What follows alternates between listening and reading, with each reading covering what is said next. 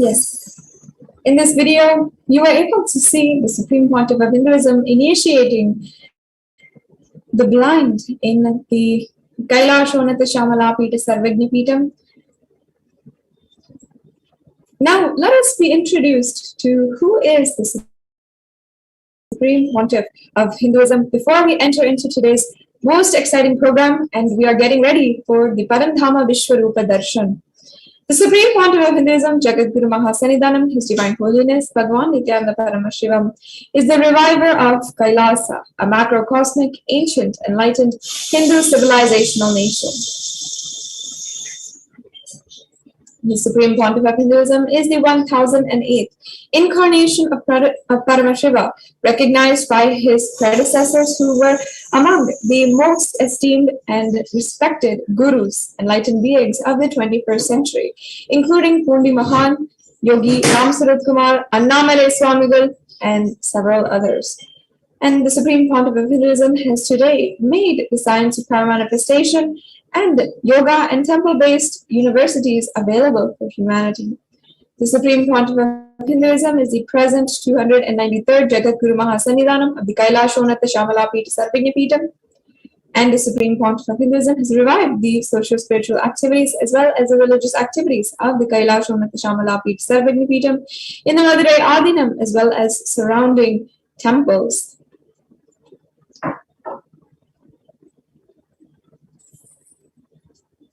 And as well, the Supreme Pontiff of Hinduism is declared as the successor of the Arunachala Sarvagnipitam,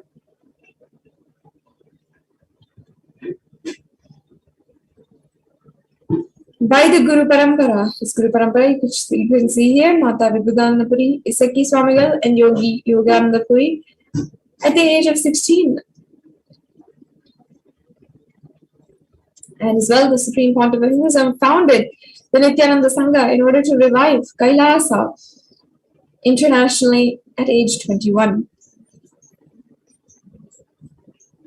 And the Supreme Pontiff of Hinduism founded the Adi Kailasa Sarvagyapitam by consecrating the land in 2002. And you're seeing here pictures of Swamiji consecrating the land in what was once a forest, which is today a sprawling city, due to the hard work and dedication of the Supreme Pontiff of Hinduism in making this enlightenment city. The Supreme Pontiff of Hinduism is also declared as the successor of the Bhagyanagara Sripura Sarvagyapitam and the incumbent emperor of the Suryavamsa Surangi Samrajyam of the Suryavamsa lineage, and as well coronated as the successor of the Kashi Sarvagyapitam, and also the Mahamandaleshwar of the Mahanirvani Akhada, which is the position of the supreme spiritual head of one of the oldest Hindu papal states in ancient kingdoms in Sanatana Hindu Dharma, the Mahanirvani Akhada. And as well, the reviver of the Adi Pallava Sarvagyapitam, and also having revived and been coronated as the successor of the Tanjavur Adinam, and as well coronated as the successor and the Guru Mahasanidhanam of the Tiruvarur Adinam, and as well the Vedaranyam Adinam. You can see here the lineage of predecessors of the Supreme Pontiff of Hinduism. Supreme Pontiff of Hinduism is also coronated as the successor of the Guru Mahasanidhanam of the Dharma Mukti Swargapuram Adinam, and as well coronated as the successor of the Adipita Kolada Mutt in Karnataka, one of the oldest Hindu papal states in Karnataka. And as well, Supreme Pontiff of Hinduism was elected with the title of the Supreme Pontiff of Hinduism with the Atirudra Mahayaga, which happened in 2015, where a congregation of over 1,000 leaders came together and unanimously elected the Supreme Pontiff of Hinduism, literally declaring him as Bhagavan, declaring him as the incarnation. The Supreme Pontiff of Hinduism is today revered, respected, and followed by more than 1 billion across the world, and working to build the largest and the greatest Hindu nation through digital means, and as well leading and reviving the greatest Hindu nation with 1 billion lives enriched and 1 billion lives enriched, and more than 1,120 Facebook pages, 50 websites, 102 Instagram channels, and 70 initiatives. And as well, the Supreme Pontiff of Hinduism has served 27 years of tireless humanitarian services, including free vegetarian food banks, medical supply, and as well women empowerment initiatives, peace and conflict resolution, and so much more. And as well, Supreme Pontiff of Hinduism has authored over 300 books in 3 languages, English, Tamil, and Sanskrit, primarily by the Supreme Pontiff of Hinduism himself, and then further translated into 50 different languages. And you can find this gold mine of spiritual knowledge at books.nityananda.com and download your free copy of the knowledge given by the Supreme Pontiff of Hinduism today. With over 20 million copies today sold, read, and downloaded of all of the books of the Supreme Pontiff of Hinduism. And as well, the establisher of the Nityananda Hindu Library, with more than 1 million palm leaf scriptures restored and revived, and as well as 20 million digital books and 1 million books collected.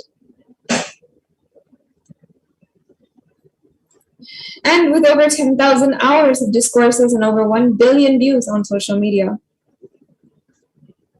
And respected as a commentator of the Bhagavad Gita, the Upanishad, the Shiva Sutras, the Jain Sutras, the Yoga Sutras, and even the Brahma Sutras. And as well honored as the most internationally acclaimed leader of Hinduism, as well as having certificates of recognition for the amount of hard work that the Supreme Pontiff of Hinduism has done by the United States Senate and the United States House of Representatives. And as well acclaimed as the top spiritually influential living beings by the Watkins Mind, Body, Spirit magazine. And as well the reviver of the Sovereign Order of Kailasa, led by the Supreme Pontiff of Hinduism, and the Nityananda Order of monks, nuns, and the Hindu diaspora working across the world for global superconscious breakthrough and for its revival. Today, the Supreme Pontiff of Hinduism has established more than 1,000 enlightenment ecosystems, and the Nityananda Gurukul, the Nityananda Hindu University campuses in more than 150 nations across the world. And finally, the Supreme Pontiff of Hinduism is the reviver and founder of more than 100 Sarvagna Pitas. You can see here some of the examples. So now, with this, it's coming to the conclusion of this segment in today's program. Once again, I'm so excited to be able to welcome each and every one of you to this auspicious GITA Jayanthi program, the Parandhama Vishwarupa Darshan, where after 5,000 years, humanity is once again witness to the Vishwarupa Darshan of Bhagavan Sri Krishna as he is walking on planet Earth right now today. Invite all of your family, friends, and let us celebrate this auspicious occasion in Kailasa with the Supreme Pontiff of Hinduism. With this, we'll now be going into the next segment of today's program after a quick break.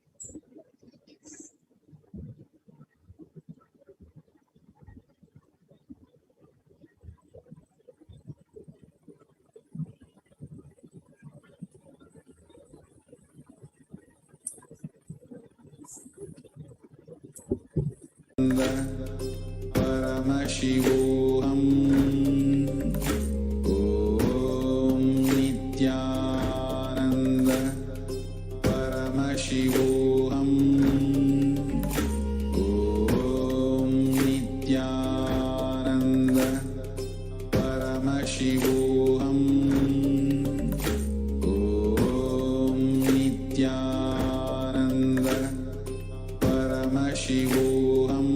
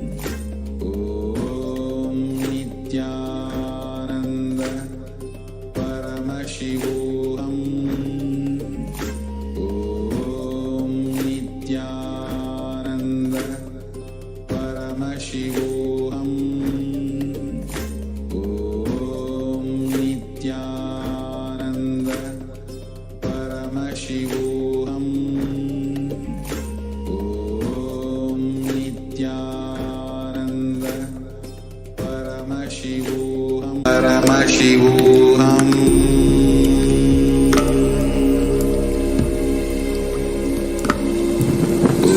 Om Nityananda Paramasivoham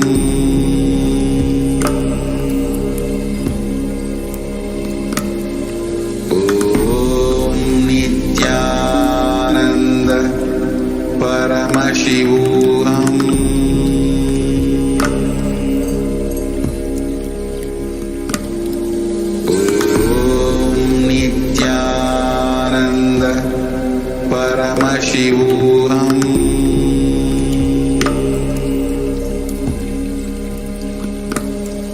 Om Nityananda Paramasivoham.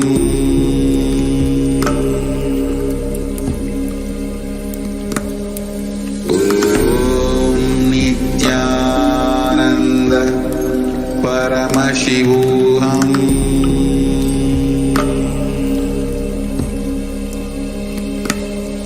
Om Nityananda Paramasivoham.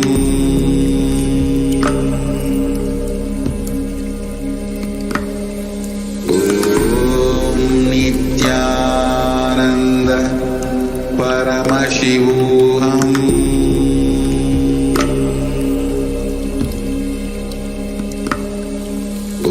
Om Nityananda Paramasivoham.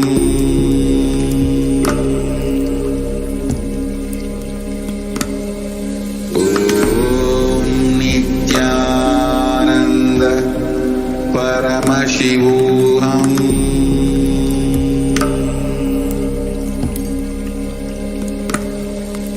Om Nityananda Paramasivoham.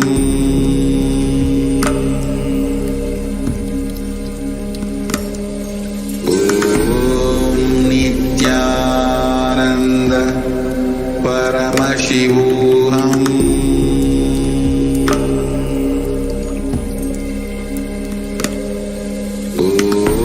Om Nityananda Paramasivoham.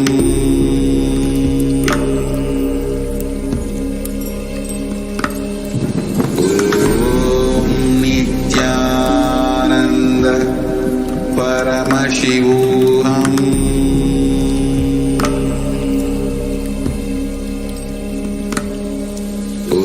Om Nityananda Paramasivoham.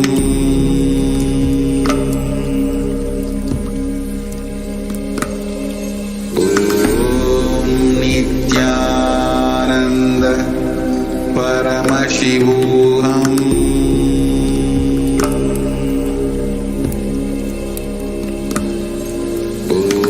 Om Nityananda Paramasivoham.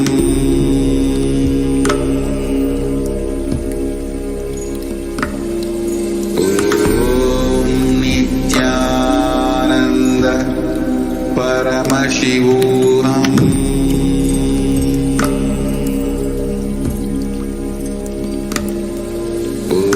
Om Nityananda Paramasivoham.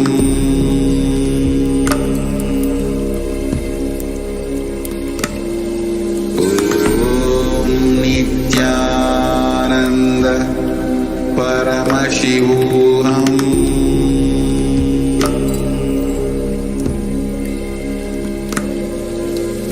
Om Nityananda Paramasivoham.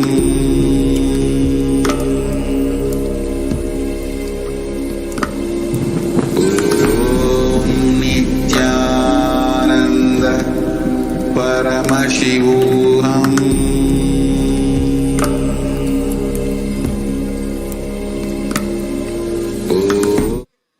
Nityanandam Paramasogadam Kevalam Jnanamurtim Dvandvatitam Gahana Sadrusham Tattvamasyaadhalaksham Ekam Nityam Vimalamachalam Sarvadi Sakshibhutam Bhavatitam Trigunarahitam Sadgurum Tam Namami.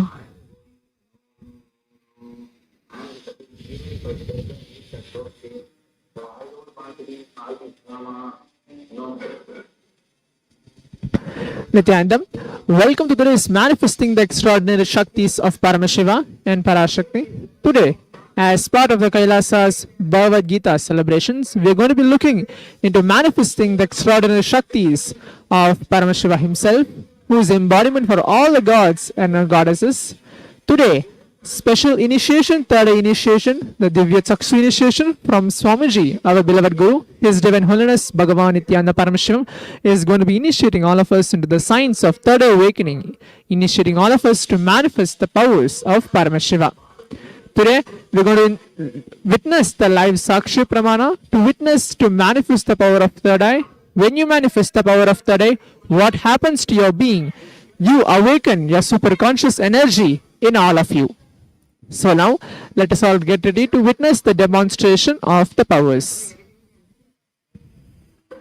The Balasans, Nityananda Yogis, the initiated disciple of the Supreme Pontiff of Hinduism, will now be demonstrating the powers of Paramasiva and sharing with all the experience and results of the extraordinary manifestation of the divine powers which is awakened in us through Diksha initiation.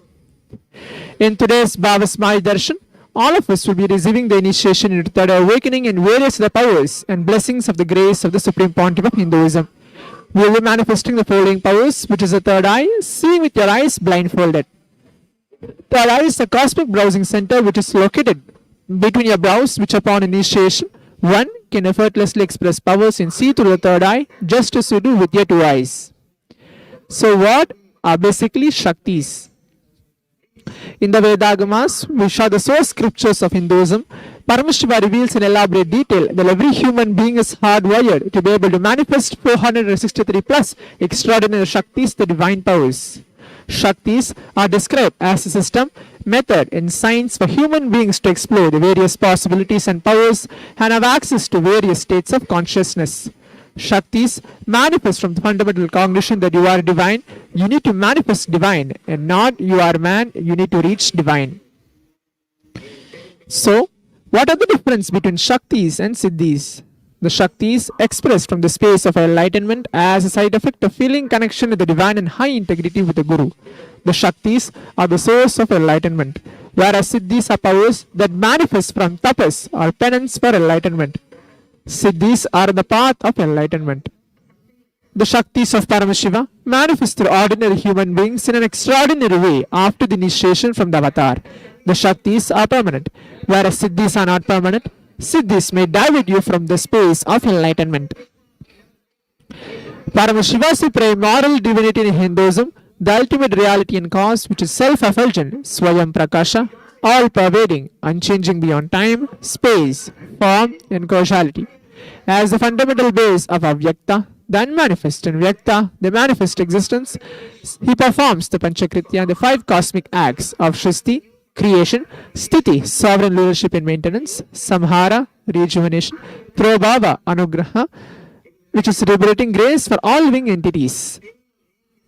The Supreme Pontiff of Hinduism, Jagadguru Mahasannidhanam, His Divine Holiness Bhagavan Nityananda Paramasivam, is an 1008th living incarnation representative of Paramasiva and the reviver of Kailasa, the ancient enlightened Hindu civilizational nation, the great cosmic borderless Hindu nation.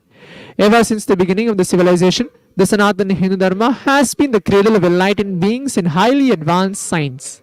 It was where the science of enlightenment and powers, Shaktis, was lived and taught as a lifestyle. For the first time in modern day, the Supreme Pontiff of Hinduism is reviving these yogic sciences and transmitting it to the world at record-breaking pace never accomplished before.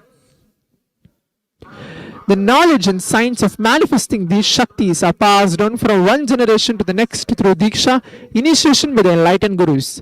Supreme Pontiff of Hinduism, being recognized as an incarnation very young age, was trained and taught these sciences to revive the initiation and knowledge repositories for billions to manifest the science of power manifestation from the disciplines of Vedanta, Tantra and Sri Vidya, Yoga and Yogi powers, Mantra Shastra, Siddha Vidya, science of Aushadha, Advaita and Bhakti Yoga, Paramashvignana and Paramashvignana. So, how to awaken the divine Shaktis in us?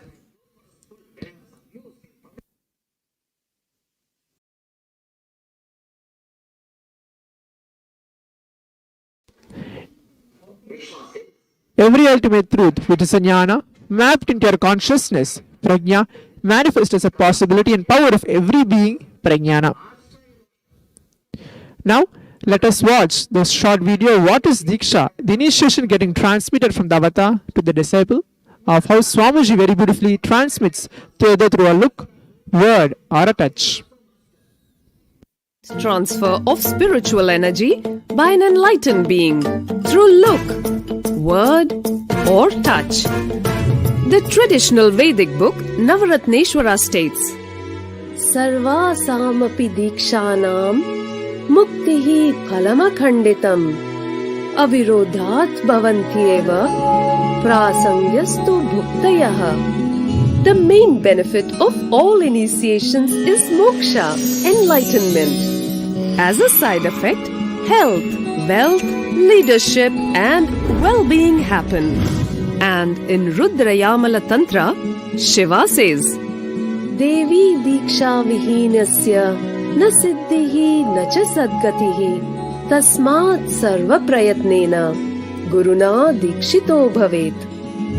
The one who is not initiated does not attain liberation nor a better future. So by all efforts, one should get initiated by Guru.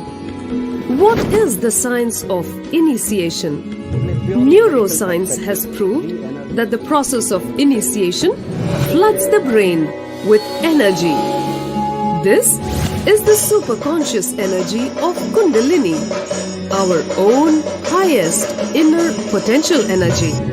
As the Kundalini flows from the thalamus to the cortex, it sets up a powerful energy loop within the brain, which awakens the latent non-mechanical parts which we have never used before. With increasing levels of coherence, the whole brain comes alive, turning into a superconductor of conscious energies that heal, empower, transform our lives, bliss and fulfillment.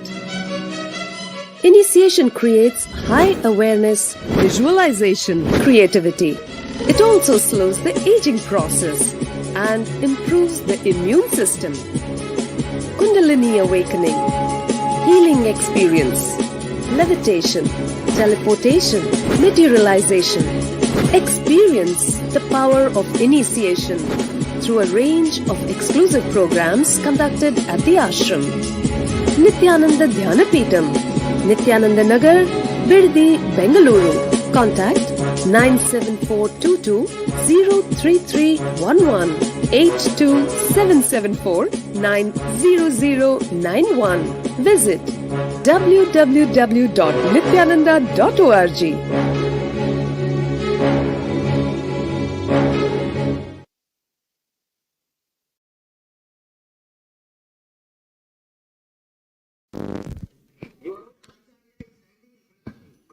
The science of power manifestation is authenticated through four aspects of evidence, which are called pramana.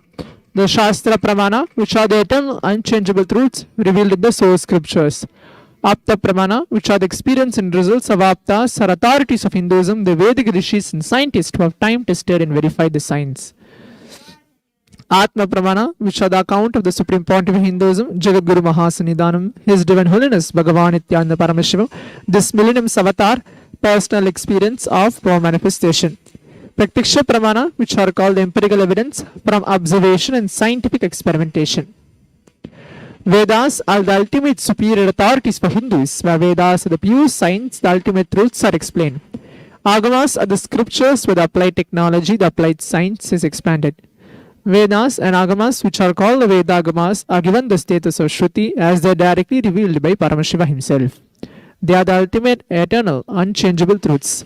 A reference cited from the Shastra source scriptures is called Shastra Pramana.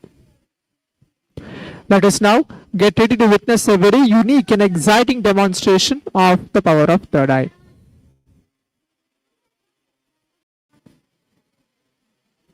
We have the Shastra Pramana, which is the scriptural reference to manifest the power of third eye. Kapalantarmanonyasya dishtanmilitalochanaha kramena manasodadyad lakshayed lakshamuttamam.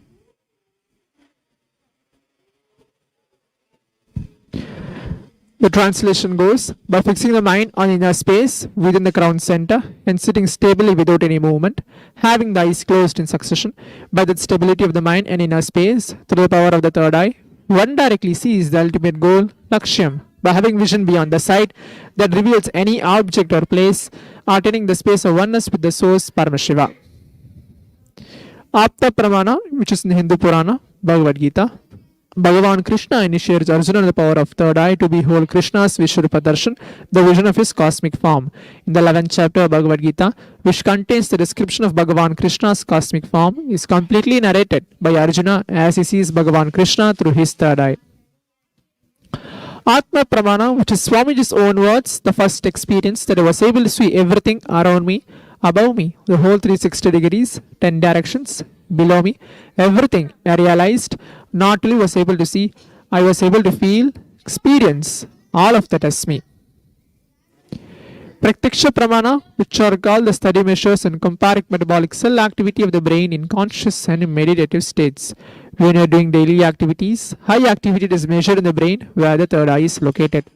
When you are in the deep samadhi state, only the third eye region is active and almost 90% of the brain is rest at peace. Sakshi Pramana, which is this rare sacred science of third eye awakening, is being made available to humanity for the ultimate enrichment and conscious evolution by Supreme Pontiff of Hinduism, Jagadguru Mahasanidhanam, His Divine Holiness Bhagavan Nityananda Paramasivoham. Swamiji embodies the most profound yogic state that surpass all bounds of time, space and matter. Swamiji is gifting this pure great science of third eye awakening along with many other spiritual sciences through initiation, Diksha. Millions of people have been initiated by Supreme Pontiff of Hinduism and are experiencing the profound results as extraordinary powers in their everyday life. Let us now take few moments to witness the live Sakshi Pramana, which is a demonstration of the power of third eye with the Balasins and Nityananda yogis.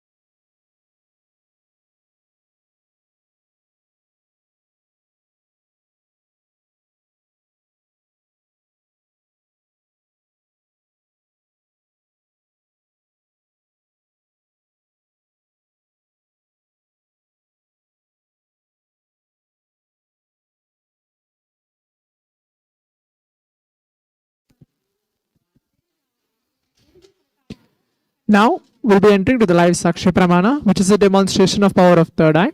Before entering, as we're going to be noticing about today, as part of today's Kailasa's Bhagavad Gita Jayanti celebrations, Swamiji has released many books, and one of the book is called the Bhagavad Gita, which is a Bhagavad Gita decoded book.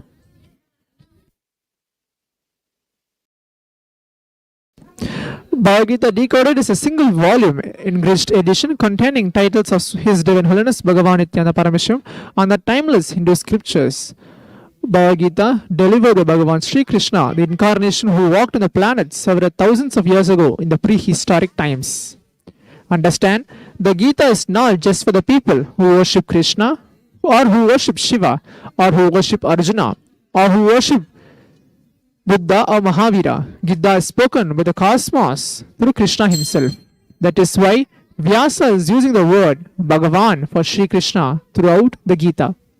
So it is universal. Nobody can claim it or own it, as it is given by the universe to the human.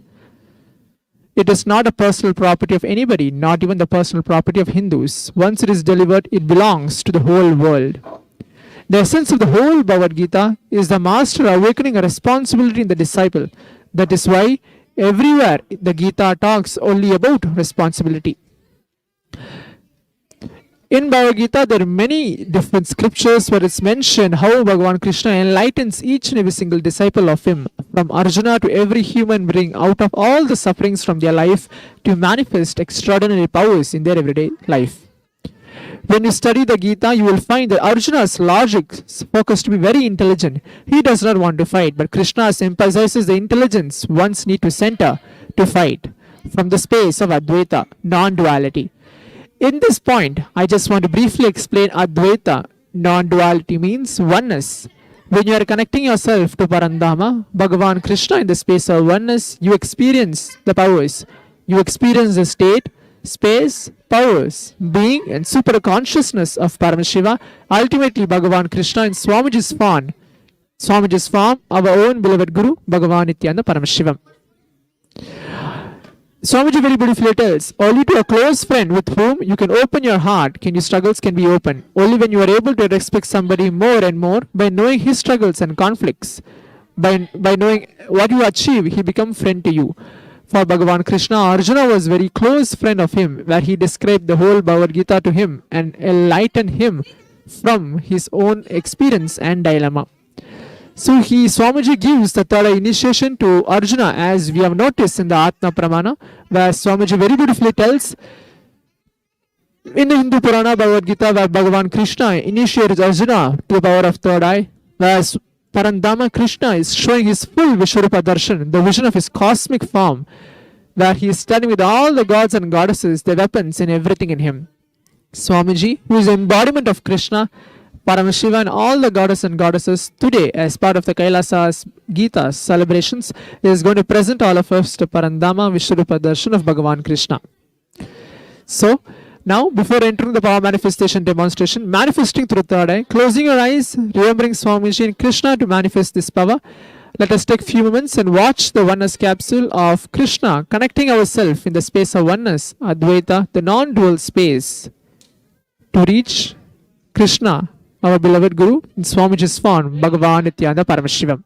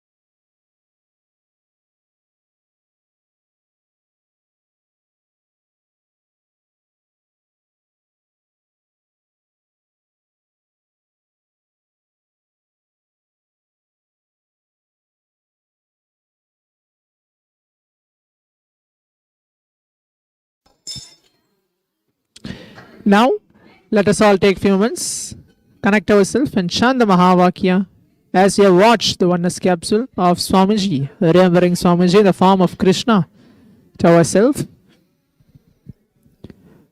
Om Nityananda Paramasivoham.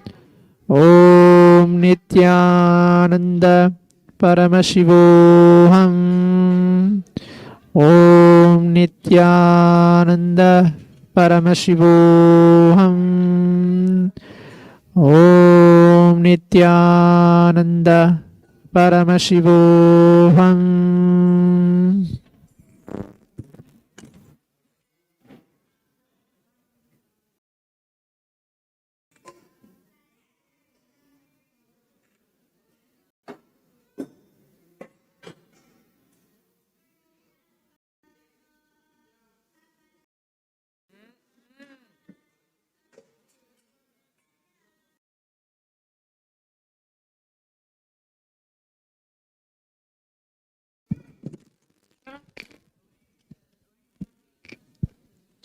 Now, the first photo which is getting projected where Swamiji is sitting in the form of Krishna. He is having a flute. Both of his hands, which is an Abhaya Mudra. One of his hand, which is in Shin Mudra. Swamiji is having a turban with lots of jewels studded on it. He is bare-chested and there's a jewel which he is wearing. Swamiji is giving the Bhagavan Krishna Bhava Samaya Darshan. And he is sitting on a throne. And his eyes are closed, he is smiling, and he is giving his darshan to all the devotees and the disciples. So that is the first photograph, and we are going to receive ourselves bowing down through our third eye. Swamiji is Krishna. Swamiji is a form of Krishna, where we just saw the oneness capsule, and now seeing Swamiji in the form of Krishna, the image which is getting projected to all of us for us to bow down. At this point of time, anyone who wants to have any sankalpa and anything they want to manifest as their reality, they can chant the Mahavakya along. Om Nityananda Paramasivoham. Witness this live Sakshi Pramana, this power of third eye, where all of us today are going to get initiated from Swamiji of the third eye initiation and manifest the powers of Paramashiva. Next.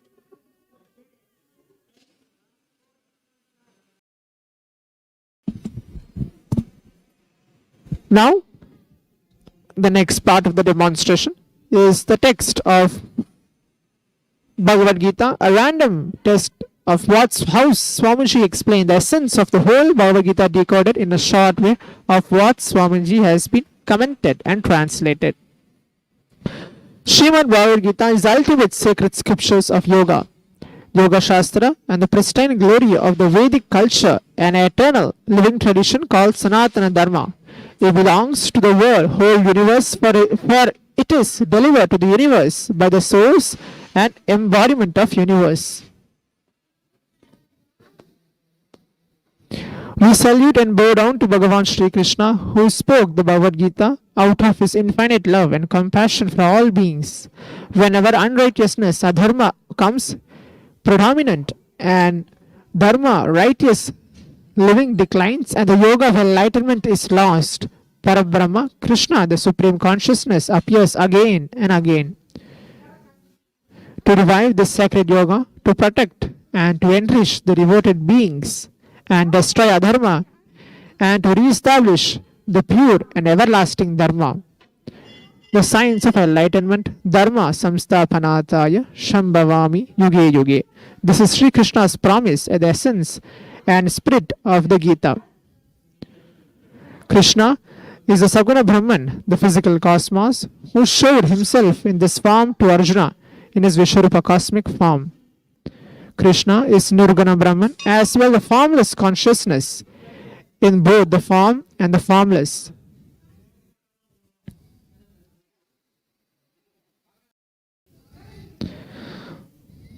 He is Krishna, the divine consciousness, who has the attributes that he talks about here. The divine is imperishable. It is an aksharam. Everything else in the material universe may come and go, appear and disappear, while the divine remains forever. It is unique and incomparable and cannot be benchmarked against anything, as it is supreme. It is avyaktam, unmanifest and achintyam, inconceivable, and therefore cannot be comprehended by the senses. It cannot be grasped by thoughts and mind, which is one's mind body, needs to be transcended to glimpse the divine. The divine resides everywhere and is omnipresent. So now, as we have witnessed this third eye initiation and the live Sakshi Pramana, which we are able to read through our eyes closed, third eye, we are just connecting ourselves to Bhagavan Krishna, the form of Swamiji, where we have just washed the oneness capsule and chant the Mahavakya a couple of times, remembering Swamiji in our third eye and in our inner space to manifest this power. So with this is just a glimpse to show all of the devotees who are just watching live from all the social media platforms of how to manifest this power of third eye and to hold ourselves to receive and have a medium to have Swamiji inside all of ourselves to receive the third eye initiation today. So we'll be having the Parandama, the Vishwarupa Darshan of Swamiji in the form of Bhagavan Krishna to receive the Divya Chakshu initiation, third eye awakening inside all of our being.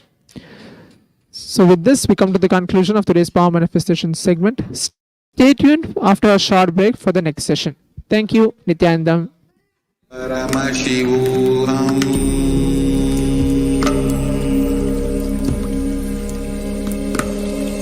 Om Nityananda Paramasivoham.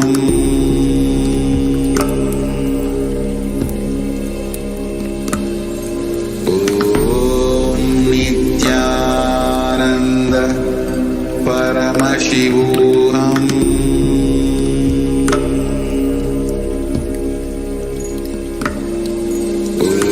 Om Nityananda Paramasivoham.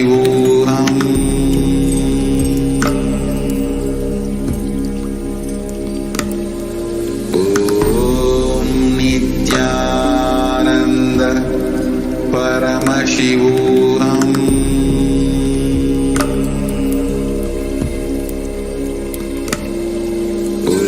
Om Nityananda Paramasivoham.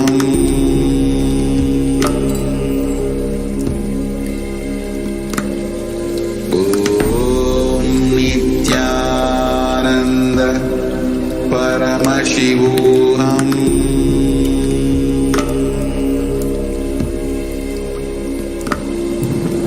Om Nityananda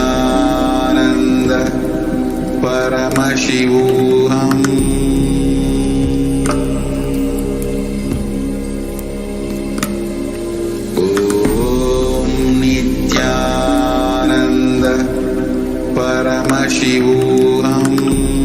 Nityananda Paramasivoham.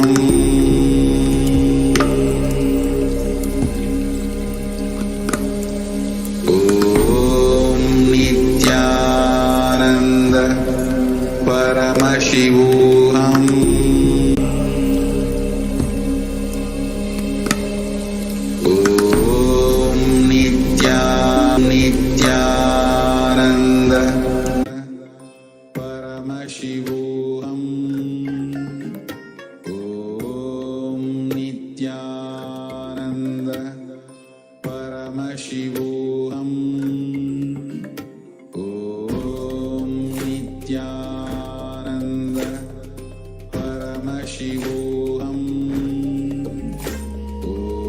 Om Nityananda Paramasivoham. Om Nityananda Paramasivoham. Om Nityananda Paramasivoham. Om Nityananda Paramasivoham. Om Nityananda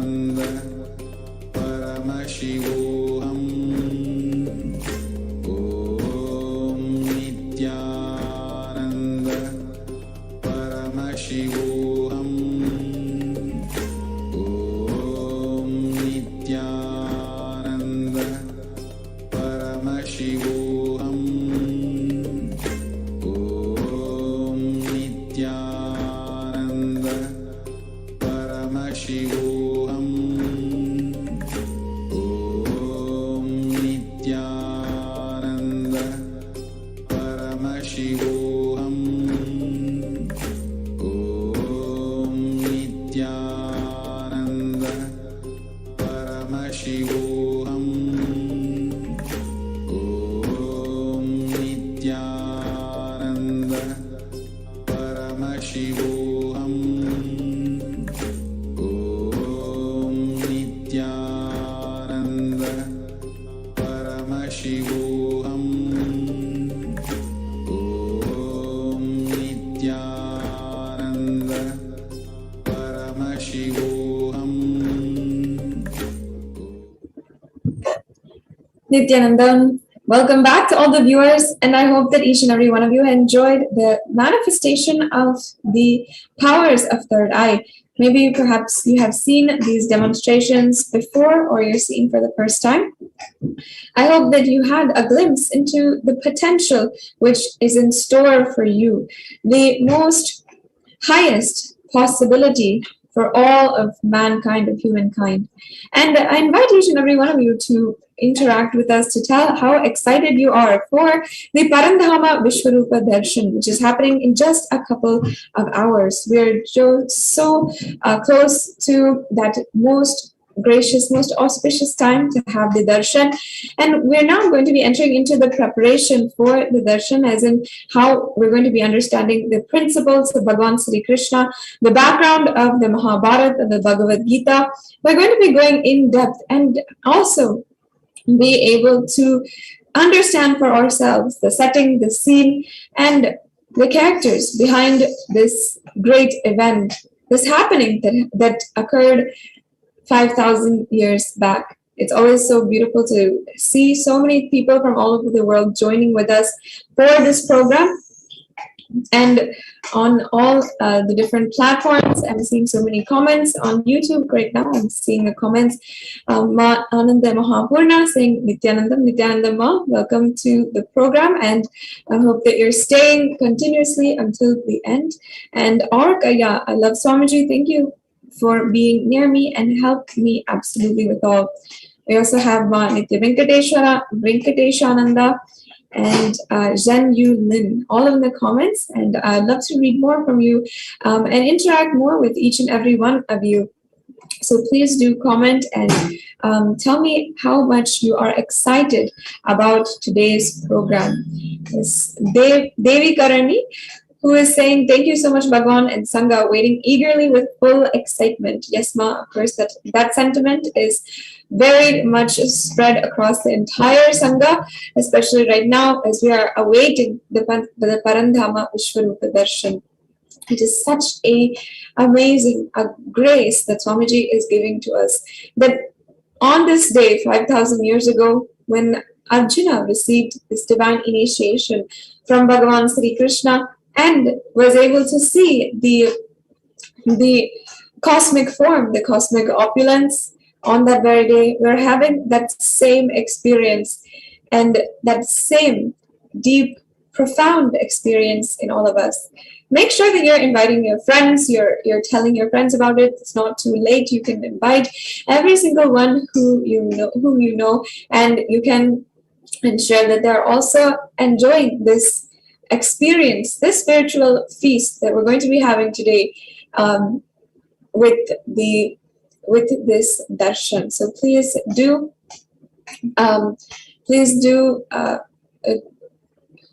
invite your friends, like, subscribe, comment, and we'd love to interact more with each and every one of you.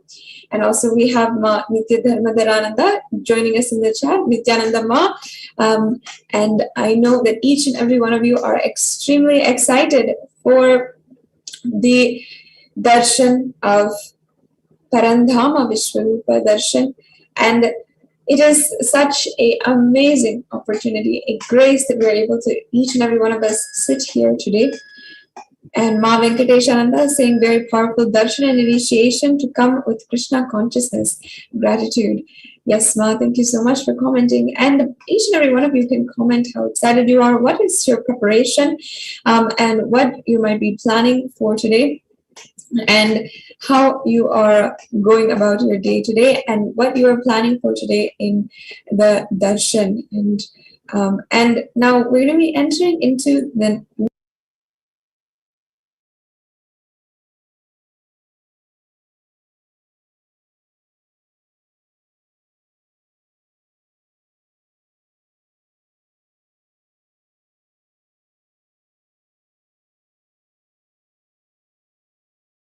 next segment, understanding who is Bhagavan Sri Krishna, and we're going to be understanding more and more about Krishna. So if you do want, you can comment. You can comment, and would love to interact with you. See how excited you are across the world for this darshan. Kailasa, Slovenia, saying, finally, we are being graced with Bhagwan's darshan after a while. Every day without darshan is lost. And yes, Ma, Swamiji is continuously working for each and every one of us to build Kailasa, to revive Kailasa for each and every one of us. And on top of that, Swamiji is coming to grace us for darshan. So I'm sure each and every one of you is extremely excited. Now let's enter into this next segment. Krishna is the embodiment of eternal completion.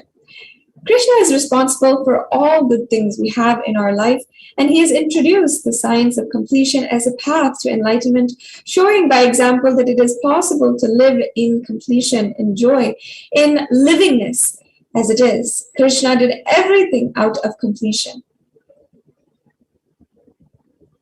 And he was so complete that he exuded love in every situation. Throughout his time on planet Earth, he continually radiated knowledge, love, romance, intelligence, and purnatva in the face of huge and sometimes even violent opposition. He showed us all that you can operate from completion in life is a leela, a joy, a bliss. And when you do that, it is such a divine play, a joy and a bliss. And he never moved into incompletion.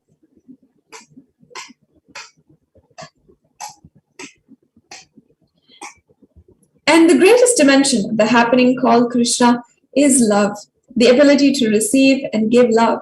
And Swamiji beautifully says, I can say the undercurrent of Krishna's life, whether he killed Kauravas or did politics with Shakuni or destroyed Shishupala or killed Kamsa, or played with the Gopikas, or revealed this great Gita to Arjuna, everything, every incident, every happening, every dimension he expressed, the undercurrent, the connecting thread of everything is love.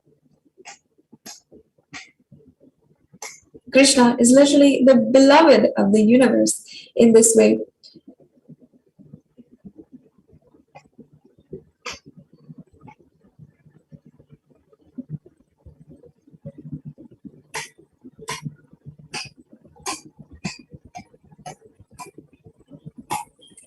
And his romance is one expression of his love. His politics is another expression of his love. His management is another expression of his love. His anger is another expression of his love. His enmity is another one expression of his love. I can say everything he expressed is the base material is love. It is Krishna who gave the science of living in completion.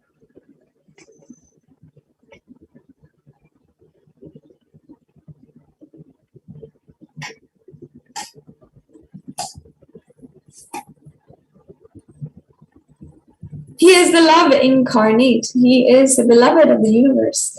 Swamiji says, most loved human being happened on planet Earth. Other gods, all might be worshipped. They might be revered, respected. People used to be devoted, but nobody is loved. But unlike Sri Krishna, even with Shiva, you are devoted. You revere, you respect, you worship. But nothing comes to Sri Krishna when it's coming to the question of being loved. He is the most loved God, the beloved of the whole universe.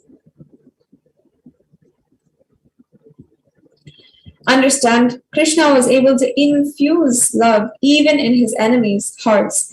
And you can't separate Krishna and his love. And you can't remember even Krishna without remembering love. He is the symbol of love. He is a brand ambassador for love. And Krishna is the man who set a trend that the macrocosm could express in the human body in the microcosm in a full-fledged and full-bloomed way.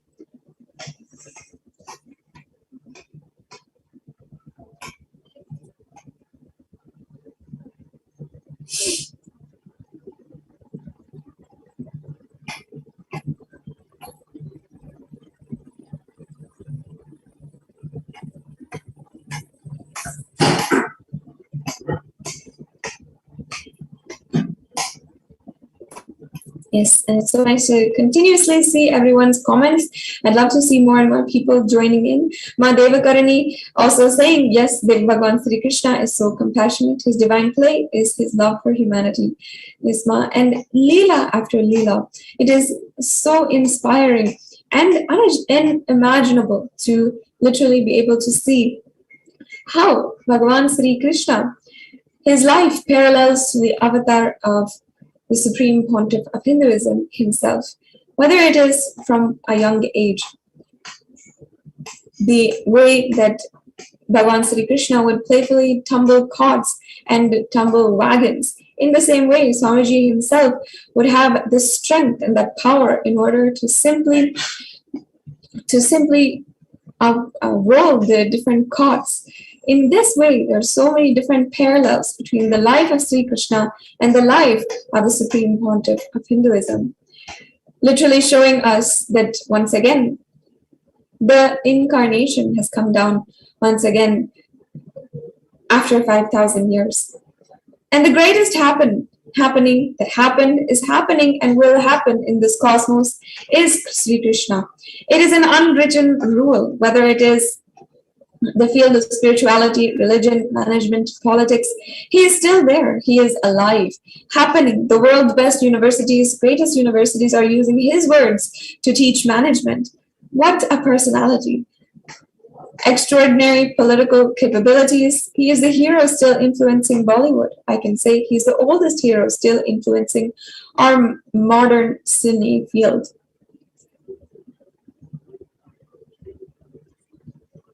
We also have Kailasa in Slovenia telling us, just like Krishna is the beloved of the universe, so is our Swamiji, the beloved of the whole world. Even his enemies cannot resist but to love him secretly, the embodiment of bliss and compassion.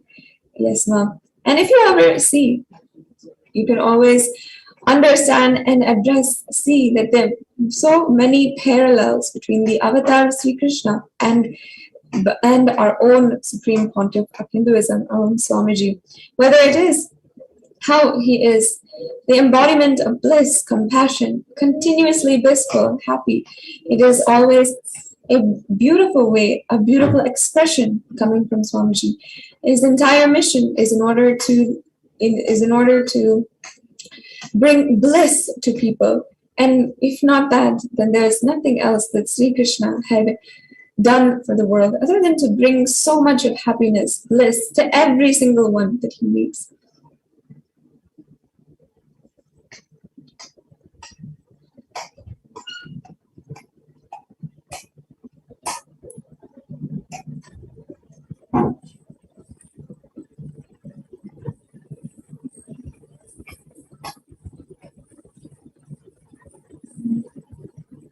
And in this day and age, especially, it is needed now that we have to have a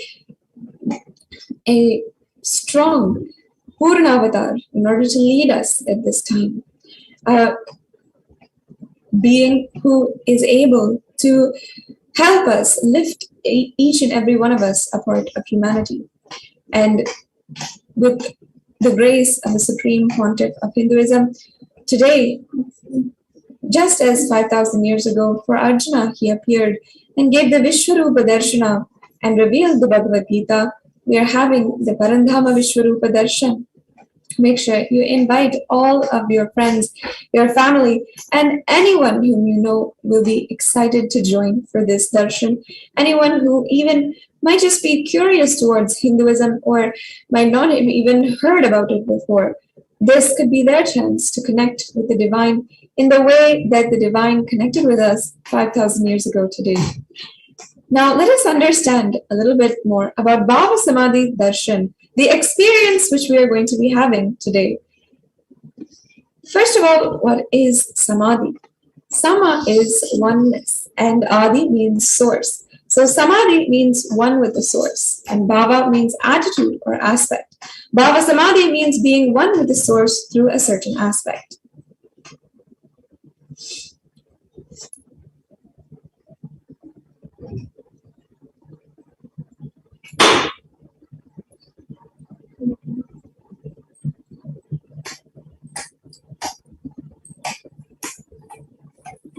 Today we're going to be having the Bhava Samadhi Darshan of the Vishwarupa Darshan of Bhagavan Sri Krishna. And it is in this darshan that literally Parandhama, the ultimate Parama energy, superconscious energy, manifests through that dimension and manifests through the Nijavatara of Bhagavan, the Supreme Pontiff of Hinduism.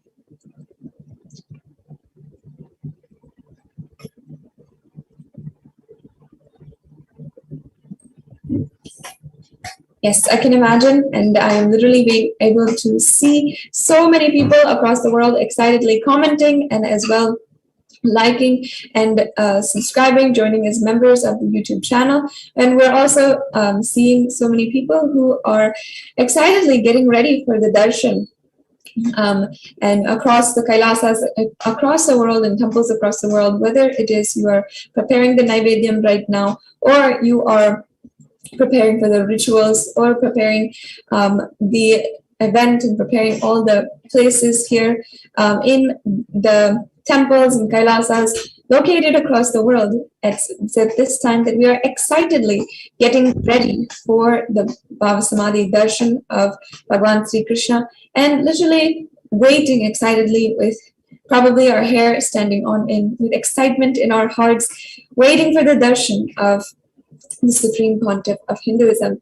And this darshan, I'm sure each and every one of us will know, will be absolutely unforgettable, as it is a rare darshan of the Paramdhama Vishwarupa darshan. And not only that, today we'll be having this special Divya Chakshu initiation. Just this initiation will awaken the powers of third eye. So make sure that today you are imbibing and soaking in this super conscious vibration in order for you to imbibe the initiation and for you to begin manifesting the Shaktis of Paramashiva by the end of today's program. We also see Ma Nityapriya Premananda, who has joined us in the comments and excitedly telling, so excited to see Swamiji. I'm sure so many of us are feeling the same way, Ma, and it's going to be a extremely intense and immense darshan that we're about to witness. And for those of you who might be new, who might not know yet, darshan is literally coming face to face with the cosmos. Darshan means to have a glimpse of, and it is a word for when you are literally beholding the avatar or a saint or a deity or enlightened being. And it is that time when you simply see and are absolutely shaken to your consciousness and captured by the energy that he emits.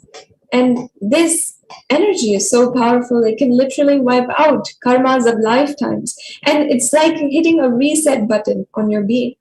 Darshan is a powerful experience as well. And just like the sun continues to radiate light at all times, no matter if you are seeing the darshan or not, if you're seeing the sun or not, the darshan continues to happen around the Supreme Pontiff of Hinduism, around the avatar, the incarnation, at all times, no matter if you are seeing or not, no matter if you're in his presence or not.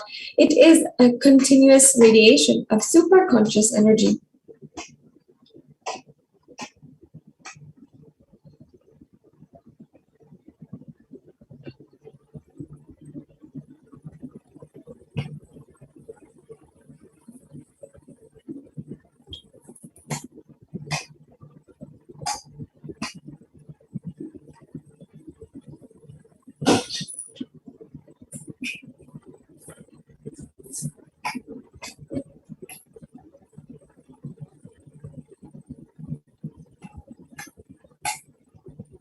And now, the Bhavasamadhi darshan also awakens the Kundalini Shakti, which is the latent potential energy stored within every single one of us.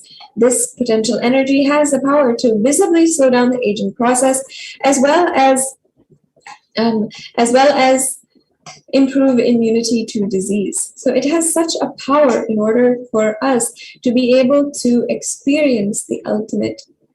And the science of Bhavasamadhi darshan is recognizing that the divine cosmic beings are real and they manifest through the Nijavataras and the Archavataras. The Archavataras are the deities in temples, and the Nijavataras are the incarnations. So Bhagavan Parandhama expresses the being of Mahavishnu and Mahavenkateshwara and manifests through the Nijavatara, the physical form of Bhagavan Sri Krishna.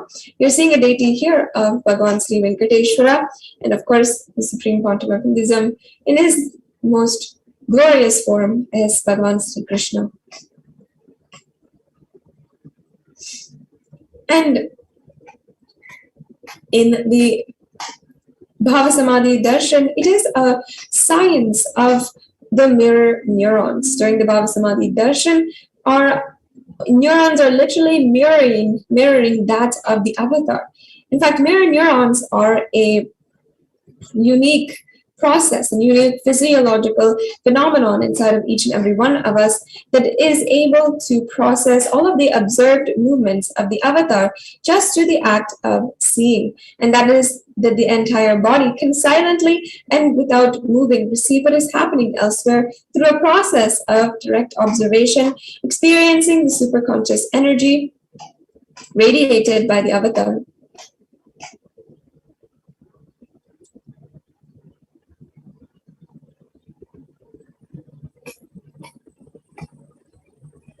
So now let's be introduced to what is going to be our experience today with the Vishwarupa Darshan. What does it mean for those of us who don't know? And what are the interpretations that Swamiji has guided, the definitions that Swamiji has given about the Vishwarupa Darshan for those of us who might think we know about it? Swamiji guides us deeper into the understanding of the space that Arjuna held for Bhagavan Sri Krishna to give the Vishwarupa Darshan. Arjuna is in love with his master. When you are in such deep love as Arjuna is in now, and as the gopis were in with Krishna in Vrindavan, there is nothing to be said.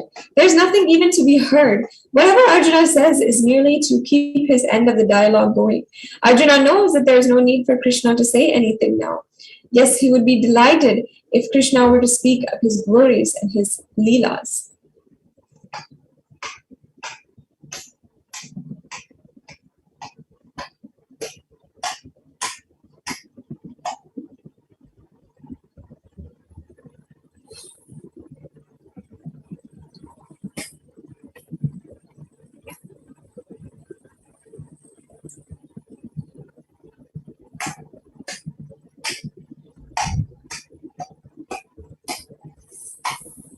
And it is because Arjuna had this extremely intimate space, being absolutely in love with Arjuna, having surrendered everything to Sri Krishna. Sorry, I had my mistake. Because Arjuna had so much of love for Sri Krishna and was absolutely surrendered to his guru and his master, that is why he was able to behold such a darshan as the Vishwarupa darshan. Only Arjuna, out of all the people, is the one who Krishna trusted to reveal his most divine, most grandiose form, the Vishwarupa darshan.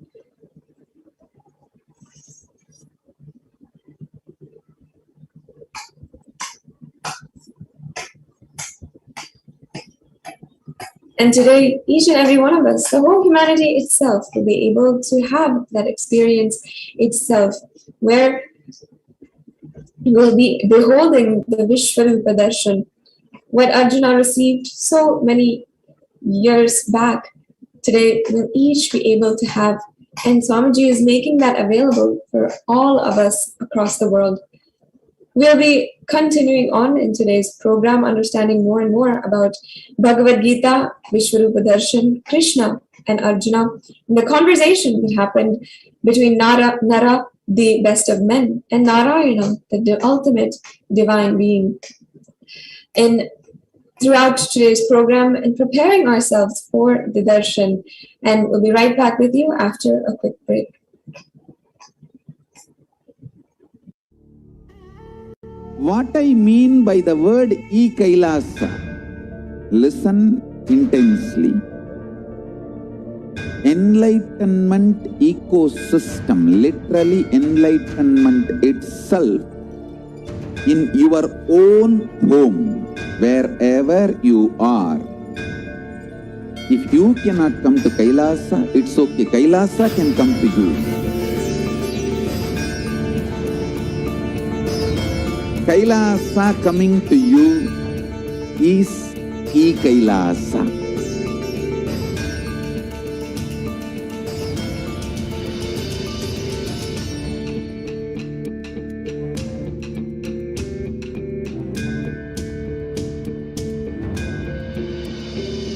I will revive Hinduism. I am a Hindu revivalist, not by any revolution, but by evolution.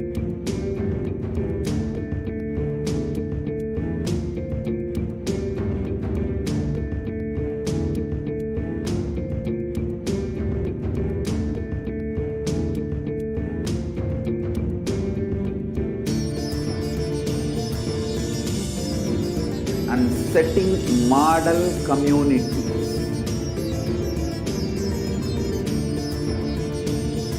Kailasas, enlightenment ecosystems, Sarvanya Pitas all over the world.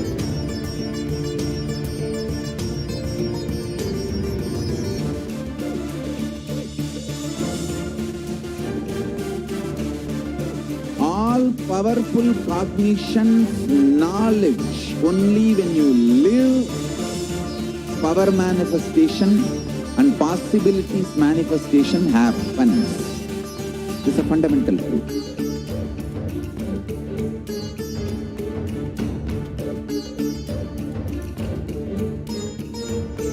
Hinduism cannot live exclusively as one sampradaya. No. All sampradayas of Hinduism is an ecosystem.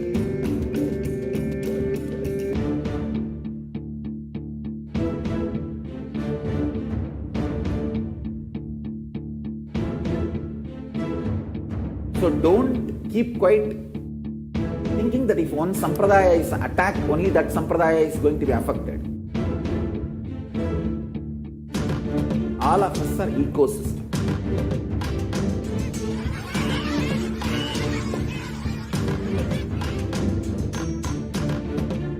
I invite all of you to get involved and enjoy Hinduism by the principle of Dharmo Rakshati Rakshitaha.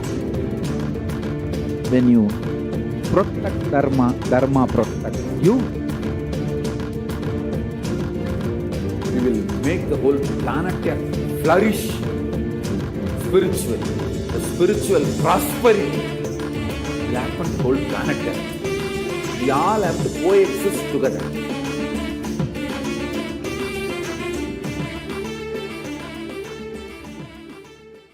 Just be alive for next 3 years. Don't die within next 3 years.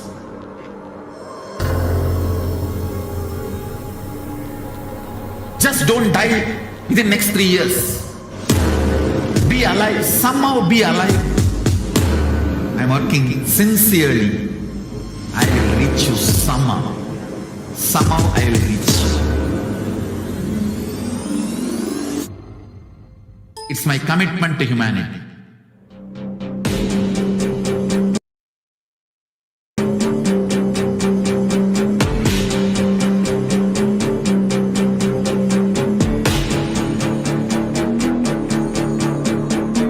Just don't die within the next 3 years. I will reach you wherever you are, whichever corner of the world you may be. I will reach you with enlightenment. You manifesting the space, state, powers, being, Paramasiva. It is possible, and it is possible for you.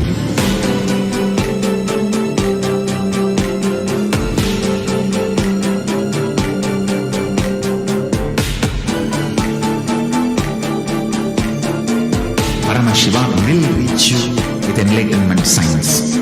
I know he is going to do the job. Just be alive for next 3 years. Nothing else. There are some great spiritual sciences unique to Hinduism. Subtle, otherworldly, but definitive sign. Manifesting the cosmic beings in Archavatara, deities in Nijavatara, living incarnations is possible. Understand? Kriya Pada of Vedas and Agamas elaborately explain the whole science of making the cosmic beings manifest in Archavatara, deities and Nijavatara, living incarnations, both. During the Bhava Samadhi Darshan, literally those cosmic beings manifest through this body. Just like how they manifest in Archavatara, deity, they manifest in Nijavatara, Pratyakshavatara, and give you all the boons you ask, bless you. You see, each God is an independent intelligence to lead you to enlightenment. Each God is a bridge for you to achieve the Shivatva, the ultimate Shiva consciousness. Krishna is the bridge for you to achieve the Krishna consciousness. But Shiva consciousness, Krishna consciousness, all consciousness is one and the same. Ultimate consciousness only. So that energy itself completely expresses. Just like Radhika, when I see my own sweetness in the mirror, I become eager to taste it. I find that the only way to relish this sweetness is through the constitution of Sri Radhika. Bhava Samadhi Darshan is a window to the infinite expanse of consciousness, allowing us to glimpse the formless in a way that we can understand. It cleanses the karmas of lifetimes. It awakens our biomemory to the space of Paramasiva, the ultimate consciousness, and creates a deep and lasting transformation in us.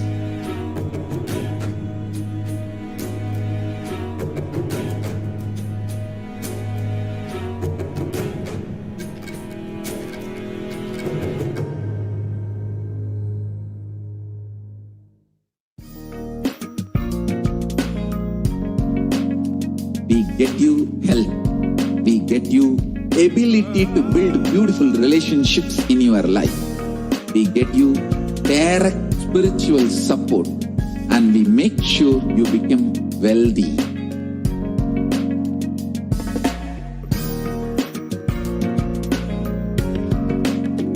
We won't stop giving you just good life. We will literally not stop till you live enlightened life. Manifesting the state of Paramasiva, space of Paramasiva, powers of Paramasiva, being of Paramasiva.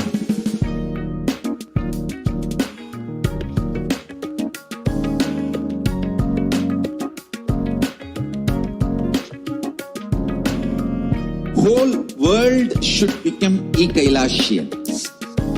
I want the whole world to know Hindus have something great to contribute to the world.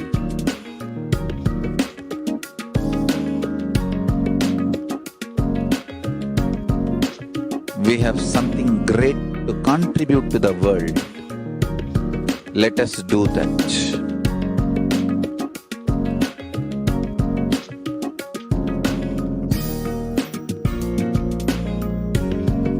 llKAILASA is proper customized spiritual service helping you to identify your root patterns of suffering.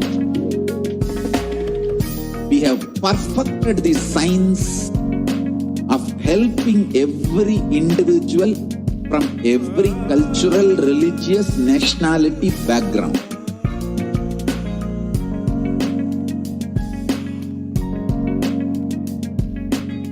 You will have lowest reactionary assumptions, highest awakened response, alive response for life continuously.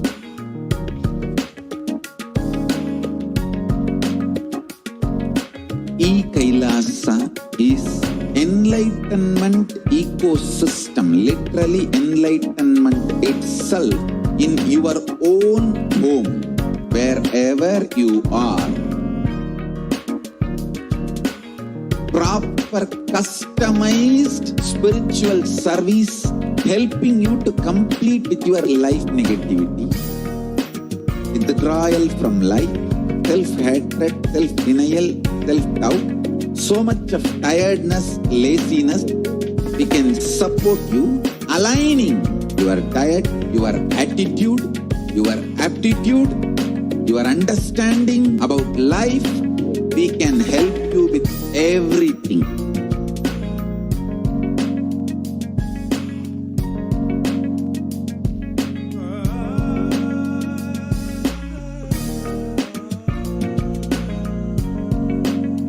If you are interested in enlightenment, we will immediately bring this to you. If you are not interested, we will explain the whole science, inspire you and make you interested in enlightenment science. We need to cater this enlightenment science to the whole world wherever they are, because enlightenment is the birthright of all human beings. Kailasa is responsible to provide that to all human beings.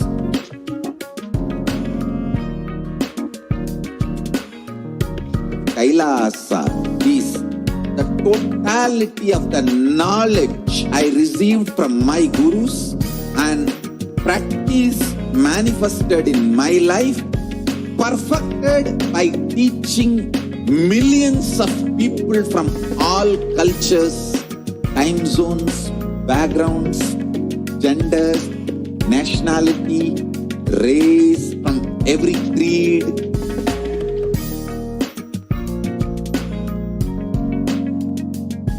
So this absolutely perfected knowledge available to you, served to you in your home without even you moving out of your couch, free of cost.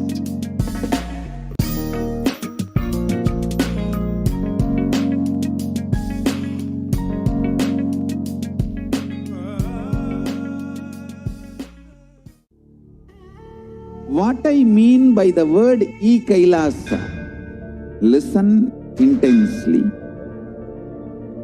Enlightenment ecosystem, literally enlightenment itself in your own home, wherever you are.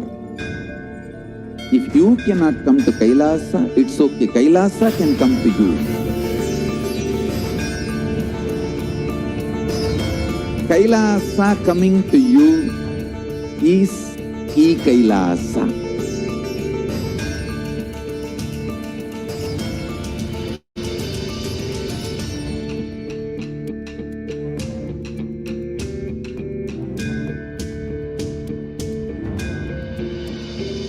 I will revive Hinduism. I am a Hindu revivalist, not by any revolution, but by evolution.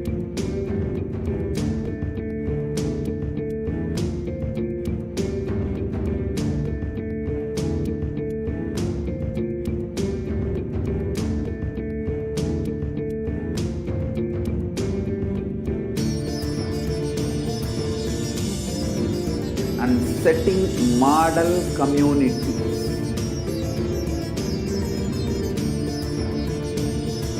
Kailasas, enlightenment ecosystems, Sarvanya Peethas all over the world.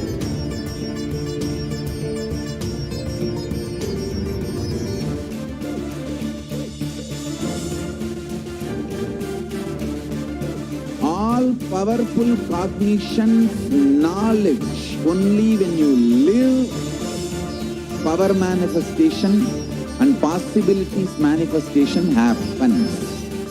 It's a fundamental truth.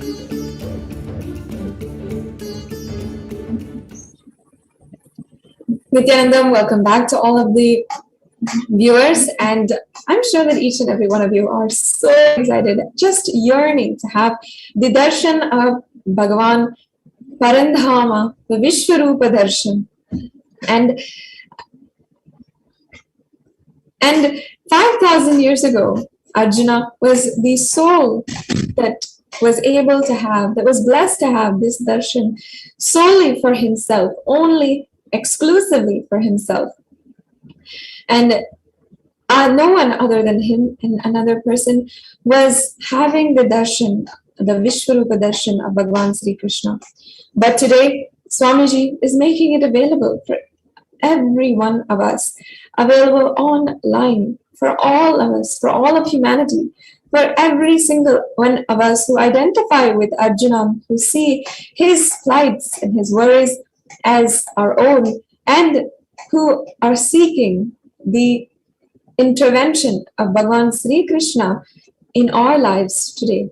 So I'm sure so many of you are excited. I'd love to see more and more of your comments. Already so many people have commented so far, and it's such an exciting discussion in the comment section. I'd love to be able to interact with more of you. And also, as much as possible today, let us spread the Bhagavad Gita decoded book. And let us share and enrich the world with this divine book, this re-speaking of the Bhagavad Gita that happened 5,000 years ago. And if not, in your own life, you can enrich so many people with just the words of this book. It is literally like a divine being in your life interacting with you. It's a living deity that whenever you open and whenever you are praying to this deity and you're praying to Swamiji to give you an answer for whatever you might be going through, if you just open this book at any page, just at random, you'll find the exact answer that you want and what you need for your life. And not only that, this book takes you through the plight of Arjuna in the modern day, and how we can overcome our self-doubt, self-hatred, self-denial, and whatever we are facing in our lives, the conflicts, the anger, the depression, the anxiety, and use the spiritual strength.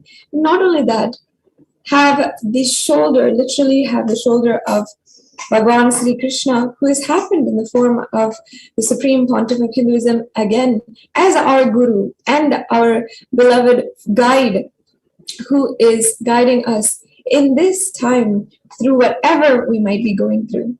And the Bhagavad Gita book is such a profound experience from end to end, from cover to cover. If you read, Swamiji said, if you read completely cover to cover, by the end, you can simply just be enlightened. It is a thick with spiritual knowledge, with spiritual solutions, and it can guide each and every one of you through your toughest times and ensure that you are prepared for any battle that might come your way. So you can download the Bhagavad Gita decoded book. There's two places that you can download it, kailasa.org, as well as on books.nityananda.org. We'll be providing the link for you to download shortly.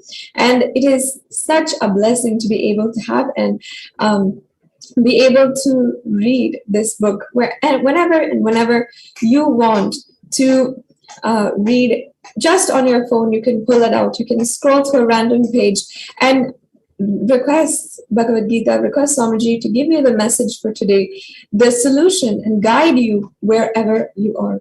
Have you had an experience like this before? Have you ever had an experience where you just needed to pray to Swamiji and you opened the Bhagavad Gita book and the exact answer showed up?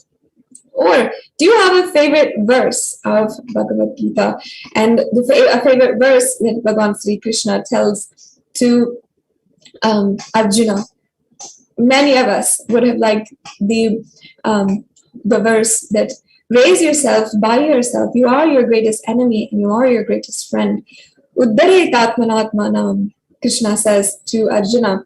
And of course, this is a favorite for so many people and my personal favorite. What is your favorite verse? You can comment in the comment section, and I'd love to hear your comments and read them out and be able to interact with each and every one of you.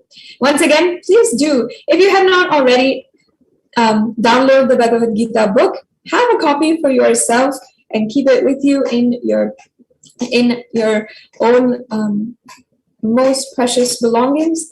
And as well, make sure that you're sharing the Bhagavad Gita decoded book by Swamiji today in all of the various different platforms, and ensure that you are sharing, and as much as possible, share with all your friends. This is the day that this book can change another person's life, can transform it entirely.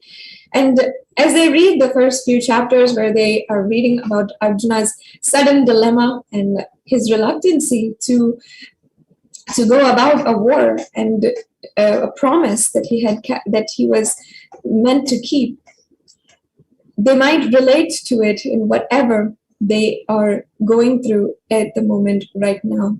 So many of us are feeling that very same feeling of being reluctant warriors in our own lives, in the battlefield that life has created for us. So the Gita can be literally our own cosmic intervention, and it can guide us every step of the way. So make sure that you're sharing the Bhagavad Gita decoded book by Swamiji in all of the social media platforms, and in all of your with all of your friends, perhaps in all of your messenger groups, in all of your WhatsApp groups. And let's celebrate this Gita Jayanti today by sharing and enriching the world with the avatars, grace and presence on the planet Earth. Now let's enter into this segment where we're going to be understanding more about the Vishwarupa Darshan that happened and what Sri Krishna had given so long ago.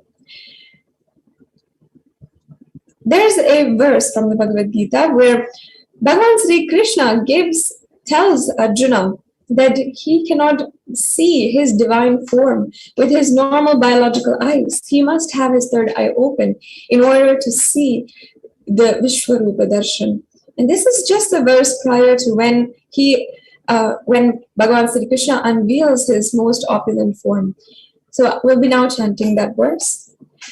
Natu mam chakshaye drashtum aneva svachakshuhu divyam dadami te chakshu pashyame yogamaishwaram.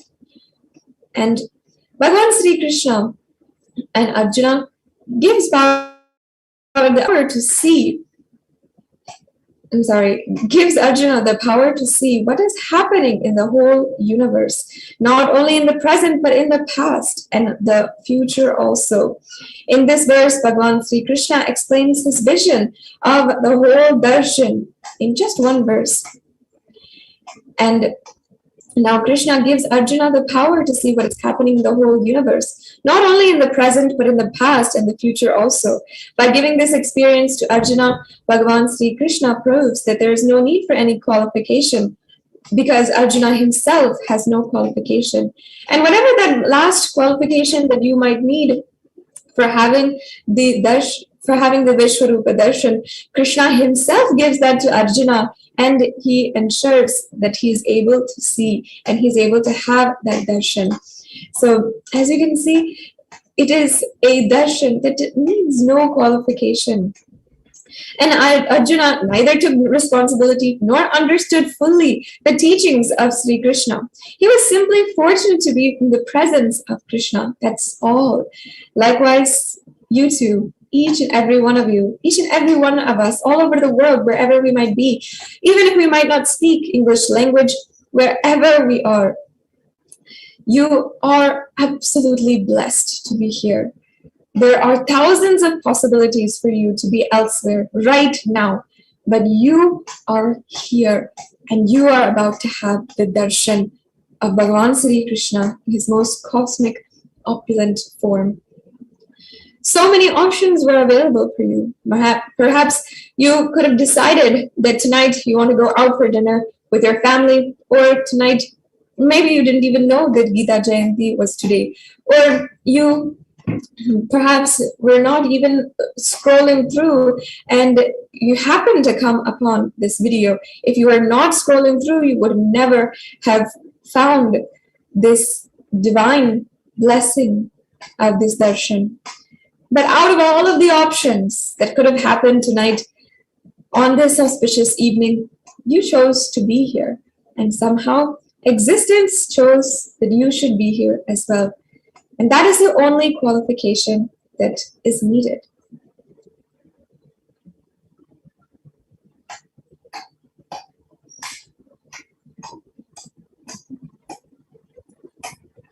Arjuna, throughout the whole Arjuna Vishada Yoga, the first chapter of Bhagavad Gita, he is literally crying and complaining to Bhagavan Sri Krishna. And Sri Krishna just slowly holds his hand and continues to talk to him. No matter how much he's resisting, continues to tell the greatest truths of enlightenment itself, until finally Arjuna is ready to receive the darshan, the Vishwarupa darshan, and have the experience of the Divya Chakshu initiation. Each and every one of you are here for a reason. That is a qualification enough. Arjuna had no qualification at all to receive what he got from Sri Krishna. What he could give to Sri Krishna. And why not to us? First, let us acknowledge the possibility of having the experience. We have all understood that it is possible to have it. Next, understand that simply by being here, we are qualified to have this experience. Once again, let's clear the comments. How you are enjoying how much you might be learning in today's lecture and how excited you are. And of course, I'd love to hear from all of you about your favorite verse from Bhagavad Gita, and also if you've ever had a mystical experience with Bhagavad Gita, what has been your experience with Bhagavad Gita decoded? I'd love to hear from each and every one of you on how this has manifested in your life and your experience with Bhagavad Gita.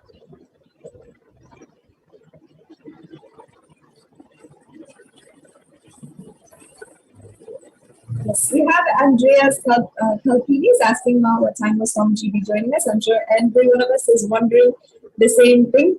The announcements for darshan timings will be made soon, so do stay tuned and ensure that you are staying tuned and you are not missing out on this darshan today. We also have Harishand Arya saying Nityanandamaya. Thank you for joining us in the comments, and we'd love to hear your experience. And if you have been reading Bhagavad Gita, if you have an experience with Bhagavad Gita, or if you are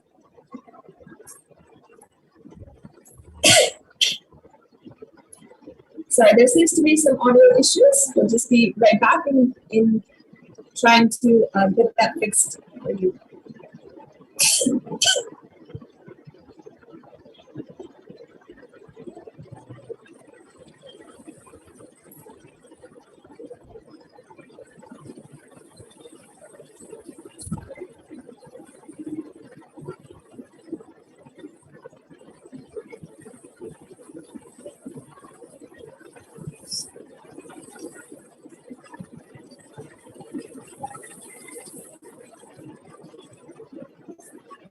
Yes. So this is to be some audio issues and a couple technical issues, and we'll just be sorting those out and getting back to you. Sorry for the inconvenience to all the viewers. We'll be right back after a quick break.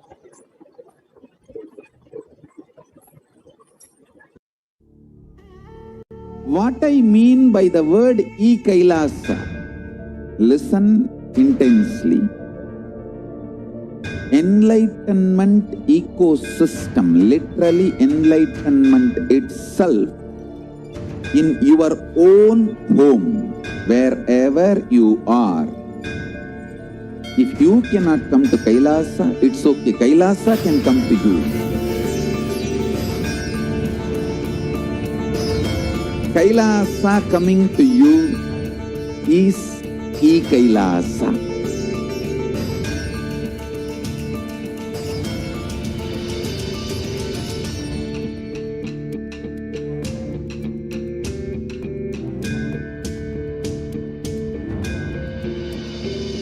I will revive Hinduism. I am a Hindu revivalist, not by any revolution, but by evolution.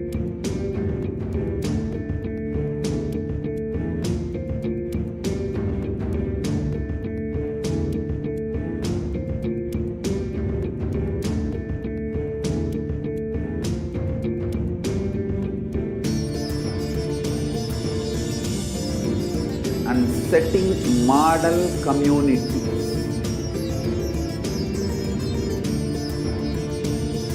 Kailasas, enlightenment ecosystems, Sarvanya Pitas all over the world.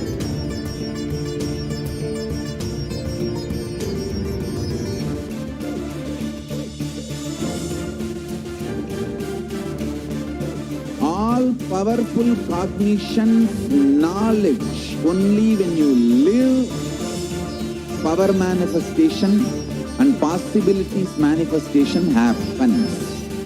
This is a fundamental truth.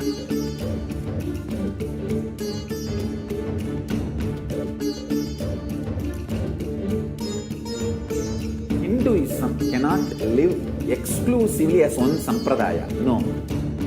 All sampradayas of Hinduism is an ecosystem.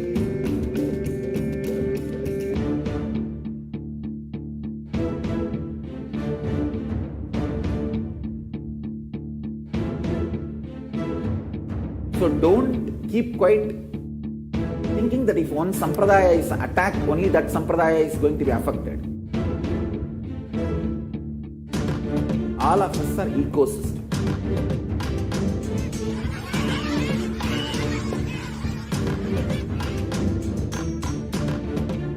I invite all of you to get involved and enjoy Hinduism by the principle of Dharmo Rakshati Rakshitaha. When you protect Dharma, Dharma protects you. We will make the whole planet flourish spiritually. The spiritual prosperity will happen to the whole planet. We all have to coexist together.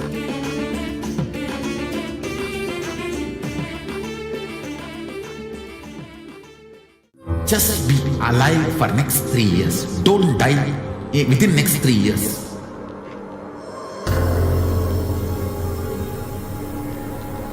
Just don't die within next 3 years. Be alive. Somehow be alive. I'm working sincerely. I will reach you somehow. Somehow I will reach you. It's my commitment to humanity.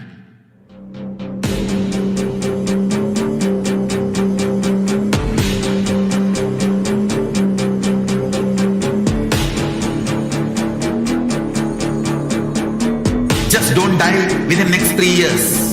I will reach you wherever you are, whichever corner of the world you may be. I will reach you with enlightenment. You manifesting the space, state, powers, being, Paramasivoham. It is possible and is possible for you.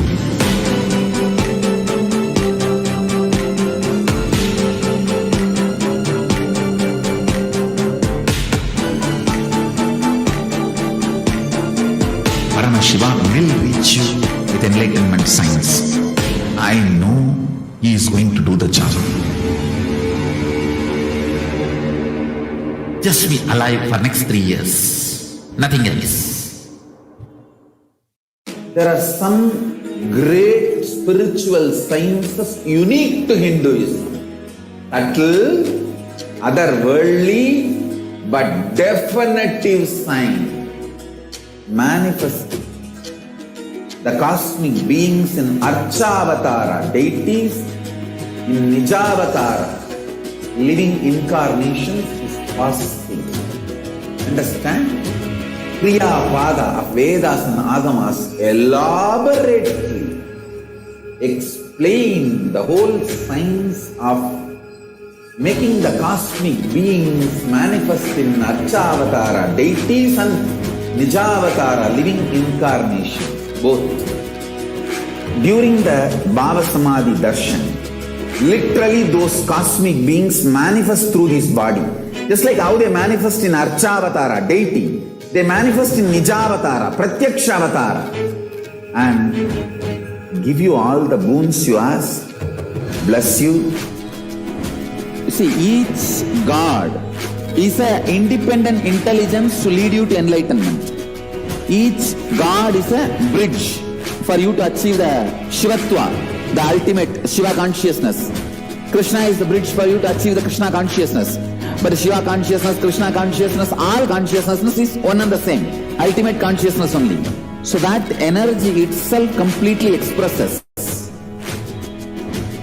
Just like Radhika, when I see my own sweetness in the mirror, I become eager to taste it. I find that the only way to relish this sweetness is through the constitution of Sri Radhika. Bhava Samadhi Darshan is a window to the infinite expanse of consciousness, allowing us to glimpse the formless in a way that we can understand. It cleanses the karmas of lifetimes. It awakens our biomemory to the space of Paramashiva, the ultimate consciousness, and creates a deep and lasting transformation in us.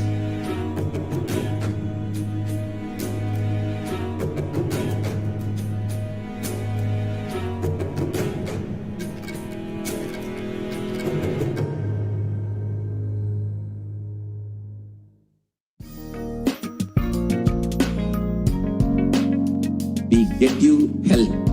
We get you ability to build beautiful relationships in your life. We get you direct spiritual support, and we make sure you become wealthy.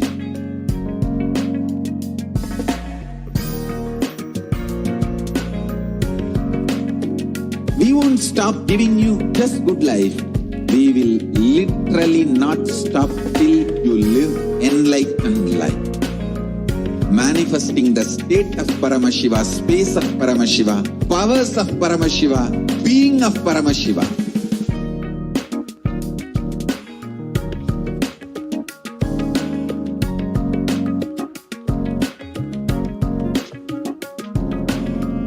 Whole world should become llKAILASians. I want the whole world to know Hindus have something great to contribute to the world.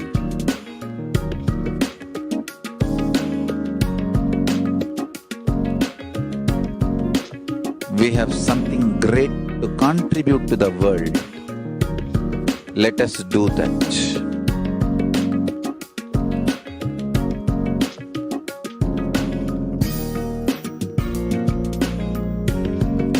llKAILASA is proper customized spiritual service helping you to identify your root.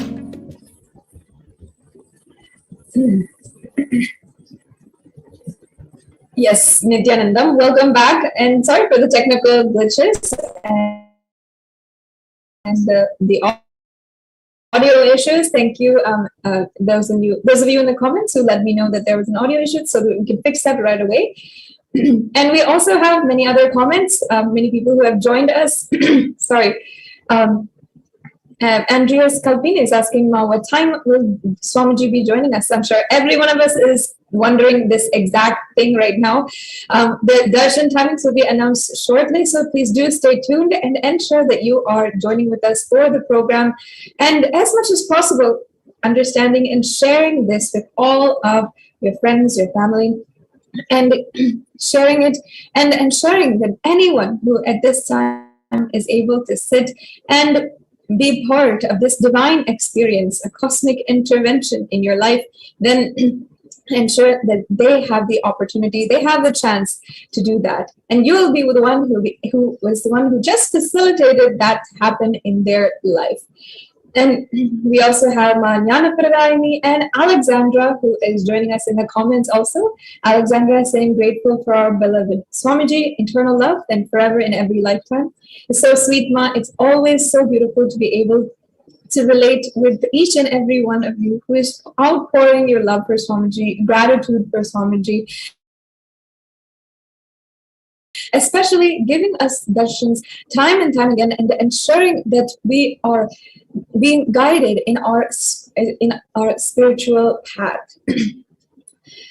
And many of us, especially getting to know Swamiji for the first time or starting our journey in spirituality, we might be wondering, what are the qualifications? Am I even qualified for this divine relationship beyond all relationships?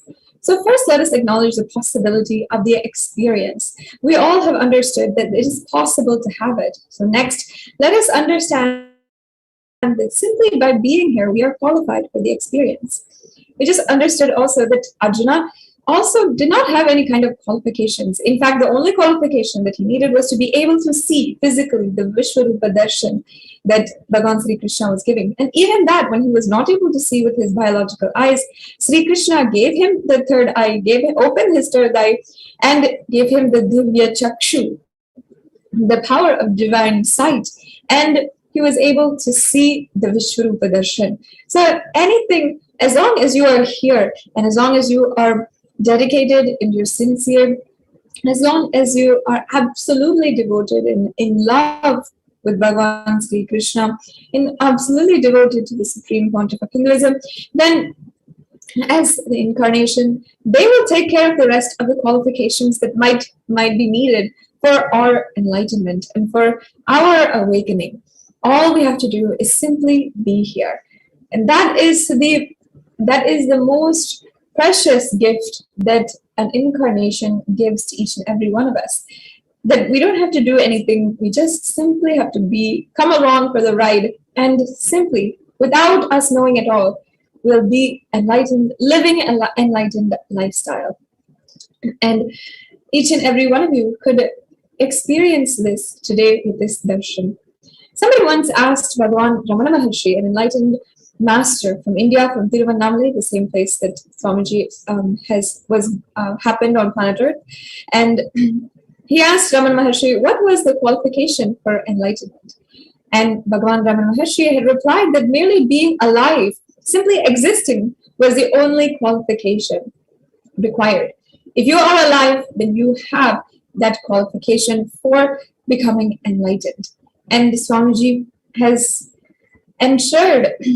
ushered each and every one of us that if you are alive, Swamiji will somehow bring us the science of enlightenment to wherever we are and wherever we might be, and simply give it to us from wherever we are, even if we might not be able to be in Kailasa physically, or be in a Kailasa near us, or local Kailasa, de facto spiritual embassy, wherever we are. Swamiji is bringing the science to us, to where we are, so that we can transcend, evolve, and ultimately experience the divine.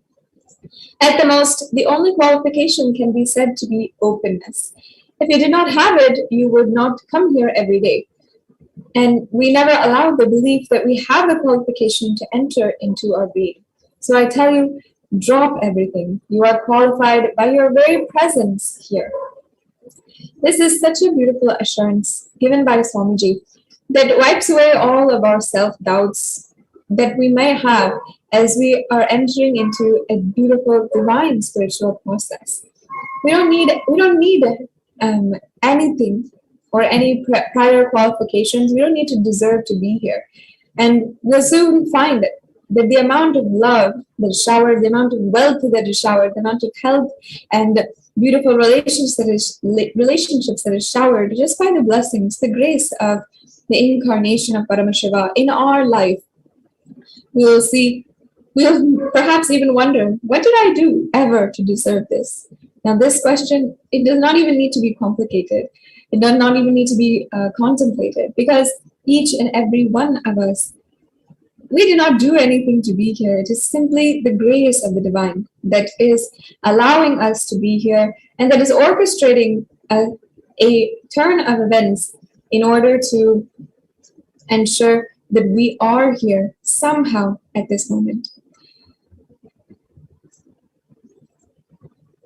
And now let us see the state of Arjuna and what he was, the state of Arjuna, what he was in as he was about to receive the Vishwarupa Darshan.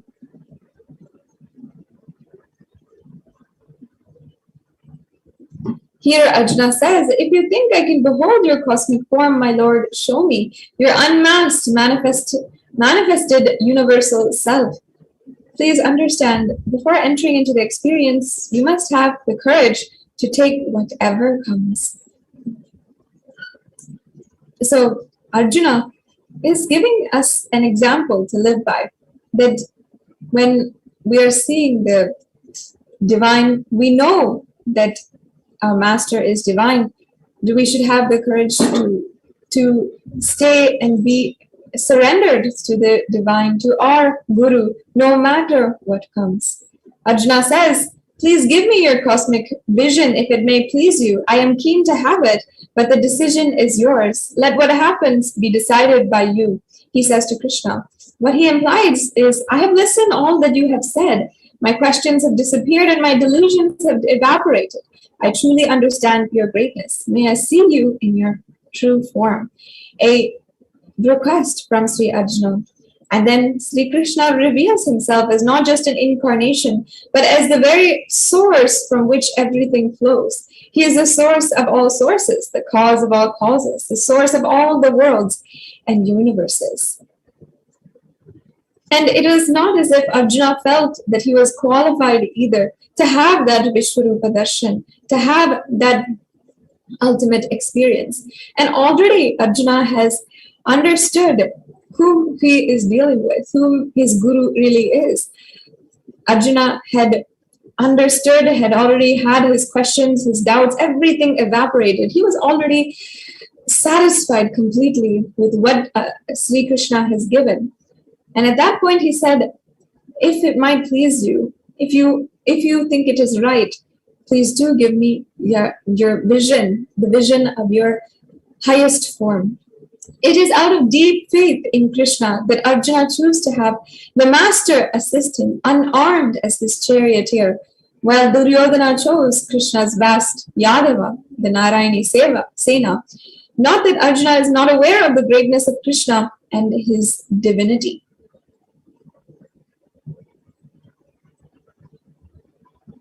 And in this verse, it is really telling us how much faith, how much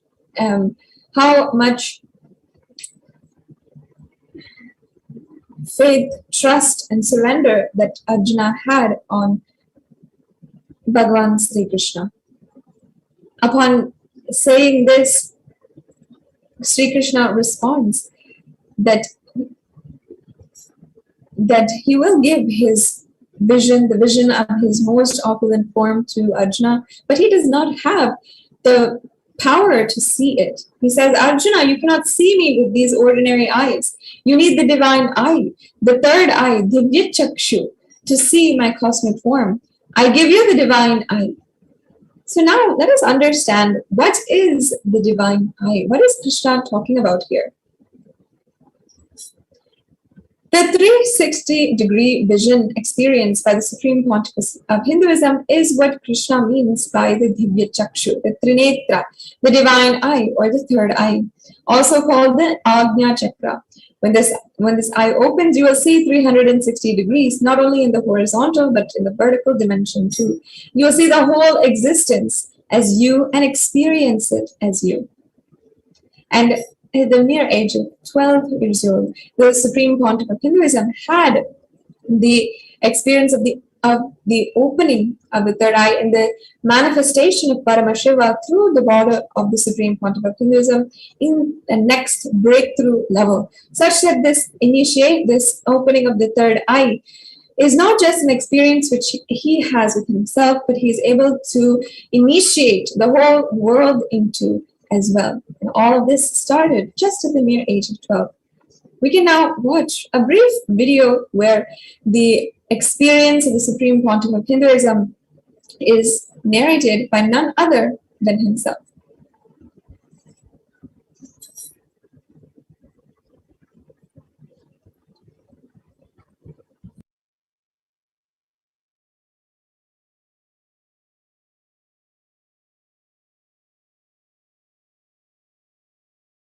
It was such strong taking over. I can see very clearly that heaviness just went into depths of the consciousness. Suddenly, one moment, the first thing happened is that idea inside and outside broke. The first experience is that I was able to see everything around me, above me, the whole 360 degree, 10 direction, below me, everything. I realized not only I was able to see, I was able to feel, experience. I felt that the skin of the stone on rock on which I was sitting and the skin of this body both carry me equally. In both I exist equally. The setting sun, rising moon, the whole Arunachala hill, all the plants, bush, shrubs, trees, everything, everything, everything. Just became so alive. The idea, something is inside and something is outside, is completely lost. I did not feel vulnerable. I felt powerful. So powerful. I just know I am that oneness is the existence.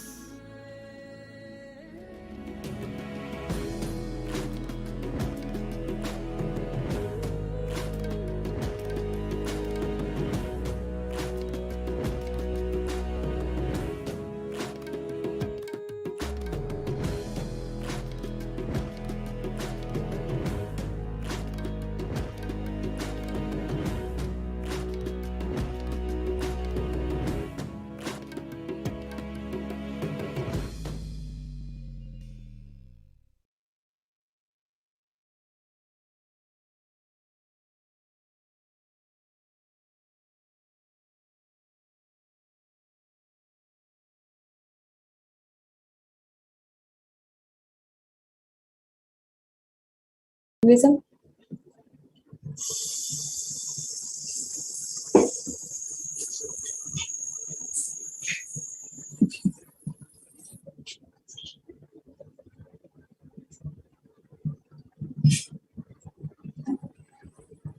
Yes.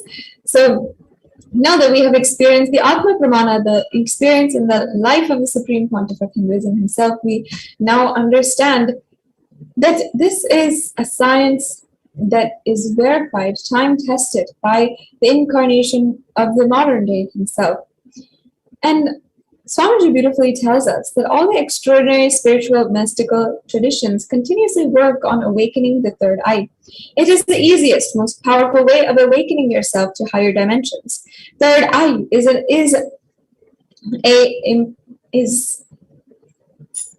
an important power which is stored in every human being. It is a possibility in every human being. We need to awaken it, and we need to make it as a reality.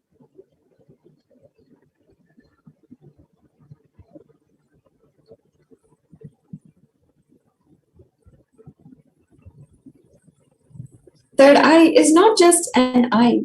It is the very source of your consciousness. Creating awareness, centering yourself on the third eye means awakening your consciousness.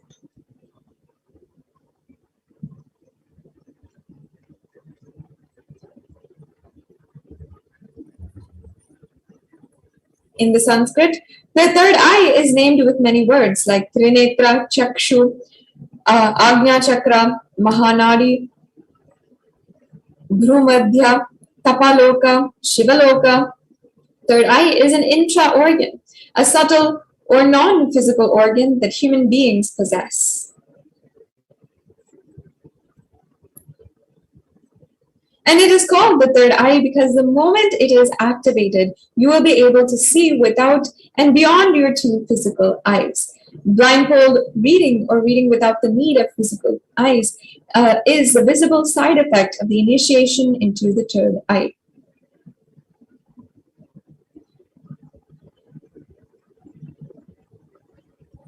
And today you would have seen the demonstration of the powers of third eye as well.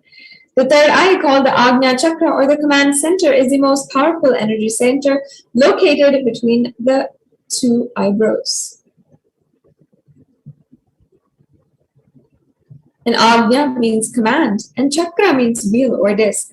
Agnya Chakra is known as the Chakra Raja, the king of chakras, because of all of the different energy centers in your body are ruled by this chakra.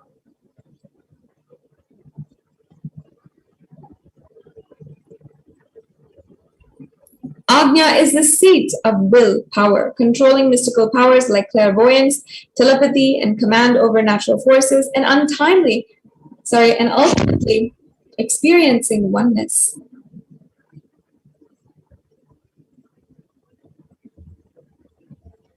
Chakras are the subtle energy centers of our biosystem.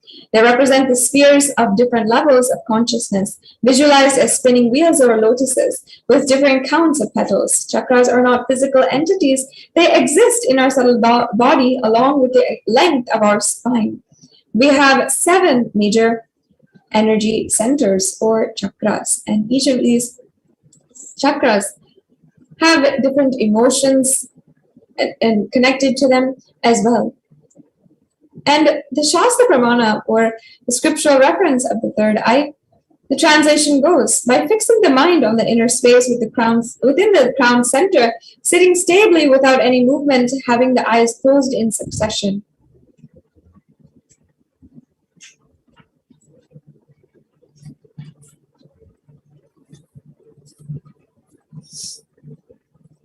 By that stability of the mind in the inner space, through the power of the third eye, one directly sees the ultimate goal, lakshyam, by having the vision beyond the sight that reveals any object or place, attaining the space of oneness with Source, Paramasivoham.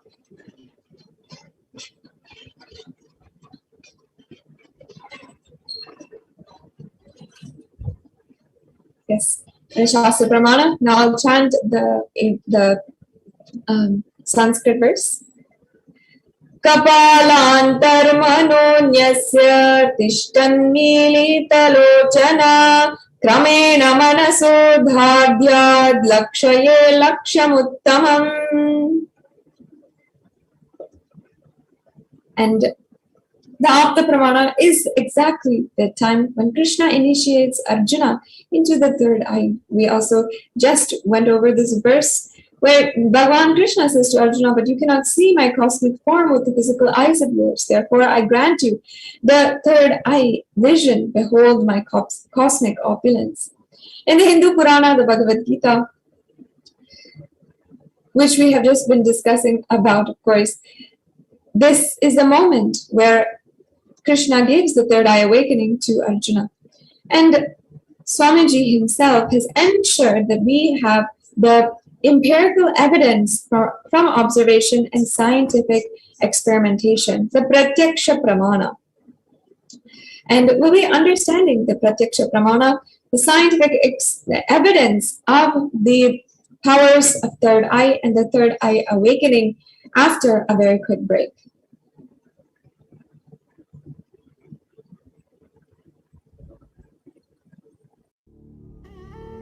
What I mean by the word llKAILASA, listen intensely. Enlightenment ecosystem, literally enlightenment itself, in your own home, wherever you are. If you cannot come to Kailasa, it's okay. Kailasa can come to you. Kailasa coming to you is llKAILASA.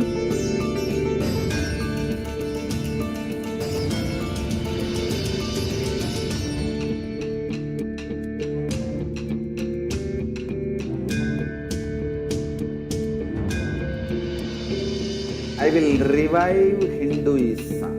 I am a Hindu revivalist, not by any revolution, but by evolution.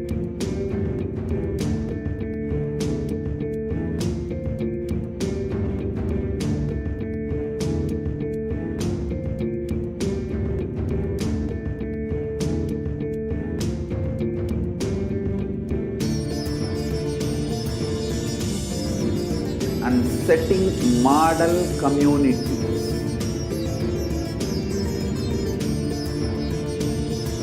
Kailasas, enlightenment ecosystems, Sarvanya Pitas all over the world.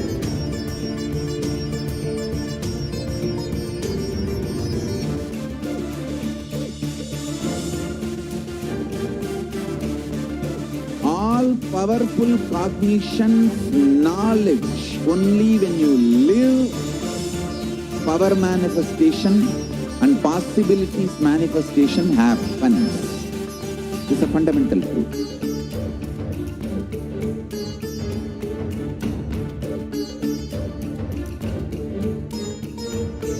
Hinduism cannot live exclusively as one sampradaya. No. All sampradayas of Hinduism is an ecosystem.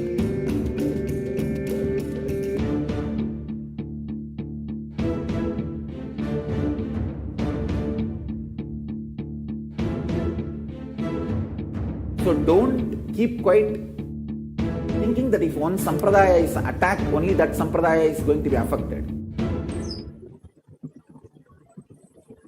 Yes. Now, we'll be understanding the Pratyaksha Pramana, the empirical evidence from observation and scientific experimentation of the third eye awakening. Because of the Supreme Pontiff of Hinduism, we have literally leaped frontiers in the research into the third eye awakening, and only due to the Supreme Pontiff of Hinduism's personal passion for ensuring that the sciences of Sanatana Hindu Dharma do have scientific basis in the modern day science system.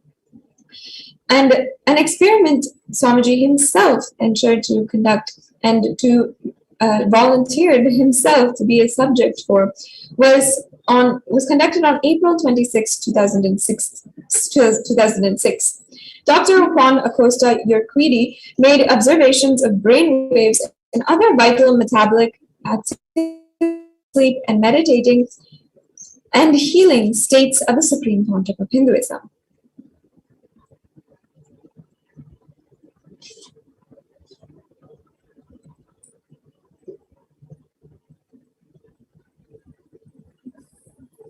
And the findings showed that remarkably smoother and uniform breathing pattern and heart rate rhythm was approximately 13 breath cycles per minute when Swamiji was in the Samadhi state. And the upper trace of the blood volume pulse, or measure of the heart rate rhythm, and also reveals a very constant ordered pattern. This signifies higher coherence as well. So this is talking about this particular test called, or a measurement called the blood volume pulse, which shows how the breathing pattern is affecting the heart rate rhythm. And with the results from after testing the Supreme Pontiff of Hinduism with this test, they saw that they had a smoother and uniform breathing pattern and heart rate.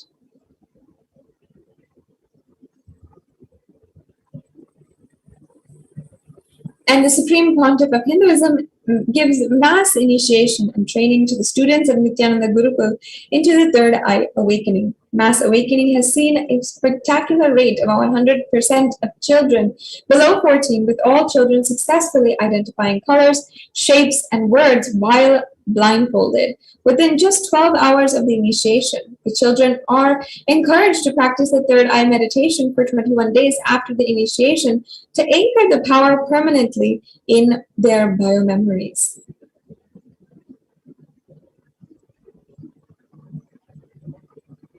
And we're seeing some of the photographs here of the demonstrations that the Nityananda Gurukul Balasins have done, where they will be on a stage.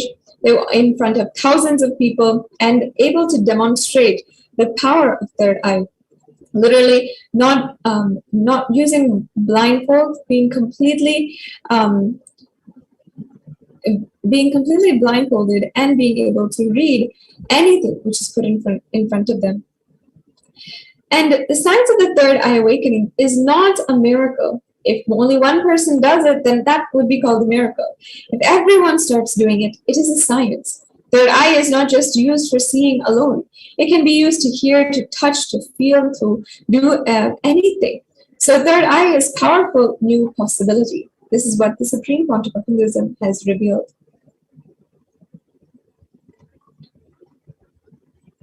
And third eye powers were initiated by the Supreme Pontiff of Hinduism and demonstrated with many doctors and medical experts and institutes as well. You can see here in countries all over the world, including the US and in India, the Nityananda Gurukul Balasins and the initiated disciples of the Supreme Pontiff of Hinduism are demonstrating the powers of third eye. Here you can see demonstration for the Columbia School for the Blind in Washington, D.C., and in Chennai, India, a demonstration before Dr. Srinivas Rao and from the Agarwal Eye Hospital. And third eye powers initiated by the Supreme Pontiff of Hinduism and demonstrated with many doctors and medical experts and institutes taking the science to the visually impaired as well. This was a breakthrough that happened in 2019. With the initiated disciples being able to initiate and being blessed to initiate the visually impaired, and them also being able to read while blindfolded. And you're seeing a couple of the photographs here of the live demonstrations of the powers all over the world in so many countries, where the Balasins have even traveled across the world.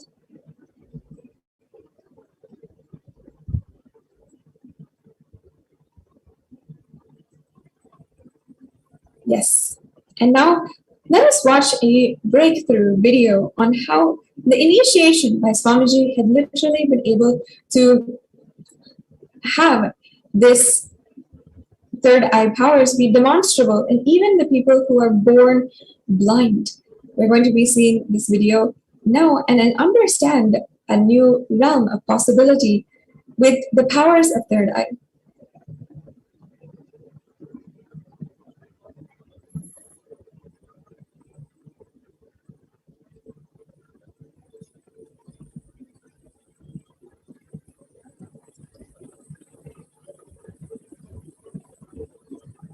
Yes.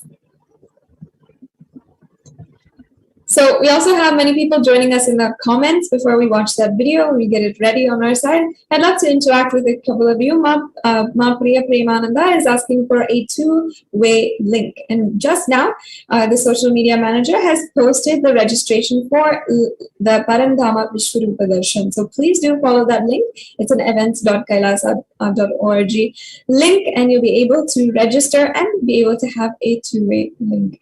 And we have many people, including Lakshmi, R. Chandran, Ashish Rana, Dharmodayama, Shanti Raja Manikam, who is all joining us in the comments expressing their excitement. It'd be so amazing to hear from you how much you're excited for the Bhagavan Sri Krishna Darshan today, the Parandhama Vishwarupa Darshan that we are all going to be experiencing today.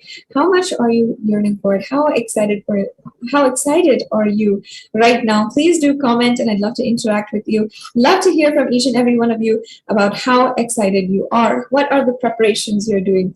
During this darshan, of course, you can always offer the tambulam, you can offer naivedyams, you can offer whatever you want to Bhagavan Sri Krishna, to the Supreme Pontiff of Hinduism, from wherever you are.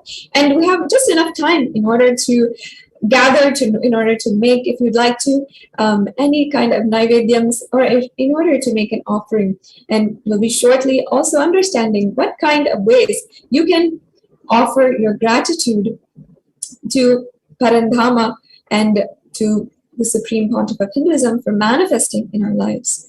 So now let us watch this breakthrough video where the born blind were actually given sight with the power of third eye.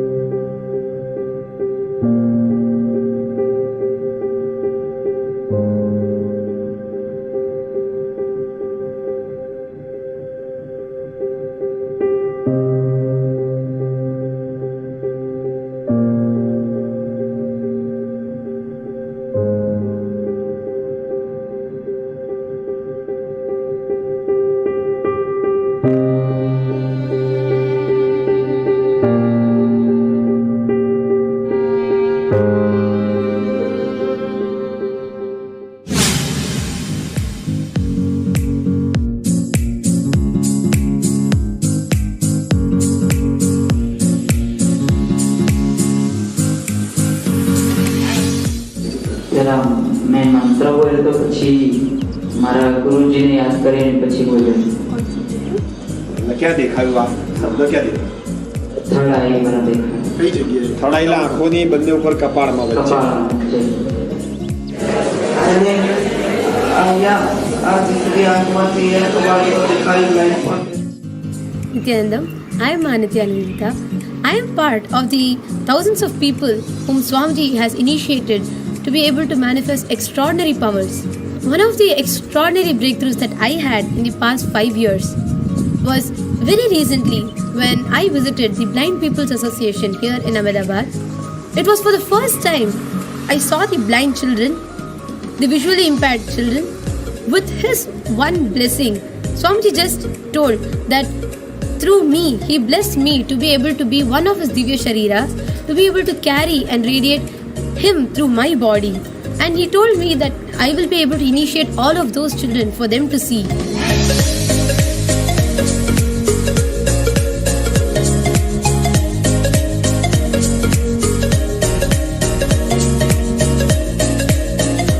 The Blind People Association, especially today in morning sessions. I am surprised to share that most of the participants, they could read words having with the blindfold.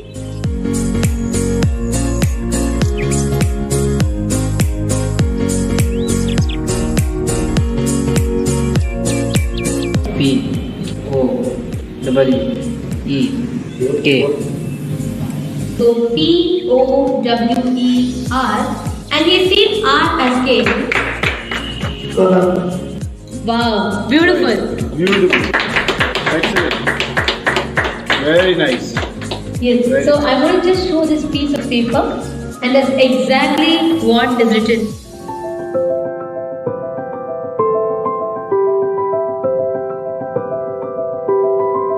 Third eye as a capacity to make anything you want as reality.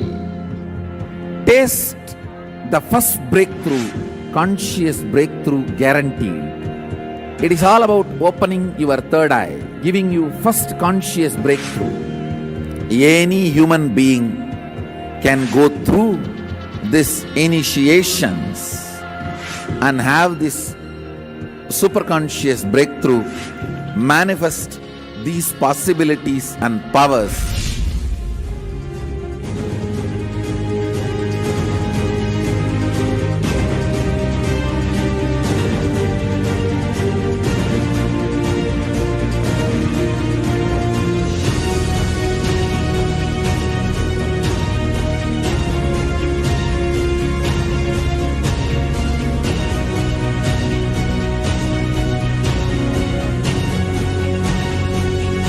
One of the biggest gift to the humanity from Kailasa is third eye awakening, even for the born blind, visually impaired human beings.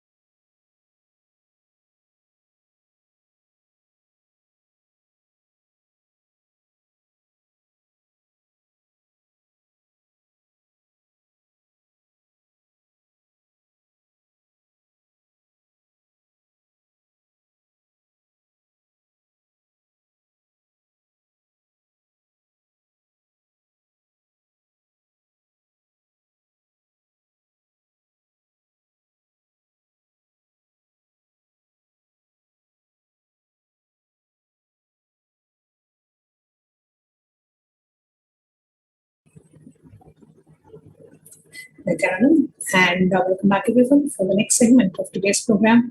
A very, very, very special GITA Jayanthi celebrations for all of us, as the Supreme Pontiff of Hinduism is blessing us with a very special Parandhama Vishwarupa Darshan. So if you're watching us live on YouTube, Facebook, or via the two-way video conferencing, we invite you to share this with your friends and family. Invite everyone so that nobody misses this very special darshan that we are going to be having today. And just wanted to, as we are moving on to the next segment of today's program, just sharing with you some of the common myths that people have about third eye, right? They say that, okay, third eye is not real, we have only two eyes, and some people say, reading through the two eyes could be it's like a magic, or all these things. But actually, the third eye is very scientific. And there was scientific research done on the Supreme Pontiff of Hinduism, where it very clearly showed Swamiji could open his third eye at will. There was a whole QEEG done on the Supreme Pontiff of Hinduism with the PET scan, which very clearly showed that the Supreme Pontiff was able to, Swamiji could just open his third eye, and we were able to see it in the scan of the Swamiji's brain, where the frontal lobes were clearly lighting up. So one of the myths that people think is, or it's being shared common, is that the third eye is not real. However, actually, even medically, it is proved, and there are a lot of research which prove that the pineal gland, which is located in the location of the third eye, very close to the third eye, is regarded as a gateway to spiritual life as per ancient concepts about the soul.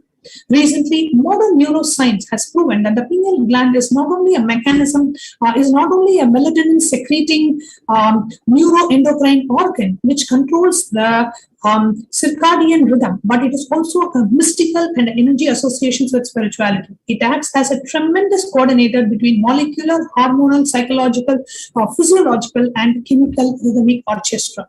So very beautifully, the pineal gland does a lot more than what we normally think, and it is located very close to the third eye. And the research, this is directly from the research paper from the Institute of Medical Sciences, where they have done a lot of research on how the pineal gland does a lot of more things than we typically are aware of, and it's not just a melatonin secreting organ. And there are a lot of myths about third eye, which the Kailasa has taken the responsibility to do the scientific research. We have done scientific research to show what happens when the third eye is awakened. What happens when an initiated disciple of the Supreme Pontiff of Hinduism reads through his third eye. What parts of the brain, gets awakened. And we had shared some of these scientific researchers, the Pratyaksha Pramana, earlier in this segment. And if you actually see in terms of any of the concepts, the Hinduism is the greater science. Here you can actually see a screenshot of the research paper which was published by the Institute of Medical Sciences, where they say that the pineal gland is a spiritual third eye, and they have shown medically and scientifically how this is true. Can move on.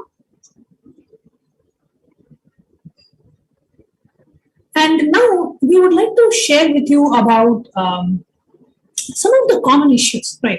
As we are learning today, as we are awaiting for the Parandhama Vishwarupa Darshan and for Kailasa's GITA Jayanthi celebrations, just wanted to share with you. When we are all watching, right, each of us go through some issues at some point in life, right? Whether it is health, wealth, relationships. So what are the 10 common issues that people face, that we typically face in our day-to-day life?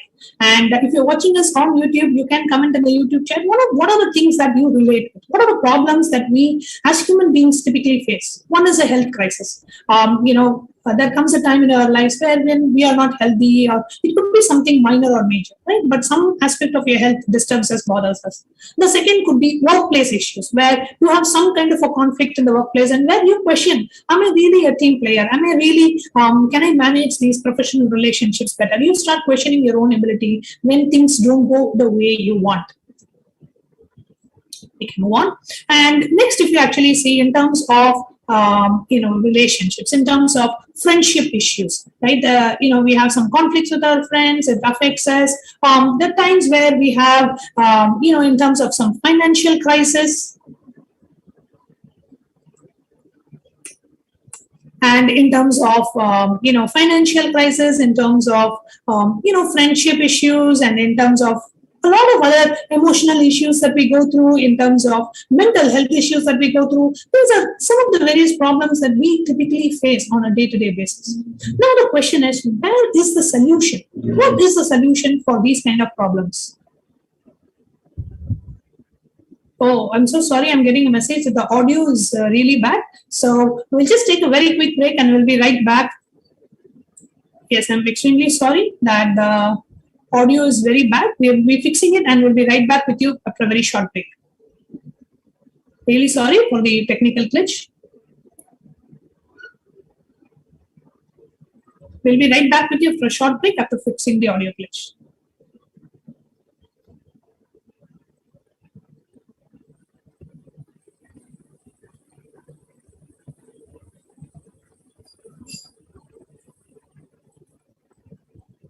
We'll take a very quick break and we'll be right back too.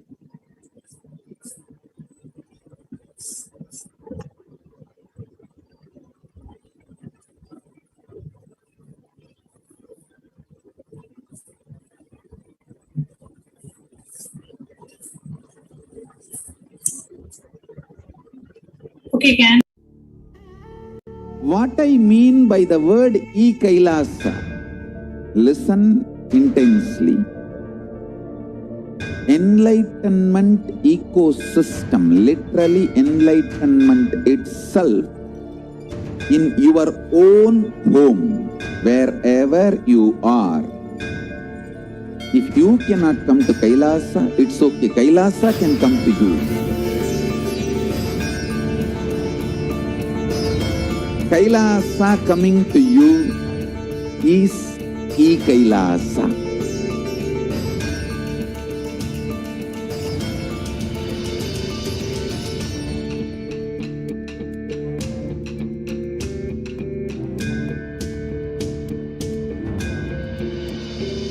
I will revive Hinduism. I am a Hindu revivalist, not by any revolution, but by evolution.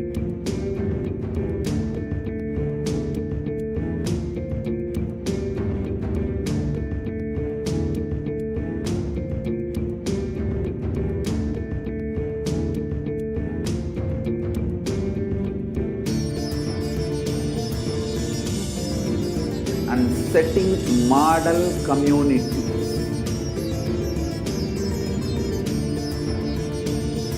Kailasas, enlightenment ecosystems, Sarvanya Pitas all over the world.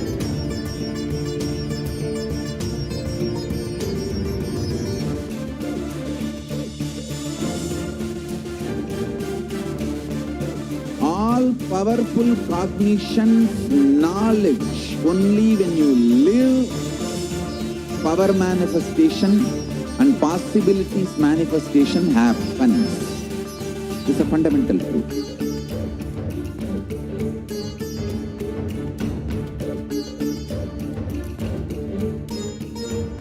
Hinduism cannot live exclusively as one sampradaya. No. All sampradayas of Hinduism is an ecosystem.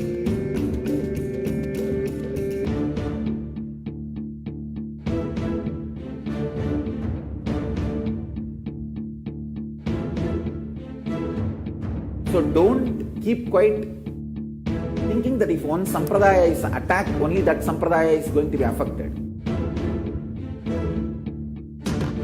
All of us are ecosystem.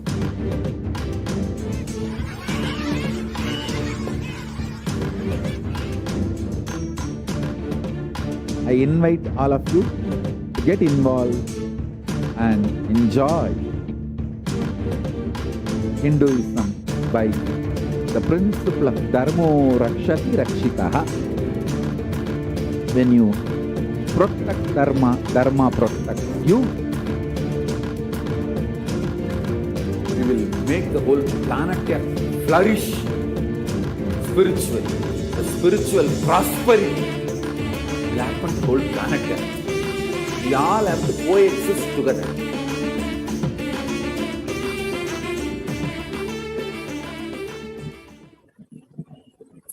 Nityanandam, and welcome back, dear viewers. Really sorry for the technical glitch. I hope all of you are able to see me and hear us clearly now. So we're just sharing with you about some of the problems that we typically face on a day-to-day basis, right? Whether it is emptiness. Suddenly we feel like the life becomes dull, very unproductive. You feel like things are not going to change in our life. We face friendship issues where, things don't go well with our friends, and, we have sometimes like relationship, friendships, and it's not going the way we want, and, it creates a lot of conflict and hurt inside of us.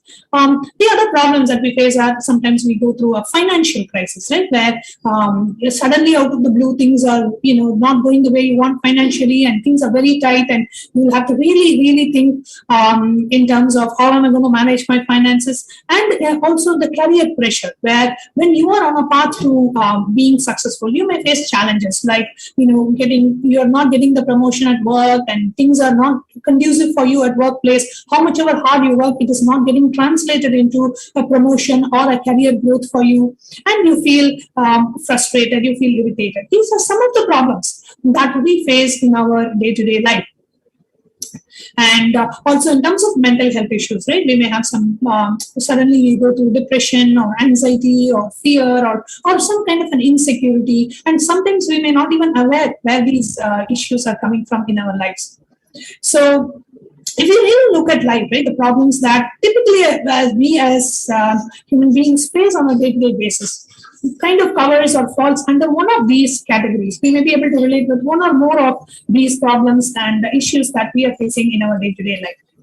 Now, what is the solution, right? Now, how do we go and where do we go for solution for problems that we face on a day-to-day basis? And the Supreme Pontiff of Hinduism has revealed to us and has shared with us that Hinduism has a solution for each and every problem that we as a human being, as an individual face in our day-to-day life.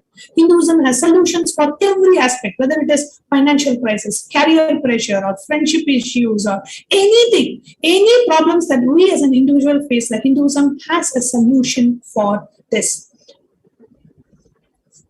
Yes, it could be unfair treatment where you feel like, you're not being treated, you're not having justice, or, or lack of inner peace where you feel, you feel successful, but there's something missing inside of us. So these are some of the issues that we face. We can move on.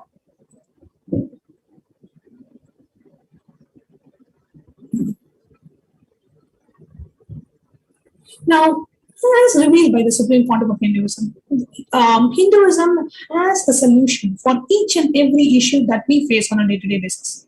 Hinduism is a cosmic science, and the ultimate cosmic principle that Hinduism is based on is ahimsa, non-violence.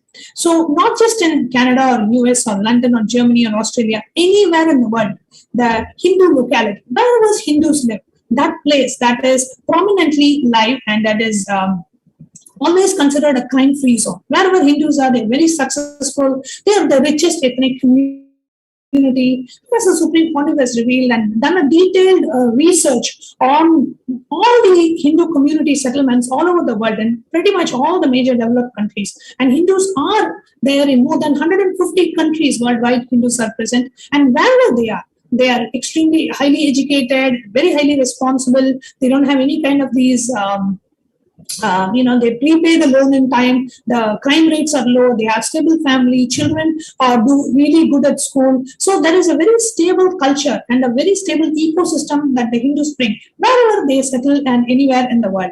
You can move on. So if you really see, Hinduism has a solution for each and every aspect of our life, whether it is at the individual level, family level, society level, community level, national level, global level. Right? So the most stable family system culture is the gift of the Hindu ecosystem. The Hindu ecosystem has the lowest drug abuse, legal and illegal, among the adults, youth and children. It has the lowest teenage pregnancy, literally, practically negligible. And all these are not just based on statistics from one country. Everywhere Hindus have settled, we see the exact same type of community structure that is evolved, very stable, very responsible and stable family, no teenage pregnancy issues and no drug issues and no gang, people forming a gang and, no such kind of a gangster issues. You can move on.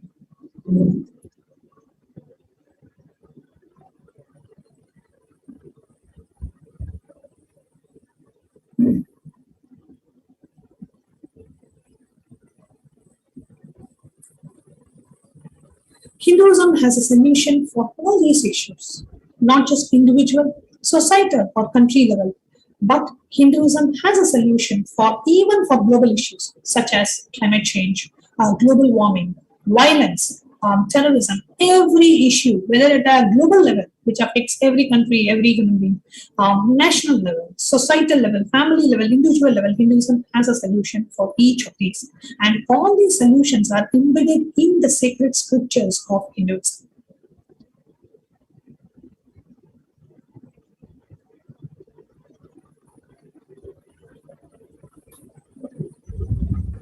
Now, Hinduism is a religion of greater science, extremely contributing. And wherever Hindus, whenever we lost the greater science, we become reluctant Hindus, criminally negligent.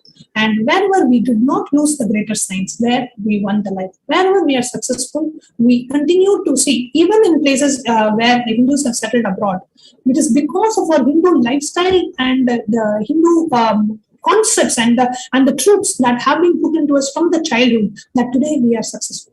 And it is our responsibility to inculcate that in the next generation as well. Hinduism has a solution for every aspect that we face. Hinduism has a solution for all the issues, not just individual, societal, or country level, but we have a solution for global issues such as climate change and global warming. Next slide.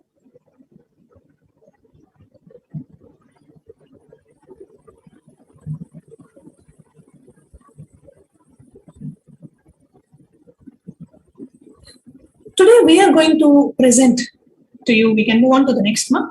Today we are going to present to you the importance of understanding about the greater science of Hinduism. Now let us take a look at why Hindus are successful.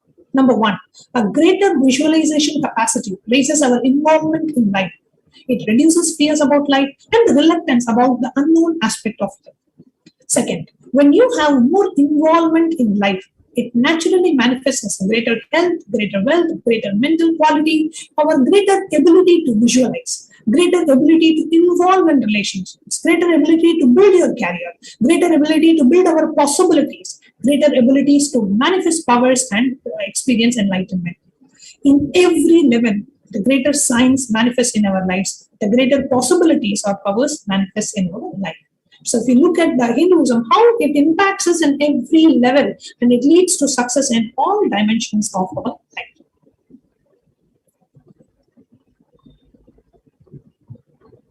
And it is only when the Supreme Pontiff is revealing all of these, even we as Hindus understand this. Now let us take a look at how this greater science of Hinduism got destroyed. And not just destroyed, it is misrepresented, mistranslated, misinterpreted. Let us take a few examples.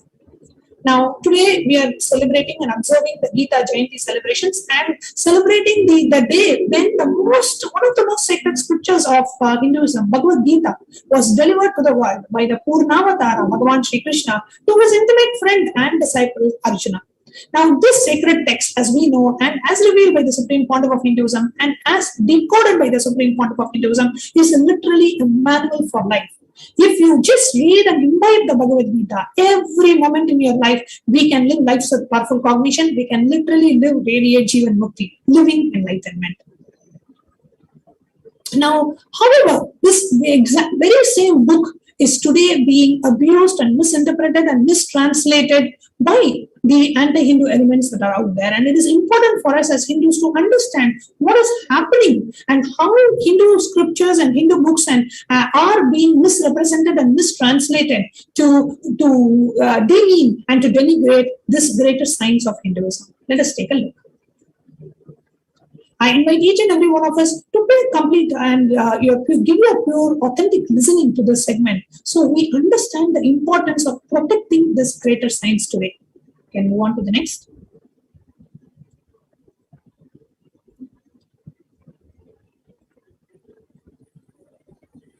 Now, some of the common misconceptions I would like to present how Bhagavad Gita has been misrepresented today. Now, in an article called War and Peace in Bhagavad Gita, where the infamous Hindu author Vandai Dhonigar, who's an anti-Hindu author, I should say, characterizes. We can just move to the previous slide. Yes. So where Vandai Dhonigar calls Gita as an incitement to war, the book of peace, where Krishna himself was meant as a messenger of peace to stop the war, that book is being misrepresented, and Gita is being misrepresented as if Gita is inciting war. Bhagavad Gita is not a book as Americans think. Throughout Mahabharata, the Krishna goads human beings into all sorts of murderous and self-destructive behaviors such as war. The Gita is the dishonest book, writes the anti-Hindu author Vandai Dhonigar. We can move on to the next slide. How Gita is being misrepresented, as a book on terrorism. Here, this one of the article which says this work thus points out that although the Gita may seem as directly and explicitly as a terrorist as the Quran terrorism, the one against unbelievers, for instance, is equally inherent in the Gita, and the Gita can be fairly interpreted as a book of terrorism.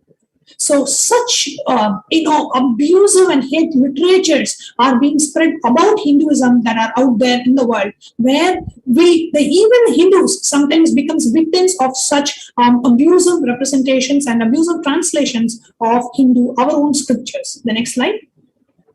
Continuously, it is being, shared of how, Bhagavad Gita, the ultimate scripture, which promotes the eternity of our soul, and how it promotes us, moves us closer and closer to completion, and ultimately the enlightenment science, how such a sacred scripture is being abused amongst us today. The next slide. And here is one more, reference which says, as long as we want wealth and property, there is no escaping violence, and violence thus perpetrated has consequences that we are obligated to suffer, and Gita recognizes this. Just one more abusive reference to how Gita, the messenger, which has the message of peace, which has the message of completion, which has the message of ultimate surrender to the Guru and the ultimate devotion, how that scripture is being misrepresented and misquoted. Just some of the examples that are out there. Next slide. And if you actually see, there was a recent news where one of the, here you see one of the shooting suspect, he has written an Instagram post before he actually went ahead and shot it, did the shooting incident, and his post is now directly linked to Bhagavad Gita. Here he says, now I become death, the destroyer of the worlds. See you tomorrow, Oxford. The Oxford School shooting suspect, Ethan, wrote an Instagram page with his name on it, which has been deleted, which has now been deleted before executing the massacre on Tuesday that killed 4 and injured 7 others. The first half of the phrase was derived from the Hindu book Bhagavad Gita. This is what they are saying. But if you actually see, I request this is actually a name of a beer. I am death, the destroyer of world is a name of a beer. But in the news article, they do not even say that the shooting suspect is using the name of the beer and putting it from the beer, but they are misquoting and misrepresenting Bhagavad Gita and connecting it to the shooting suspect and what he posted on the Instagram. Absolutely misrepresenting and misquoting the very sacred Hindu scripture, which talks about peace, which talks about completion, which talks about enlightenment. But so much of hate speech is spread today against Hindus and Hinduism. Now here is another abusive and hatred, violence and hate speech spread against Hinduism. Here, if you actually see, here is one of the movies, the Bollywood movies, where the Arjun Kapoor, this movie is India's Most Wanted. In one of the teaser clip released about the movie, it shows a terrorist, who's what the movie is about, is offering prayers. The terrorist is offering prayers, and in the background, the Bhagavad Gita verses are being chanted. And the Bhagavad Gita's quotes resounds in the background, which says, the soul never dies, only the body dies. I am not killing people, but I am transferring souls from one body to another. It is not me saying this, but it was said by Lord Krishna in the Gita. how the Gita, the scriptures where Varandama, Bhagavan Sri Krishna speaks about the eternity of the soul, how that very quote is misrepresented and very subtly inserted into the minds of Hindus. And when we as Hindus, without understanding how Gita is being misquoted, we ourselves become victim to such hate speech and psychological warfare. Even without us realizing, these kind of ideas are being inserted into us. It is extremely important we understand what is happening to Hinduism and take responsibility to share with the world the right narration of Hinduism. And very recently, I'm sure many of you would have heard, Bhagavad Gita was almost going to be banned in Russia because there was a trial that was happening. Bhagavad Gita, as it is, a trial in Russia, was a trial that commenced in 2011 about banning the Russian version of the book Bhagavad Gita, as it is, a translation and commentary of the Hindu holy text Bhagavad Gita, and on charges that the commentary fomented religious extremism. It contains a translation and commentary by the founder of ISKCON, Bhakti Vedanta Swamiji, Prabhupada, Srila Sri Prabhupada, the founder of the ISKCON movement and known as the Hare Krishna movement. And the Russian translation was almost about to be banned, and there was. We can move on to the next slide, where it very clearly shows that, how Bhagavad Gita was against the extremism and how it was inciting, violence and complete misrepresentation. Everywhere Bhagavad Gita is taught, people are more happy, people are more complete, people learn to live together, people learn the message of Krishna. His very life is celebration, his very life is joy. How can somebody who is joyful have such kind of an extremist thought?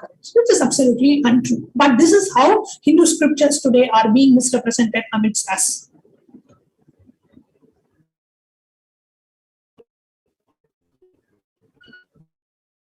We can move on to the next.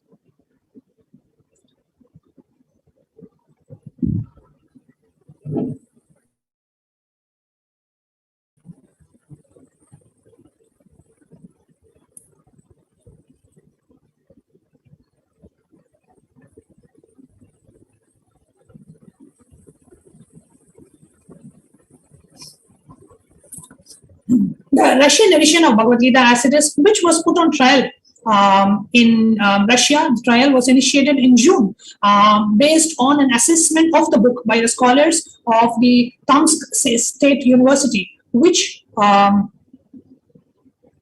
basically stated that the commentaries were they promoted religious, social, and racial intolerance. Isn't there a limit to how Hinduism could be misrepresented? The language which says as many parts, as many people, so many parts. Ekam sat vipra bahuda bhavanti. That is the core message, and ahimsa is the core message of Krishna and Hinduism. How can that scripture promote anything else, right? Absolute misrepresentation and an anti-Hindu narrative being spread and being propagated against Hinduism. So it's extremely important that we as Hindus understand how much of hate speech it is which is out there, and it is our responsibility. See, Hinduism is a science solution for every problem an individual faces, a society faces, a country faces. But that greater science of Hinduism is not reaching the world today because of these mistranslations. And not just that, see, aside from Bhagavad Gita and a sampling of the vast compendium of Hindu dharmic texts, relatively a few texts have a comprehensive and a detailed modern translation. And this is especially true for Vedas. And if you actually see the translations of the Vedas, and you see, for the insight and misunderstanding in English of the various texts, such as the Vedas, one must often rely upon the translations dating back to the 1800s. And this is problematic because those translations of Hindu books were written with an agenda of conversion. So they were funded by the missionaries with an agenda to convert Hindus using the translation of the Hindu text to convert us to different religion. Because first of all, the Gurukul system was demolished. Second of all, we were not taught Sanskrit. So we could never understand and read the original books because Sanskrit was banned from being taught. Because then we have to rely on the English translation of our own texts. And when we read the English translation, they are written by people funded by the missionaries to translate Hindu texts for the purpose of conversion. How cunning it is, how cunning and sinister these thought currents are. And even if you see the translation, moksha means liberation, but it is getting translated into salvation, which is a Christian term. Papa is being translated as sin, but Papa is not Dharma, there is no translation for the word dharma in Hinduism. So they are non-translatable words of Sanskrit which are being forced into a context which will fit other religions. So the very context of translating the Hindu scriptures was for the purpose of conversion. And even today, even I have been a victim of such these Max Mullerian translations of our Hindu textbooks, because the Hindu scriptures, because there is no other translations available. We can move on to the next. And as we are watching this, I invite each and every one of you to share your thoughts, share your comments in the YouTube live chat. As you're listening to this, what is happening? How do you feel about what is happening to Hinduism today? Then most Western translators of the Vedic text had a hidden missionary agenda and clearly expressed a bias against Hinduism, and they translated Hindu books, and those are the only Hindu translations that we Hindus even today depend upon. For example, Monier Williams, who was quoted as that 90%, he was quoted as saying we are demon worshippers, and completely abused and mistranslated the Hindu texts. And if you actually see the very agenda, they write articles, they translate Hindu text only with an agenda that we Hindus are used as a tool. All these translations are used as a tool for missionary conversion. The next slide. It says India has been conquered once, but India must be conquered again. And that second conquest should be a conquest of education. And that was when the Gurukuls were completely destroyed by the British rule. And according to a letter which Max Muller wrote to his wife, it has been revealed that he was employed to translate the Vedas in such a way that the Hindus lose faith in them. He was also qualified in Sanskrit, and that was the time that the Indians did not even understand the language. The Sanskrit was purposely banned in schools, and the missionary funded and the invaders funded translators, they were the ones translating the sacred Hindu scripts. Muller published a complete Rig Veda in Sanskrit using manuscripts available in England, found in the collection of the East India Library. So our scriptures are destroyed in the Hindu nations. Scriptures are stolen and taken to foreign countries, and they are being translated, rather mistranslated, and those mistranslations are forced upon us. So when Hindus read the mistranslations of our own scriptures, we lose faith in them. The next slide.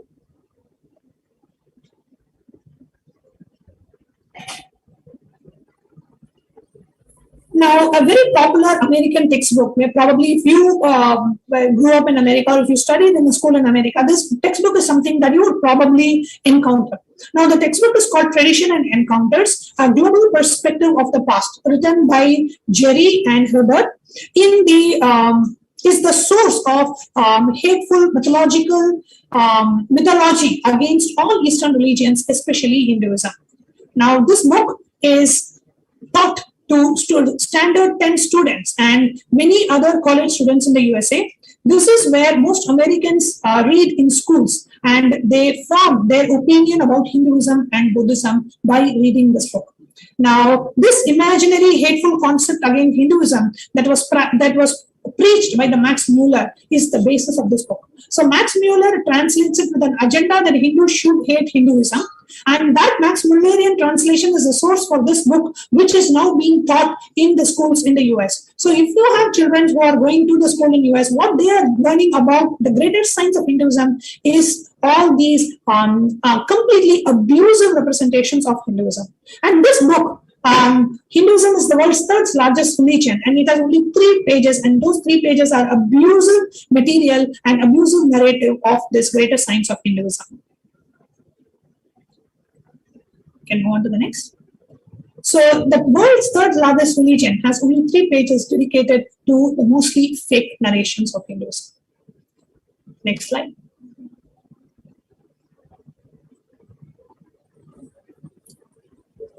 So it is very important that we understand what is happening to Hinduism and really what is the solution. How do we share this greater science of Hinduism to the world? And how do we present this greater science of Hinduism to the world? And the responsibility we as Hindus need to understand. The supreme motive of Hinduism is reviving the Nityananda Hindu Library, Kailasa's Jnanalaya, the Kailasa's Nityananda Hindu Library, which is currently the world's largest collection on Hinduism. Now, if you look at the vision and the mission of the Nityananda Hindu Library, how Swamiji is taking responsibility for sharing the right narrative, decoding all the Hindu scriptures. Swamiji has given commentary on Bhagavad Gita, Shiva Sutras, and Yoga Sutras, and Brahma Sutras, and Upanishads, because today, majority of the translations that are available out there are anti-Hindu translations, and we do not know how to demarcate and how to disassociate ourselves with these anti-Hindu translations. So it's very important that we share the right science and the right translations of the Hindu scriptures, first of all to Hindus and to humanity at large. Okay, so Sanatana Hindu Dharma is the world's oldest civilization on the planet, the glorious civilization. We have 100 million source books. It's not, we just not have just one source book, we have 100 million source books. And we are going to be sharing with you what is Swamiji's vision. One source book is sufficient for a religion to emerge, creating a Vatavarana where every human being flourish and experience the ultimate state of the Supreme Self.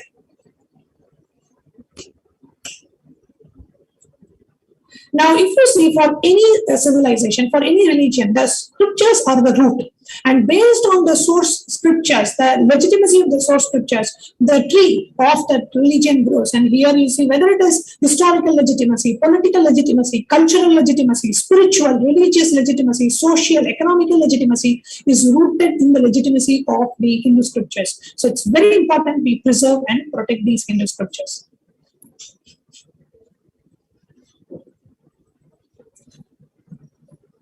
And here is the Hindu scripture tree, how the Supreme Pontiff of Hinduism has beautifully categorized the 100 million source scriptures of Hinduism in the main categories being Shrutis, the unchangeable truths, Smritis, the code of conduct, then we have the Itihasas, which are the epics, then we have Puranas, and we have the Darshanas.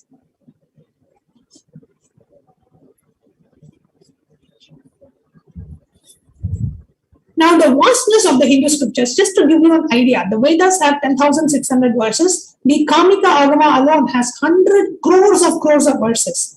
The Agneya Agama has 30,000 crore verses. 1 crore is 10 million. So, the Kamika Agama itself has millions of verses. There are these 18 Puranas, which have more than 400 verses in the major Puranas. So, the Hinduism as a religion has 100 million source books. But unfortunately, 80% of these source books today are lost on the face of the planet. 80% are already lost. Only 20% of the source books are remaining today on the planet Earth. 80% of the greater science of Hinduism is lost. And we can move on to the next. And what can we do today? And how the Supreme Pontiff of Hinduism is taking responsibility to revive these 100 million source scriptures of Hinduism. We can move on to the next one.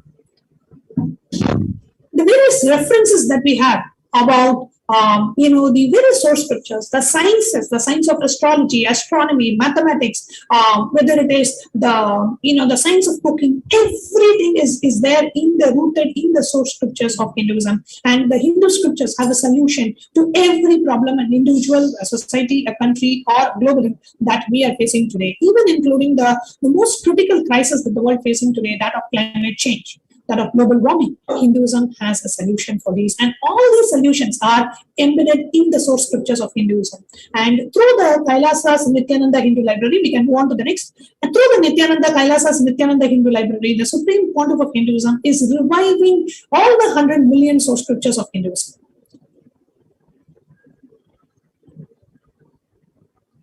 And as we share more about Swamiji's vision of Kailasa's Nityananda Hindu Library, and how Swamiji is reviving the library project and reviving the source scriptures of Hinduism, we'll be right back with you after a very short break.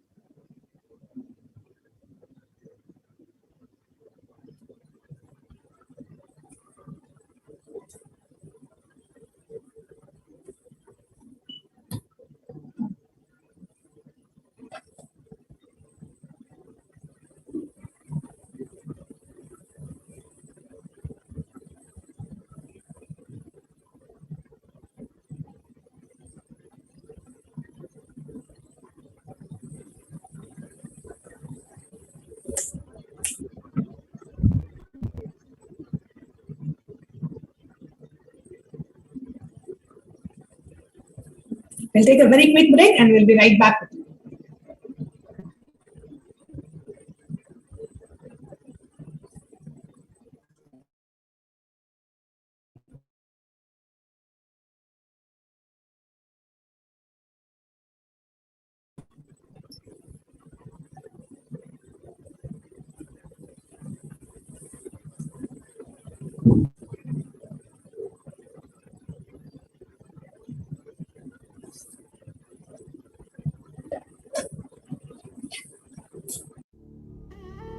What I mean by the word llKAILASA, listen intensely.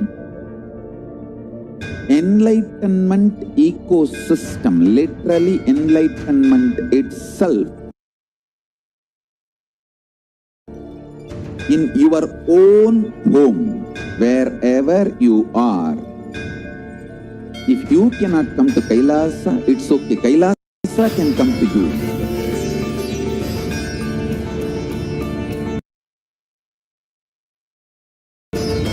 Kailasa coming to you is llKAILASA.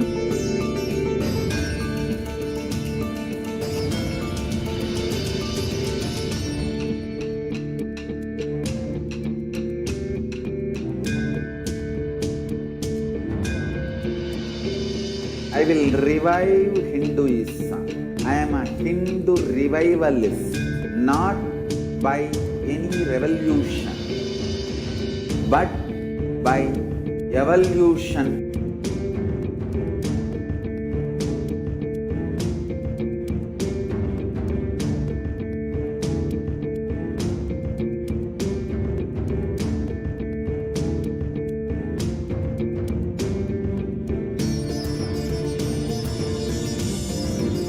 And setting model communities.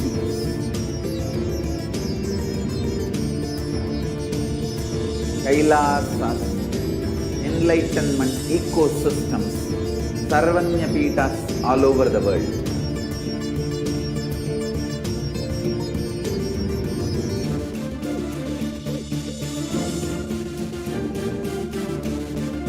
All powerful cognition, knowledge, only when you live, power manifestation and possibilities manifestation happens. This is a fundamental truth.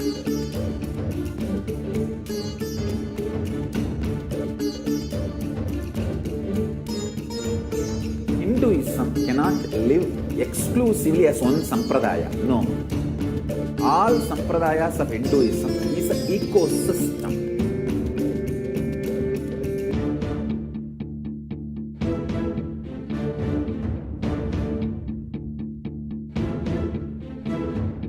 So don't keep quiet thinking that if one sampradaya is attacked, only that sampradaya is going to be affected. All of us are ecosystem.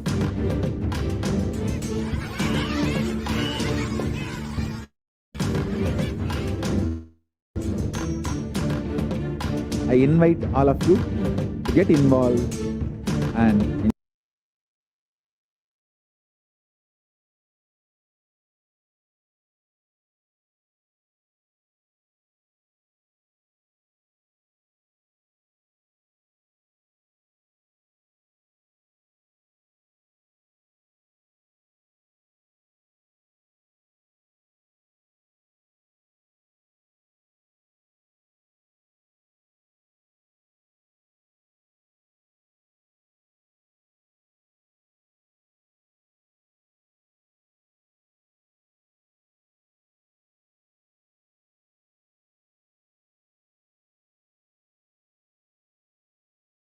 enjoy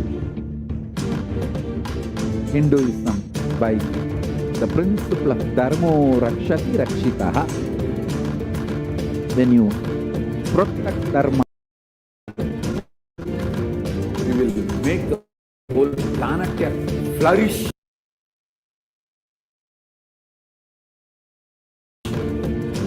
The spiritual prosperity. The whole planet. We all have to coexist together.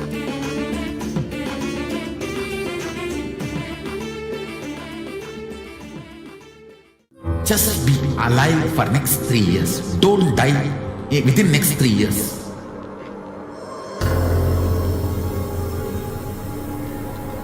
Just don't die within next 3 years. Be alive, somehow be alive. I'm working sincerely. Welcome back, viewers. We were sharing with you how today the 100 million source scriptures of Hinduism, only 20 million source scriptures are even available on the planet Earth. Out of the 100 million, 18% of the Hindu scriptures is already lost. And we have almost 100% of the Hindu universities have been destroyed. 8 major libraries have been destroyed. Thousands of much libraries have been destroyed. And major collections of manuscripts in the hands of Oriental libraries, and many of our scriptures are even, in the hands of the foreign countries. We do not have the original source scriptures in many cases. And all the source scriptures, majority of the source scriptures, 80% have been completely destroyed today. Let's take a look at some of the major libraries. Here, if you actually see the selective brutal destruction of the knowledge communities, 7 genocides of Kashmiri Pandits from 3 to 6 lakhs were brutally kicked out. Genocide of Shivacharyas in Tamil Nadu under the atheistic government. Destruction of Hindu universities and libraries. World's largest Tamil Hindu library, the Jaffna Public Library, was burnt. We lost majority of the Hindu scriptures. And not just that, the Nalanda University, the Takshashila University, which were the source of where our palm leaf manuscripts and our scriptures were stored. 13,000 universities across Bharat and 100,000 gurukuls were destroyed in the states of Bengal and Bihar. Just in these two, 13,000 universities were destroyed. It's extremely alarming and extremely burning. Just Nalanda, 9 billion books were burned by the Islamic invader Bakhtiyar Khilji. Nalanda, Takshashila, Vikramashila, Telhar universities, all these universities have, their libraries were completely destroyed. The universities were destroyed. So we could not connect with our Hindu scriptures, and the Hindus were alienated from our own scriptures, and we were forced to read the Maximilian translations of our own scriptures. The next slide. We can go on to the next. And every Indian temple was supposed to have a library. Today, all the libraries in all the temples have been destroyed. There is a very clear reference in the Kamika Agama which says every temple is supposed to have a library in one of the corners of the temple. And here is a reference from the Kamika Agama. But all the libraries, when you go to a temple today, you do not see a library there, because all the libraries were systematically destroyed. Even when the temples were not, the libraries, the source scriptures were destroyed. The next slide. So here you can see the sad state of affairs of the Hindu scriptures. Even the 20 million that are remaining on the planet Earth today, what is the state of those scriptures? You can take a look at these pictures. The next slide. And it is the supreme pontiff of Hinduism through Kailasa's Nityananda Hindu Library. How Bhagavan Sri Krishna says, Evam parampara praptam imam rajarshayo viduhu sakale neha mahata yogo nashta parantapa. Bhagavan Sri Krishna tells Arjuna, in the due course of time, yogo nashta parantapaha, this science was lost. And that is what has happened. And Krishna, Bhagavan Sri Krishna, had to happen again as Bhagavan Sri Nityananda Paramasivoham to revive these source scriptures. So the entire mission of Kailasa is to revive the enlightenment ecosystem. And one of the aspects and one of the dimensions of the revival of Kailasa is reviving the Hindu source scriptures through the Kailasa's Nityananda Library, which is the Nityananda Hindu Library project, the Nityananda Jnanalaya project. And we invite each and every one of you to come and be a part of the project, to offer your time, talent, and treasure. Come and be a part of the project. And we invite you to come and join us as serving a Pita Yajamans. As people, you can contribute any amount towards this project, because it is with the Hindu source scriptures today, as we are celebrating the GITA JAYANThi. We, each and every one of us, have to take responsibility to protect these Hindu scriptures, because for our next generation, we need to protect the greater science of Hinduism. Swamiji is taking the responsibility on himself. We can move on to the next slides. Swamiji is taking the responsibility on himself to revive the 100 million source scriptures of Hinduism. The 20 million which is out there, we have a team of sannyasis and we have a team of volunteers all over the world collecting every Hindu book that is out there, creating the largest library of Hindu books physically and digitally. And we have, team of volunteers who are traveling the length and breadth of India and all the Hindu nations, Nepal, and collecting all the palm leaf manuscripts, even if they are broken, even if they are termite infected. We collect all of them. We can move on to the next slides. We collect all of them, we preserve them, and we digitize them and make it available on the cloud. So Swamiji's vision of Nityananda Hindu Library is to make available to humanity every scripture that is out there, every book that is out there, all the scriptures, and create that epicenter of all scriptures, which will locate, acquire, collect, organize, publish, preserve, and teach and spread the Shastras. So any support that you give to the Nityananda Hindu Library project will go a long way in making these scriptures available to Hinduism, in doing the right translation, in decoding these scriptures with the truthful and the factful narrations of what is there in the scriptures, as opposed to the mistranslations and the conversion agenda based translations of Hindu scriptures. So today we are in a dire need to revive these 100 million source scriptures. Now the 20 million source scriptures are being gathered by a team of volunteers working all over the world, collecting from every temple, every library that we have, from every shop. We are collecting all the available Hindu scriptures. That is the 20 million. And as these 20 million are collected and Supreme Point of decodes and initiates us to understand the knowledge there, then the initiated disciples will be initiated to access the Akashic records, the cosmic archives, to retrieve even the 80 million lost scriptures of Hinduism. So these 100 million scriptures being able to be revived and translated and decoded has to happen within the lifespan. The 200 years, Swamiji said, is stretching his lifespan to 200 years. Now, 3,000 years of destruction of Hindu scriptures, we have only 200 years of revival. So even after the Supreme Pontiff has extended his lifespan to 200 years, it is only, not even a third, 3,000 years of destruction. We have only 200 years for revival. So even after Swamiji extending his lifespan to 200 years, we have extremely less, we have, just a very less time span to revive these Hindu scriptures. So this is an urgent basis. Kailasa's Nityananda Hindu Library is working to revive these Hindu scriptures as a part of revival of the enlightened ecosystem of Kailasa, as a part of the Sarvanyapita project. And we invite all of you, each and every one of you who are watching us out there, to come and join us and to be a part of this in whatever way you can.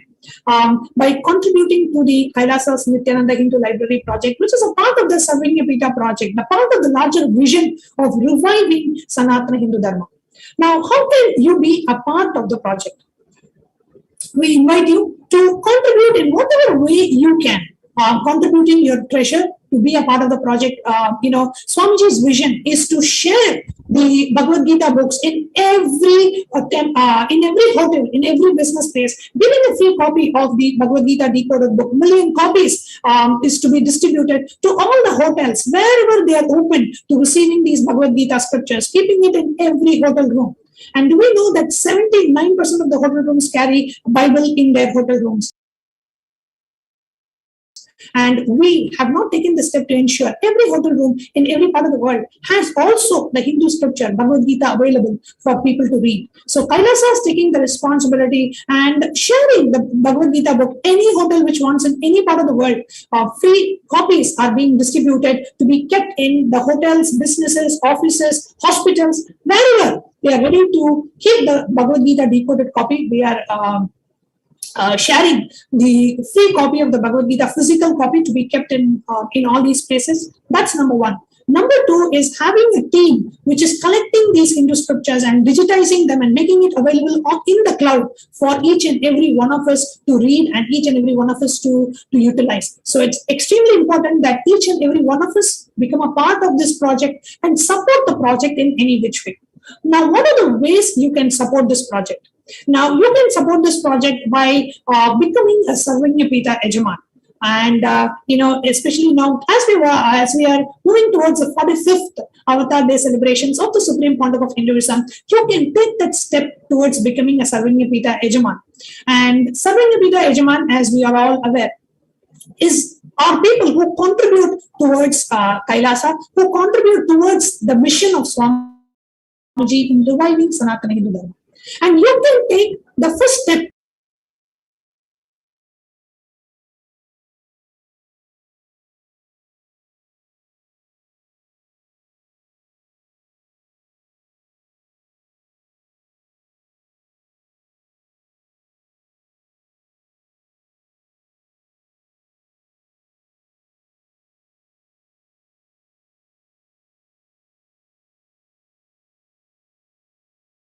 towards Sarvanyapita by becoming a Sarvanyapita manifestor.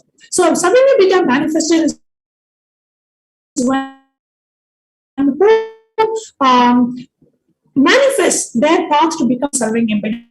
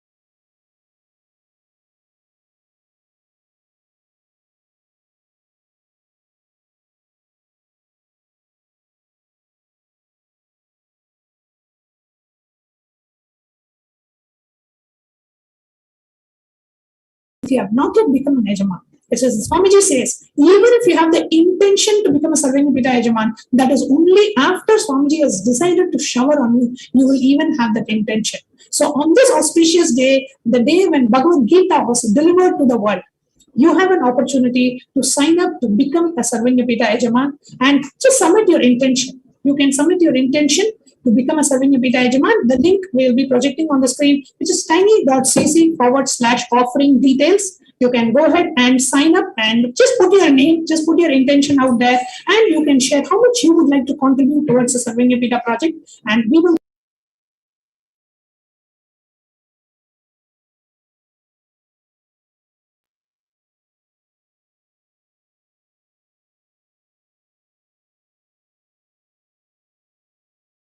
connect with you and we will share with you the details. So the link for you to sign up is tiny.cc/offering details. You can go ahead and sign up to become a Sarvanyapita Yajaman to contribute towards the Sarvanyapita project. And if you want to contribute less than $5,000, you can contribute that as well. Any amount you can contribute towards Sarvanyapita. And if you are already a Sarvanyapita manifestor, any amount more than $1,000 that you put to be towards your Sarvanyapita contribution. If you are not yet a Sarvanyapita manifestor, you can even contribute less than $5,000. It will be going as a general donation to the project, not towards the Sarvanyapita journey. But if you are a manifestor, you can put any amount more than $1,000. If you are not yet a manifestor, first contribution that you need to make is $5,000 to be included in your Sarvanyapita contribution. And after that, you can keep adding, you can keep paying towards your Sarvanyapita. So with that, we will now coming to the end of the session, and it's time for us to get ready to receive the Bhava Samadhi Darshan of the Supreme Pontiff of Hinduism, the Parandhama Vishwarupa Darshan. So let's get ready to receive the Supreme Pontiff of Hinduism. What I mean by the word llKAILASA, listen intensely. Enlightenment ecosystem, literally enlightenment itself, in your own home, wherever you are. If you cannot come to Kailasa, it's okay. Kailasa can come to you. Kailasa coming to you is llKAILASA.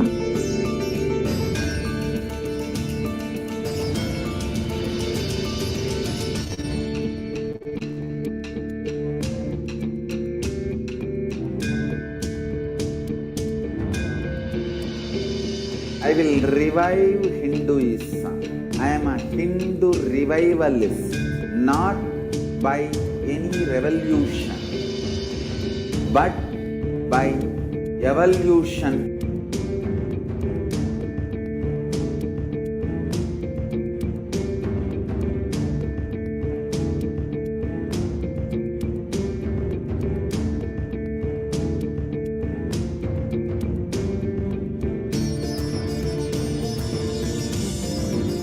And setting model community.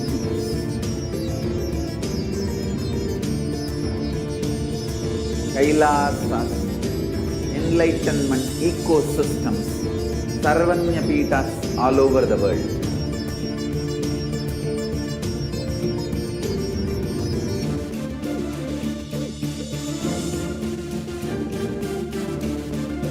All powerful cognition, knowledge, only when you live, power manifestation and possibilities manifestation happens. This is a fundamental truth.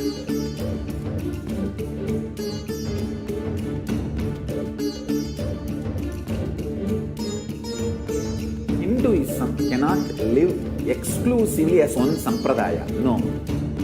All sampradayas of Hinduism is an ecosystem.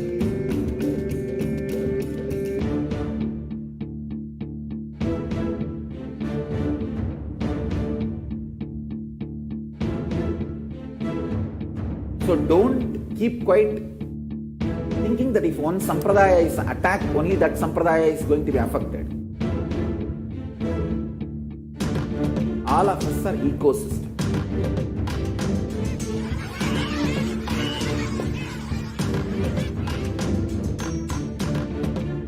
I invite all of you to get involved and enjoy Hinduism by the principle of Dharmo Rakshati Rakshitaha. When you protect Dharma, Dharma protects you. We will make the whole planet flourish spiritually. The spiritual prosperity will happen to the whole planet Earth. We all have to coexist together.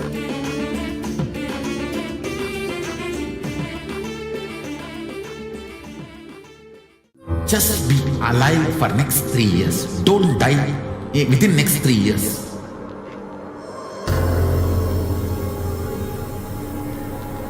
Just don't die within next 3 years. Be alive, somehow be alive. I'm working sincerely. I will reach you somehow. Somehow I will reach you.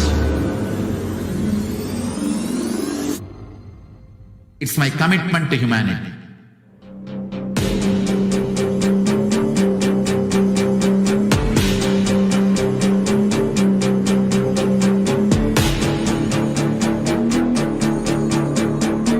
Just don't die within next 3 years. I will reach you wherever you are, whichever corner of the world you may be. I will reach you with enlightenment. You manifesting the space, state, powers, being Paramasivoham. It is possible, and it is possible for you.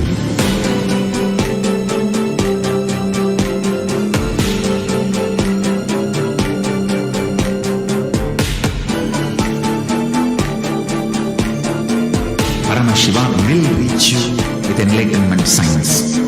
I know he is going to do the job. Just be alive for next 3 years. Nothing else. There are some great spiritual sciences unique to Hinduism.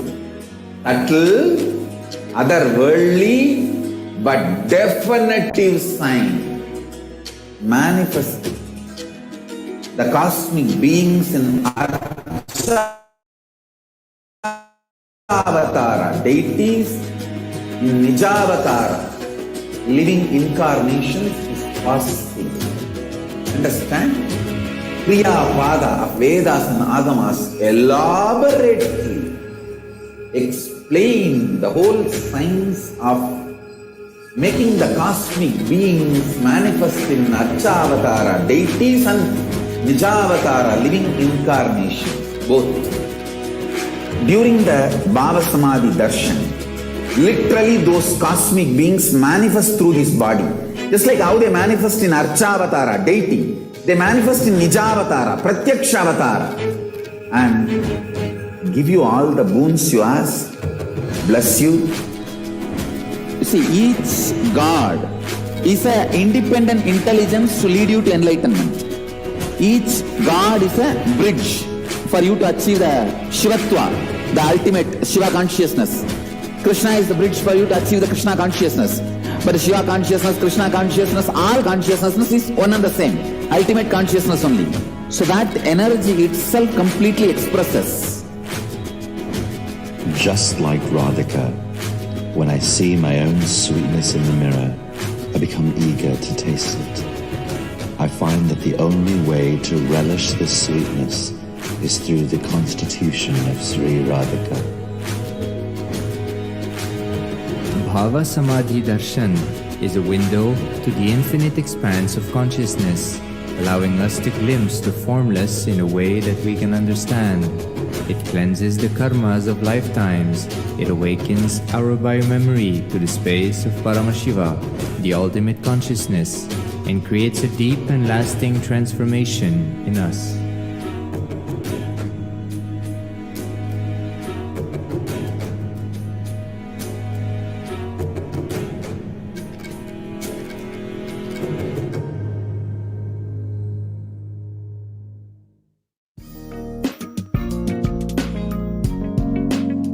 We get you health.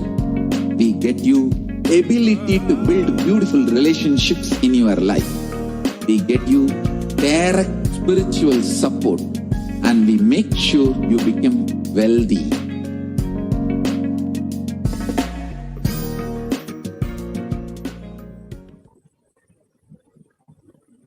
Nityananda, we welcome all of you that have joined us today for this special Divya Chakshu initiation on this auspicious day of Gita Jayanthi celebrations. And today we are going to be having the very, very, very special, most awaited, the revelation of cosmic form of Parandhama through the Supreme Pontiff of Hinduism, Jagadguru Mahasannidhanam, His Divine Holiness Bhagavan Shri Nityananda Paramasivoham. We are going to be having the Parandhama Vishwarupa Darshan, the darshan of the cosmic form of Bhagavan, Parandhama, the consciousness, that ultimate divine consciousness of Parandhama. Now, as each and every one of us are preparing ourselves, awaiting to see that cosmic opulence of Parandhama manifesting itself in the Nija Avatara through the Supreme Pontiff of Hinduism, let us all get ready with the Paramasiva Dhyana mantra. And today we are going to be having a very, very, very special preparation process for receiving this magnificent darshan. So we request each and every one of you to settle down and relax from any distraction for the next 1 hour, for the next half an hour. Intensely connect to Parandhama, connect to the Supreme Pontiff of Hinduism, and prepare yourself as the process guides. And here I'm seeing so many people that are commenting, requesting Swamiji, the very avatar of Parandhama, the ultimate cosmic energy itself, to reveal His pure cosmic form. So many people are continuously commenting, and in a few more minutes, we are going to be beholding His cosmic form. So let us all now enter into the Paramasiva Dhyana mantra. This is a very, very powerful sacred chant that we are going to be chanting from the space of restful awareness for all of you that are gathered here today. You can, just by chanting the names of the people, offer this mantra to them. Especially when from the Pindanda, the Brahmanda is going to be manifesting, where we are going to be having a Vishwarupa Darshan. On this time, we are going to be offering our prayers to the whole world. We are going to be offering this Paramashiva Dhyana mantra, which is like an initiation, just like how when an avatar initiates, when he gives diksha to you, the energy transmission happens same way. When the avatar, when we chant the mantra, it's Paramashiva Dhyana mantra, the avatar literally births himself in the form of these mantras and transfers the spiritual energy to all of us. So now let us all get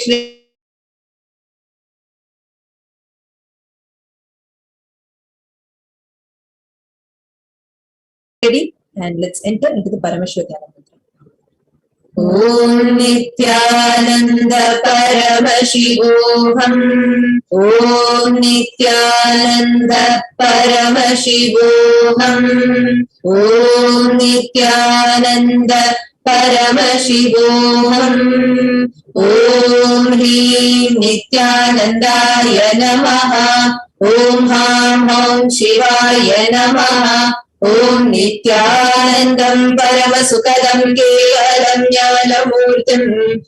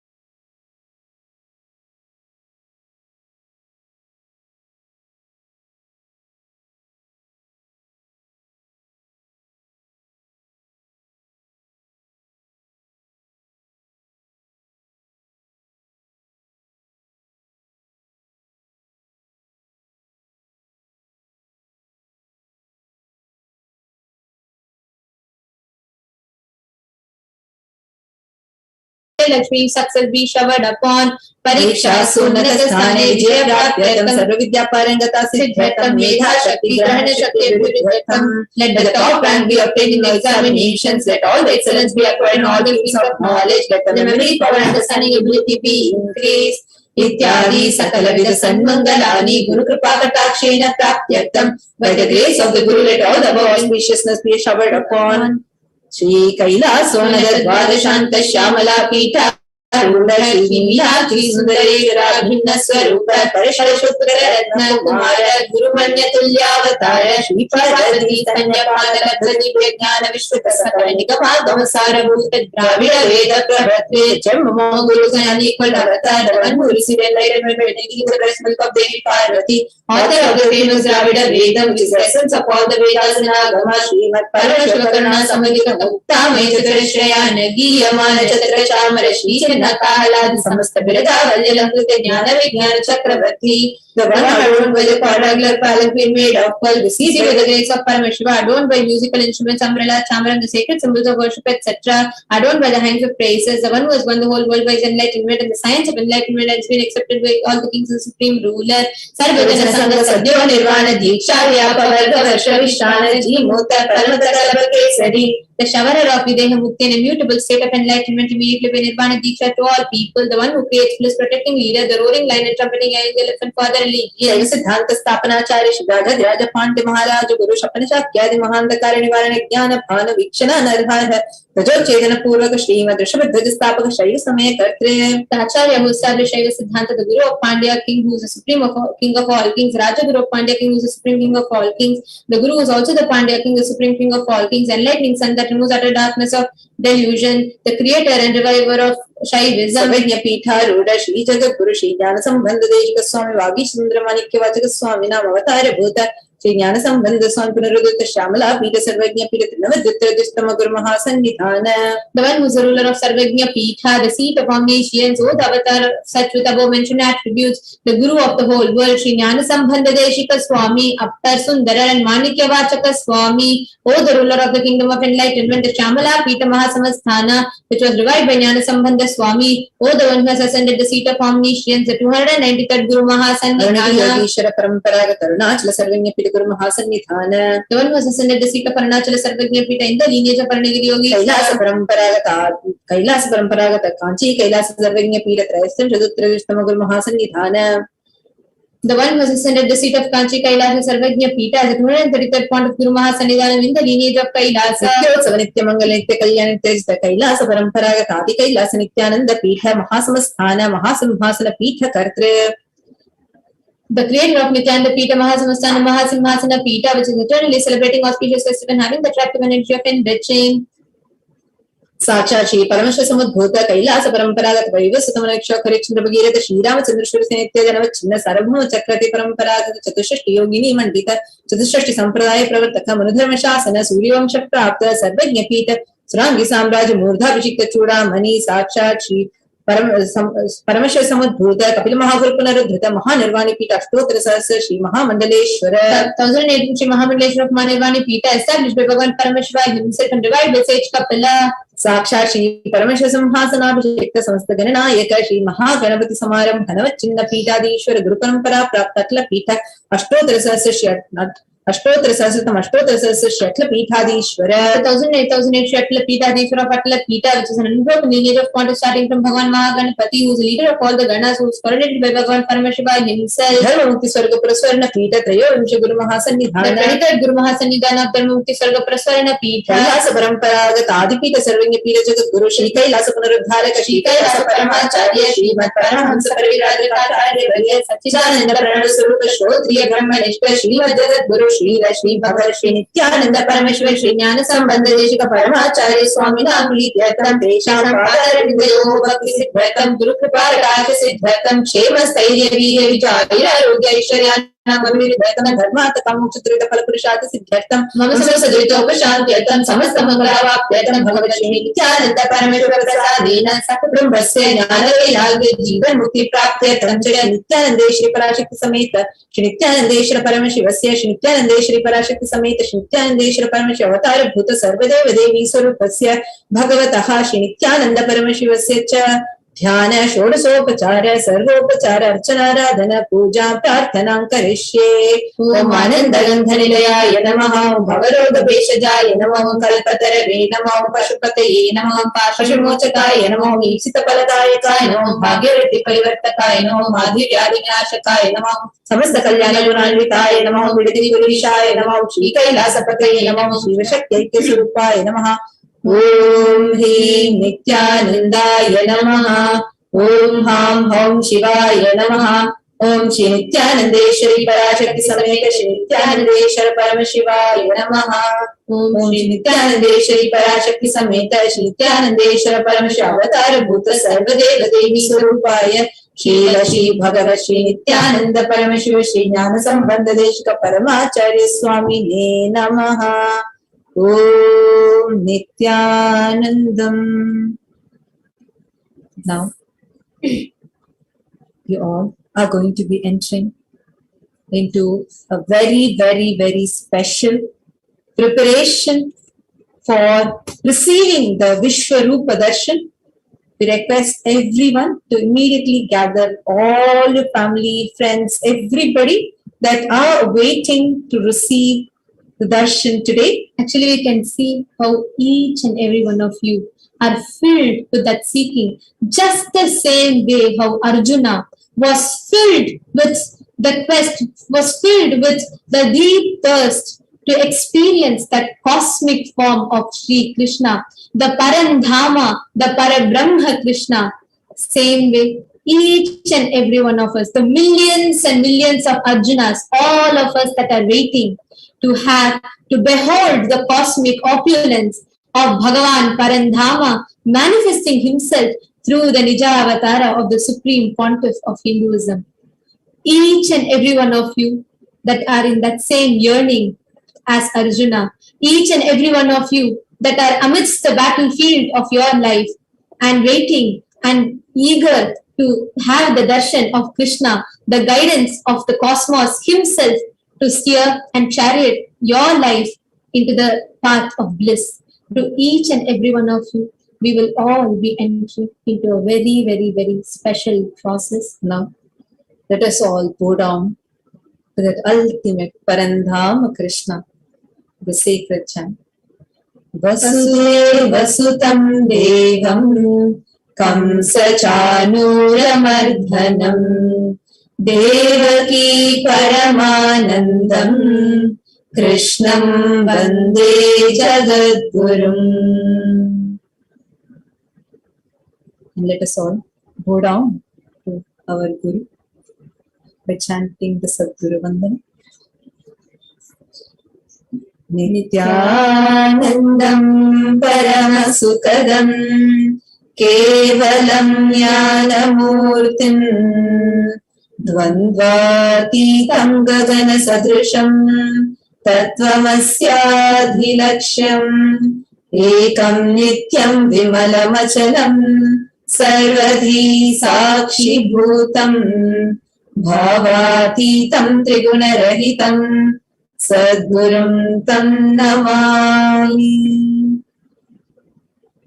5,000 years ago, on this same day, in the battlefield of Kurukshetra, stood Nara, the best of men, the representation of the whole of humanity. Facing in front of him, Narayana, the divine ultimate consciousness, the cosmos itself, descended in its human form. 5,000 years ago, on this very day, in the battlefield of Kurukshetra, appeared the song of God, Bhagavad Gita.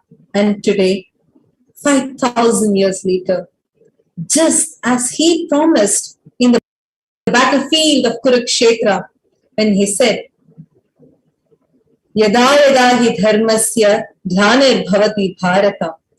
Whenever the world goes through that low, he promised to the world that he will appear again and again and again. Now, to each and every one of you that are sitting before us, in that each and every one of you that are just like Arjuna in the Kurukshetra of your life, in the battlefield of your life, you are here facing Narayana, the best, the ultimate divine consciousness descended in its human form as a supreme pontiff of Hinduism. Let us all now witness the exact same moment that Arjuna, the best of men, Nara, what he beheld in front of him. We are all now going to see and listen to exactly how that cosmic event unfolded itself. 5,000 years ago, to receive the darshan amidst the entire battlefield, which had great people like Bhishma Pitamaha, what was that space was Arjuna in to receive that darshan? Let us now actually listen in his own words.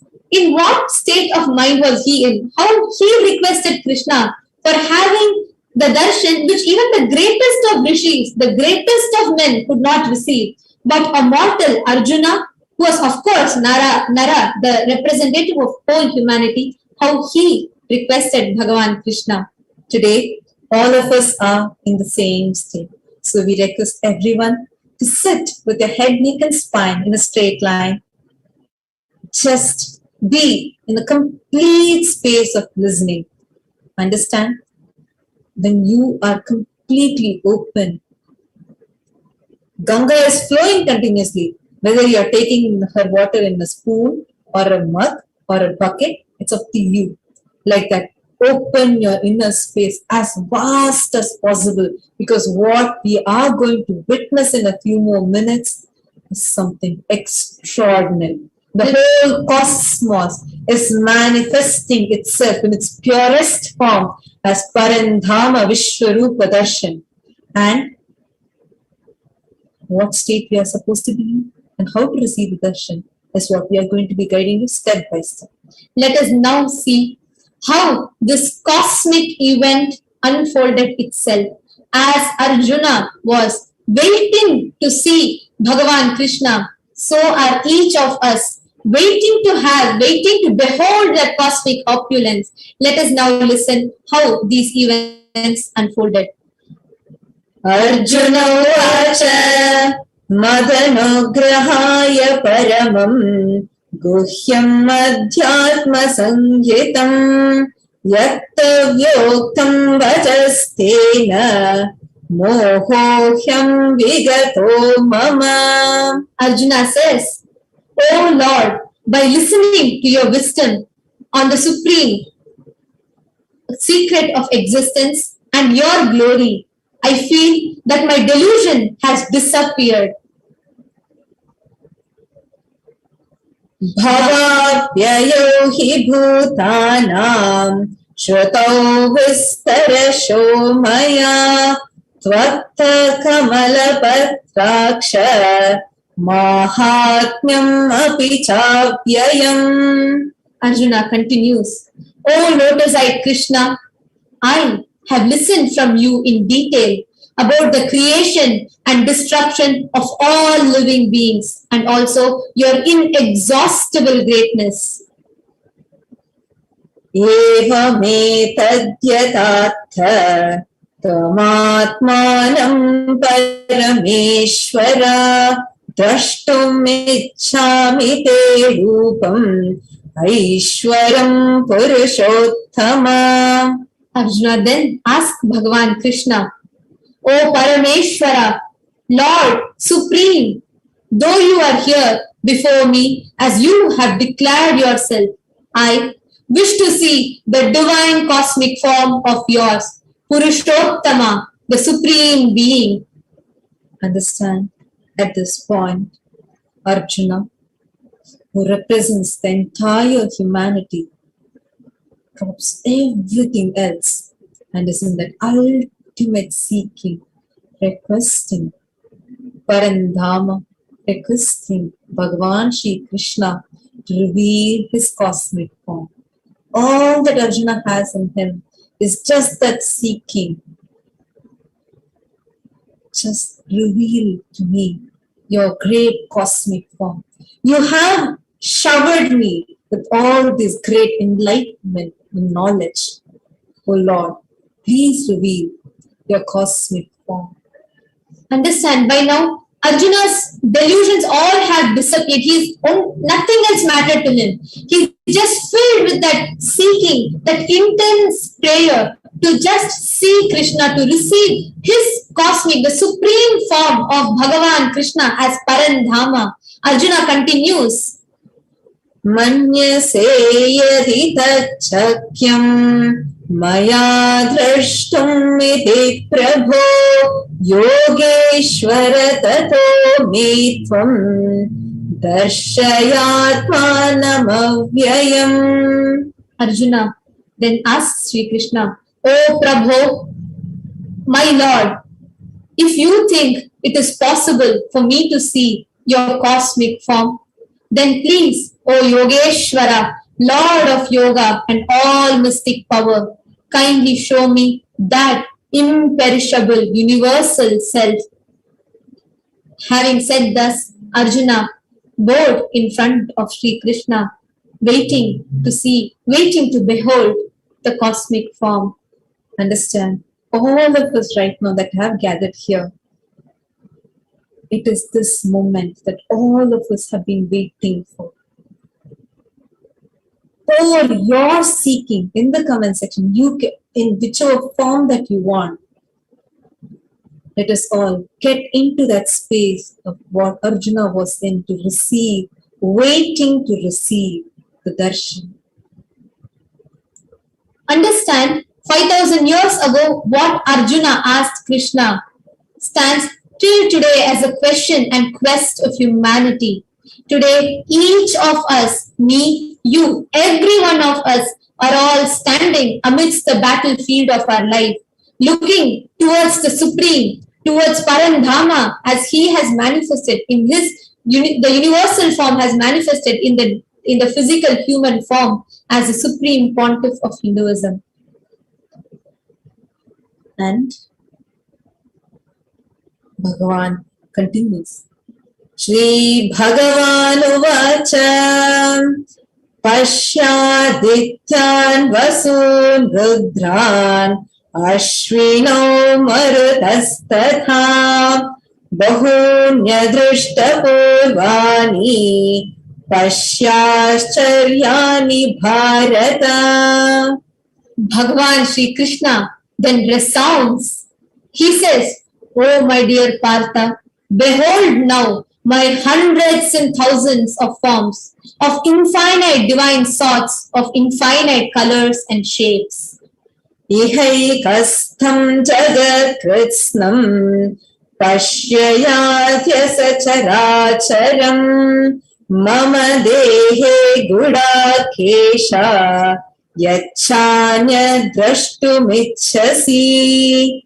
Bhagavan Krishna continues, "O Bharata, see here the different manifestations of Adityas, the Vasus, the Rudras, the Ashwins, the Marutas, and all the other gods. Behold the many wonderful forms which no one has ever seen before."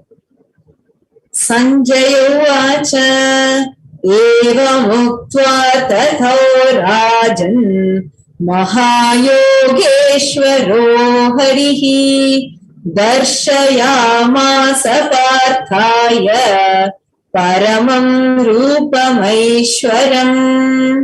Hearing this divine conversation between Arjuna and Bhagavan Shri Krishna, Sanjaya narrates,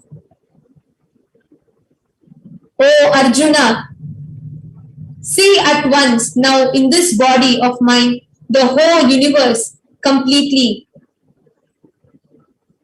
In this one place, all the moving and unmoving, and seeing everything else you desire to see also." And saying thus, Bhagavan Shri Krishna, the Raja, the Mahayogeshwaro Hari, he reveals his cosmic form to Arjuna. And Bhagavan Shri Krishna says, just before revealing his cosmic form to Arjuna, Bhagavan Shri Krishna says, Shri Bhagavan Uvacha Nato Mam Shakyase Drashtum Anenaiva Swachakshusha Divyam Dadami Te Chakshu Pashyam Me Yogamaishwaram. Bhagavan Shri Krishna says, but you cannot see my cosmic form with these physical eyes of yours. Therefore I grant you the divine third eye. Behold my cosmic opulence. Today, all of us are going to be receiving this Divya Chakshu, to cosmic opulence, as an initiation from him itself. Understand, like how when Arjuna was praying to Krishna and yearning, and Krishna said, Oh Arjuna, you cannot see my cosmic form with these physical eyes of yours. Therefore, I grant you the divine third eye. Behold my cosmic opulence. And today, in the exact same, as each and every one of us are standing in the same seeking and yearning as Arjuna, Bhagavan Parandama, who is walking the planet Earth as the Nija Avatara of the Supreme Pontiff of Hinduism, Swamiji is bestowing all of us with that same Divya Chakshu, the divine third eye. Let us then see what happens. Sanjaya Vacha Eva Muktva Tato Rajan Mahayogeshwaro Harihi Darshayamasa Parthaya Paramam Rupamaishwaram. Sanjaya said, O king, having spoken thus, the great lord of yoga, Mahayogeshwara Hari, Shri Krishna, showed Arjuna his supreme cosmic form. Sanjaya continues. Anekavatranayanam, Anekadbhuta darshanam, Anekadivyabharanam, Divyanekodhyatayudham. Sanjaya tells the form that Sanjaya is seeing that is happening, the form that descended in the field of Kurukshetra. He says, infinite mouths and eyes with infinite wonderful sights, infinite divine ornaments, and the involuminous divine weapons uplifted. Divyamalyam bharadaram, Divyagandhanulepanam, Sarvashcharyamayam devam, Anantam Vishwato Mukham. Sanjaya narrates how Arjuna is beholding. Sanjaya says, Arjuna saw this universal form wearing the divine garments and clothing, anointed with celestial fragrances, wonderful, resplendent, endless, with faces on all sides.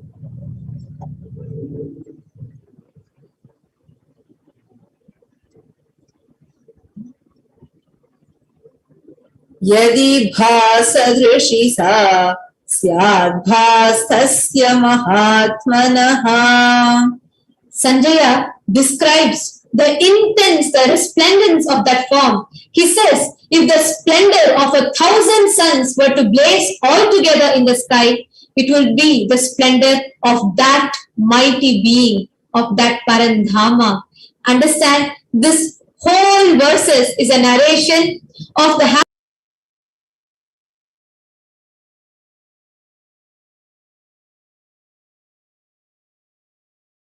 of Vishwarupa, how Krishna revealed himself before Arjuna in the exact words directly by Arjuna and by Sanjaya. One important thing to note here, all these happens when Krishna freezes the time and amidst the battlefield. Understand? Darshan is not restricted by space or time.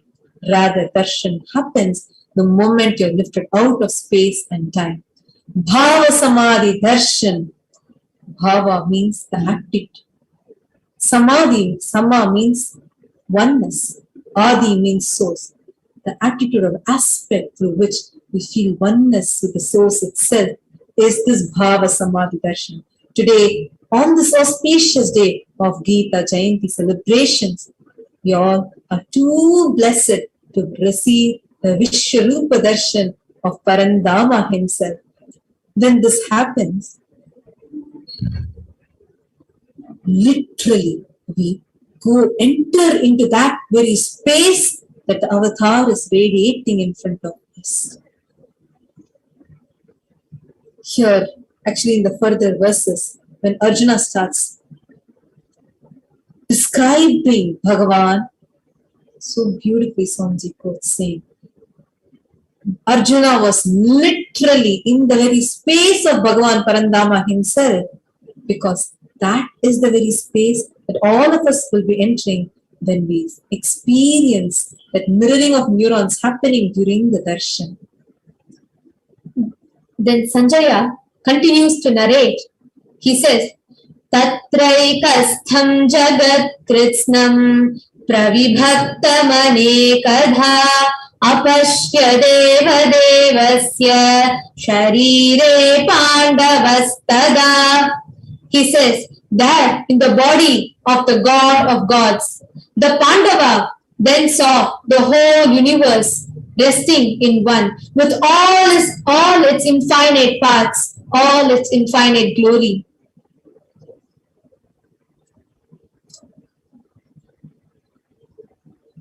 Tatasavisya mamaya vishto krishtaro madhananjaya pranamya shirasa devam kritanjalirabhashata. Sanjaya describes Dhananjaya filled with wonder, his hair standing on its very edge, his head bowed down in his palms, and he looked at the very Lord with his palms joined together. Now, each and every one of us are in that same state as Arjuna, with our hands both together, eager, filled with the thirst to behold the cosmic opulence of Parandhama, as each and every one of us stand amidst our battlefield of life, the Kurukshetra. We are all standing in front of us, having the cosmos, the existence, the Parandhama, the Parabrahma, manifested in his Nija Avatara as the supreme pontiff of Hinduism. Just as Arjuna stood there, Nara, the best of men, representing the whole of humanity, stood in front of Narayana, the ultimate divine consciousness. So are we today, standing in front of the ultimate divine consciousness, Parandhama, Narayana, as he has manifested in his Nija Avatara. Let us all prepare now with the meditation to receive, to behold that cosmic opulence, to behold the Vishwarupa Darshan of Bhagavan Parandhama as he is manifesting himself through the Nija Avatara. Let us all get ready. We are going to be having a very special guided meditation. So we request everyone to sit with your head, neck and spinal straight line. We are going to be preparing ourselves, our inner space to receive the Vishwarupa Darshan. Please sit with your head, neck and spine in a straight line. Close your eyes. Breathe in and breathe out deeply and slowly. Let us all now enter into the meditation process. Pray intensely to the Parabrahma Krishna, to the universal consciousness,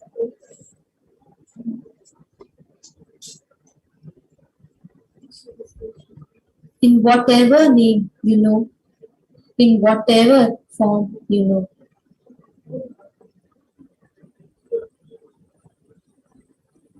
Pray to that energy to give a glimpse of his being to you. A glimpse of the experience that Arjuna received and which all the enlightened masters experienced. Just as Arjuna stood in the battlefield of Kurukshetra, praying to Parandhama, to Krishna, to reveal his cosmic form. So are we standing amidst the battlefield of life to receive the Vishwarupa Darshan. Relax. Breathe in and breathe out deeply and slowly.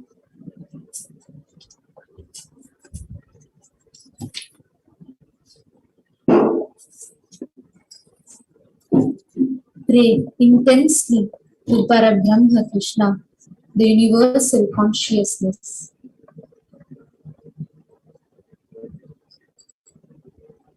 Pray to the universal energy. It responds to your thoughts. Your prayers are not dead words, they are living communication. Pray to Parabrahma Krishna to give you a glimpse of the experience that Arjuna received and which all the enlightened masters experienced. Inhale as deeply as possible and as slowly as possible. Relax from all your distractions. Sit with your head, neck and spine in a straight line.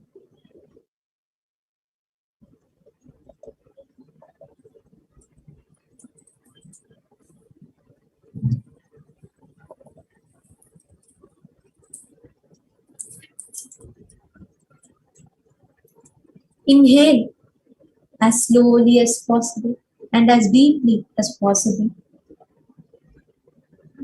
Exhale as slowly as possible and as deeply as possible.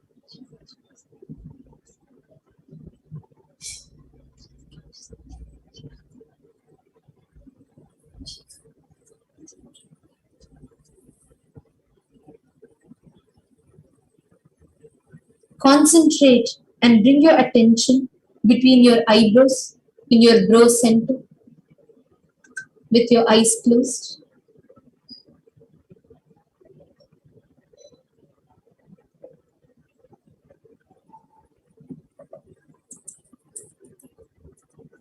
Bring your entire awareness on your Agnya chakra, your brow center.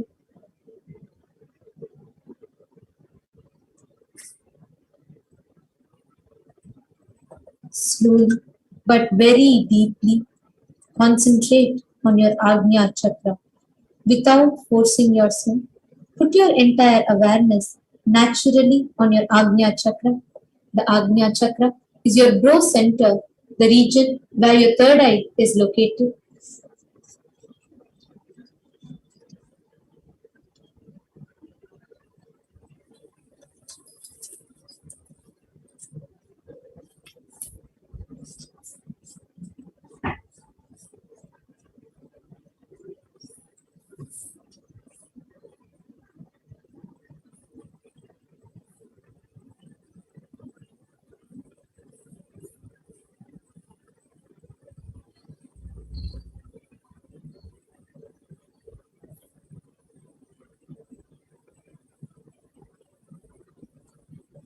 Slowly, very deeply, concentrate on your Agnya chakra. Don't force yourself. Put your entire awareness naturally on your Agnya chakra.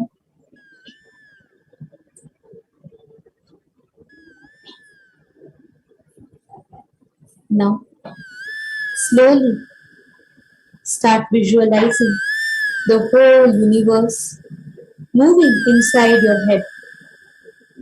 Visualize all the stars, planets, galaxies, all the suns, moons, stars, solar systems, galaxies, everything is moving in your head. It is all moving inside your head. Bringing your entire awareness into your Ajna chakra. Start visualizing that the entire universe is moving inside your head.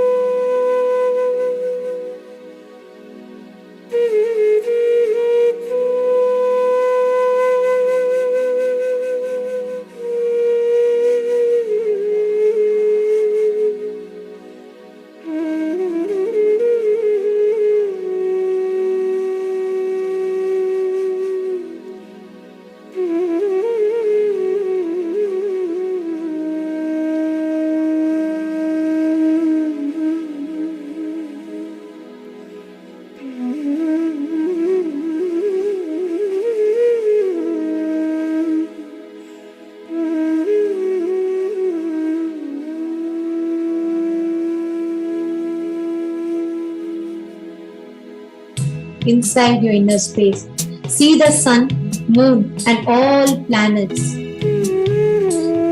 Visualize this clearly, intensely.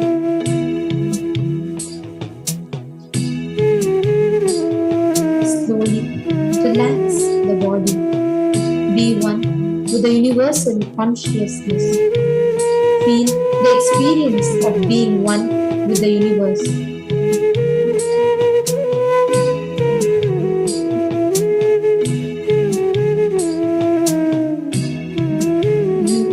Are seeing clearly the sun, moon, stars, and planets just disappear into the universal consciousness. Forget your name, your form, all the conditions, your profession, your gender, your country. Forget everything about yourself.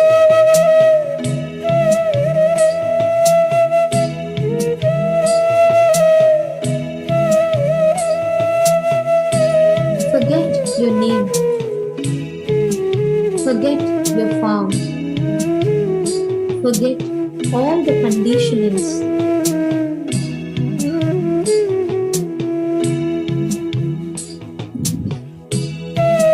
Your profession, your gender, your country, everything about yourself. Disappear into that universal consciousness. Lose the identity, the root cause of all the thoughts. Let it disappear into the universal consciousness. Experience the bliss, the fulfilling bliss of the whole universe. Expand and disappear into that universe. Dissolve into the universal consciousness. Be in Nityananda, the eternal bliss.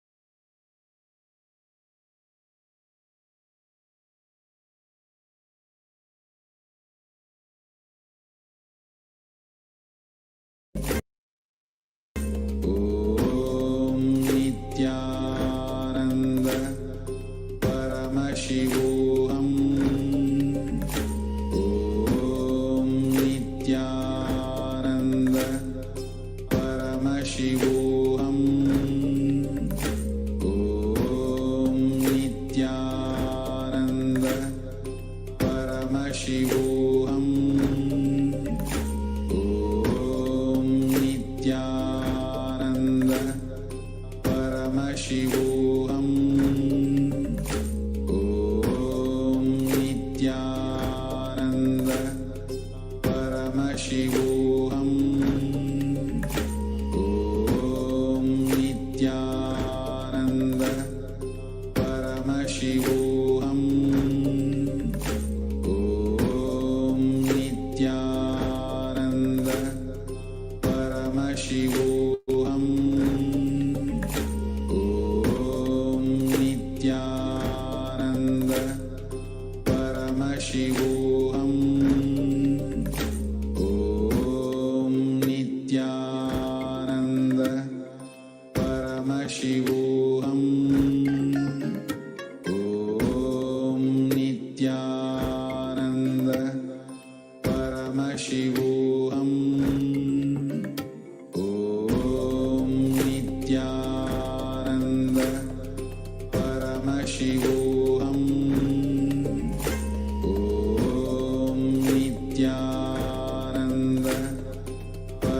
Paramasivoham. Om Nityananda Paramasivoham. Om Nityananda Paramasivoham. Om Nityananda Paramasivoham. Om Nityananda Paramasivoham.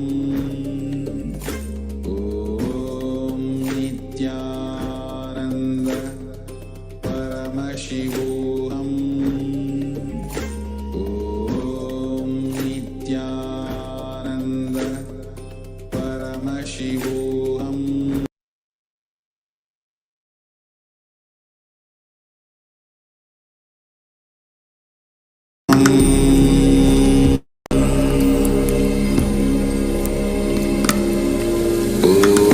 Om Nityananda Paramasivoham. Om Nityananda Paramasivoham.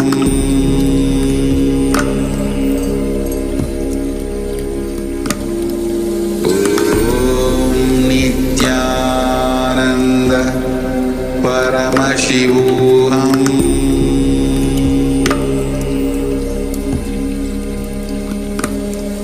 Om Nityananda Paramasivoham.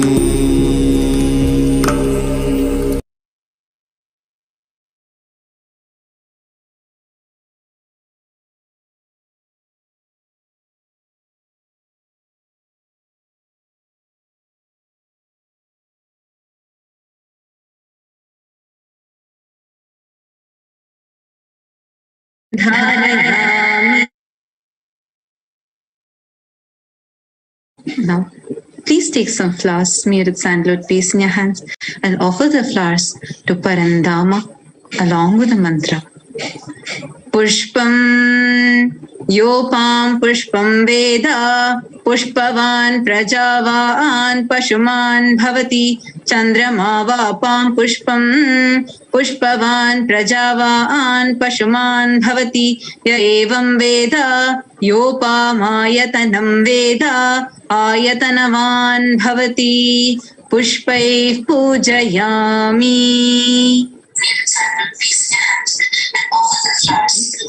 Lift incense sticks in your hand and slowly wave it towards Parandama along with the mantra, and please ring the bell as you do so. Om Dhurasi Dhurva Dhurvantam Dhurvatayyo Osman Dhuratitam Dhurvayam Vayam Dhurvamastam Devanamasi Sasnitamam Papritamam Jushtatamam Vannitamam Devahutamam Ritamase Avirdhanam Trigum Hasvamatva Mitrasyatva Chakshusha Prekshe Ma Bherma Samvikta Matva Higum Sisham Dhupamagrapayami. Now, please take the lit lamp in your hands and slowly wave it towards Parandama along with the mantra, and please ring the bell as you do so. Om Uddipya Swajata Vedopagninniritim Mama पशोगश्च मह्यमावह जीवनं च दिशो दिश मानो हि गुंसि जातवेदो गामश्वं पुरुषं जगत् अभिभ्रदग्न आगहि श्रिया मा परिपातय दीपं दर्शयामि. Now, please take a udharni of water and hover it clockwise over the Naivedyam and offer the water to Parandhama along with the mantra, and please ring the bell as you do so. Om Madhuvatarayate madhuksharanti sindhavaha madhrihina santoshadhihi madhunaktamutoshasi madhumatparthivagum rajaha madhudyorastu nah pita madhumano vanaspatir madhumagum astu suryaha madhirgavo bhavantu naha madhu madhu madhu naivedyam nivedayami. Now, please take the arati in your hands and slowly wave it towards Parandhama along with the mantra, and please ring the bell as you do so. Om Rajadhirajaya Prasanya Sahine Namo Vayam Vaishravanaya Kurmahe Same Kamang Kamakamaya Mahyam Kameshwaro Vaishravano Dadato Kuberaya Vaishravanaya Maharajaya Namaha Karpura Gauram Karunavataram Samsarasaram Bhujagendraharam Sada Vasantam Hridayarvinde Bhavam Bhavani Sahitam Namami Bhavam Bhavani Sahitam Namami Bhavam Bhavani Sahitam Namami Karpura Niranjanam Darshayami. Now, in the same space, please sit with your head, neck and spine in a straight line and get ready to receive the Parandhama Vishwarupa Darshan. What Arjuna witnessed 5,000 years ago. Today, on this very auspicious day of Bhagavad Gita Jayanthi, all of us are blessed to witness the Parandhama Vishwarupa Darshan through the Supreme Pontiff of Hinduism, Jagat Guru Mahasanidhanam, His Divine Holiness, Bhagavan Shri Nityananda Paramasivoham.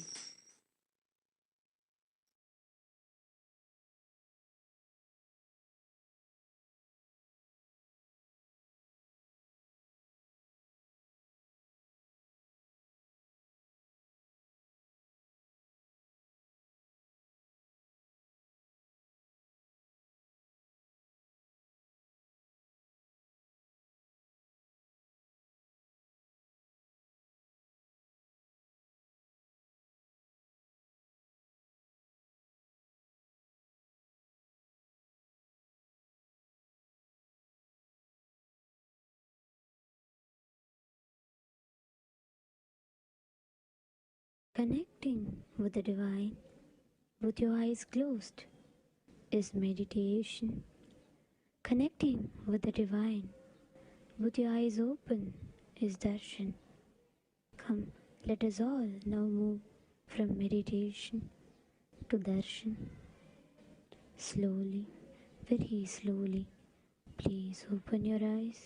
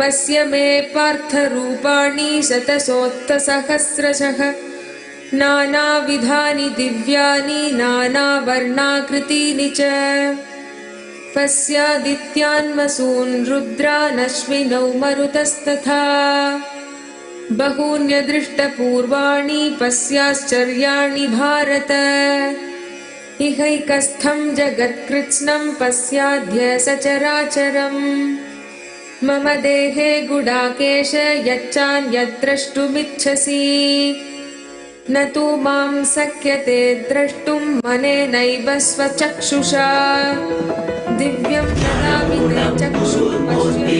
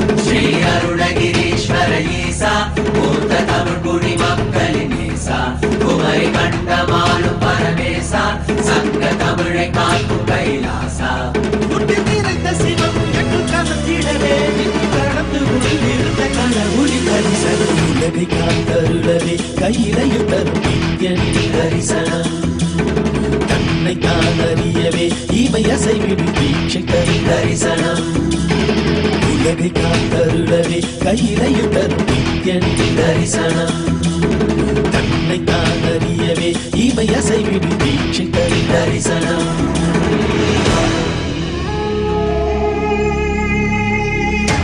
பகவதே ருத்ராய புருஷாய அகோராய வாமதேவாய சத்யஜாதாய நமः பகவதே ருத்ராய புருஷாய அகோராய வாமதேவாய சத்யஜாதாய நமः ஓம் நமோ நமோ நமः சிவாய ஓம் நமோ நமோ நமः சிவாய ஓம் நமோ நமோ நமः சிவாய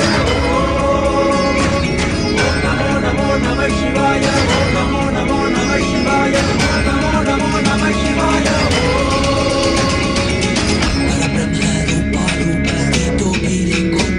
Shiva, Shiva, Sarva Bhuvana Panchakritya Kanto Guru Sada Shiva, Shiva, Krityani Sakala Tattva Mayame Mahasada Shiva, Jangama Jangama Antastha Parabrahma Para Shiva, Jinma Mrityu Chakra Chedaka Shakti Dayaka Avarara, Nikama Kama Punaruddharaka Nityananda Parama Shiva.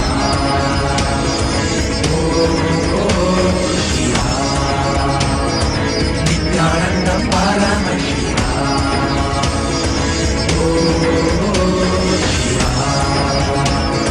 Nityananda Parama Shiva.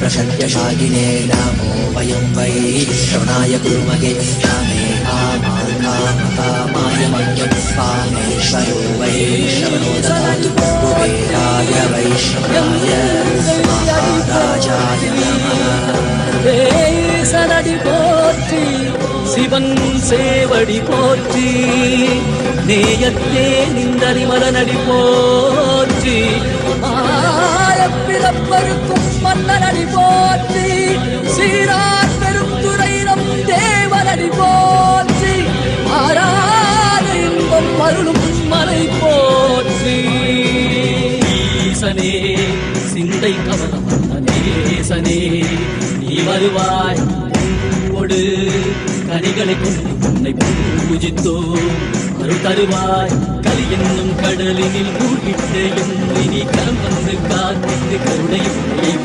பொய்கையில் அலர்ந்திட்ட அளவற்றம் போல உன் திருவடியில் வாழ்ந்திட வாராய் அருணாச்சலனே நீ வாராய் அகண்ட ஜோதியனே வாராய் அல்லல் நீக்கிடவே வாராய் அகிலம் போற்றுகின்ற ஈசனே சிந்தை கவர்ந்த நேசனே நீ வருவாய் ஒடு கனிகளை பூஜித்தோ அருள் தருவாய்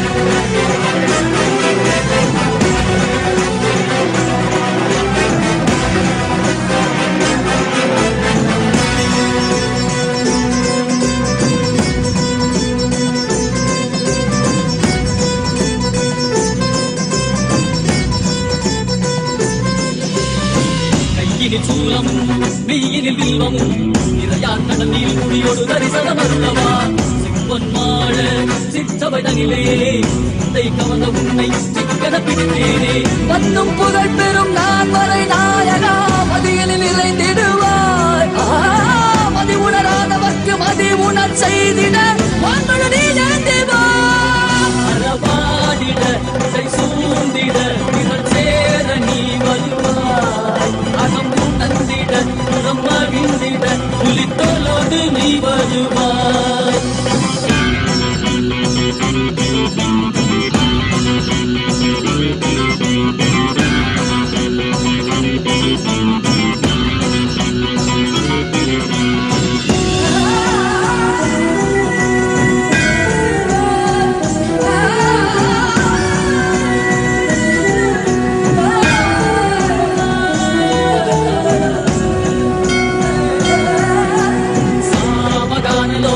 विमुक्ति कालने नादिकेश दिव्य ब्रह्मरूपने मीनाक्षि शक्ति सहित सुंदरेशने अन्नामलै विदित नित्यानंदने चित्त अचित्तலாம் உன்னாலே இயக்கும் உன்னாலே உந்தன் கண்ணாலே சிகையில் அணிந்திட்ட மதியாலே மதியின் ஒளியாலே தெளிந்திடும் வழியாலே ஜீவன் முக்தி பெற விழைந்தோமே உந்தன் திருவடியில் தொழுதோமே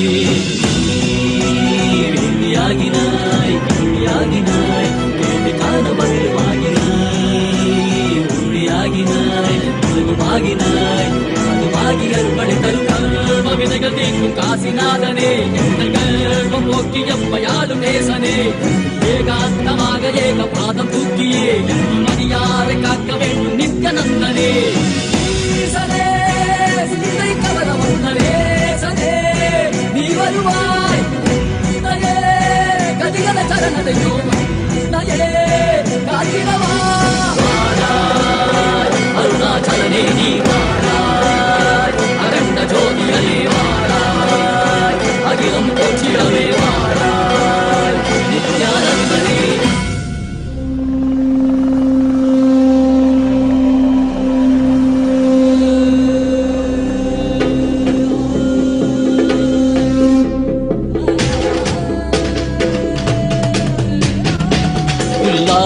பூடாய் புழுவாய் மரமாகி பல்விருகமாகி பறவையாய் பாம்பாகி கல்லா மனிதராய் பேயாய் கணங்களாய் வல்லசுரராய் முனிவராய் தேவராய் செல்லாரின் தாவர சங்கமத்துள் எல்லா பிறப்பும் பிறந்திழைத்தேன் பெருமான் மெய்யே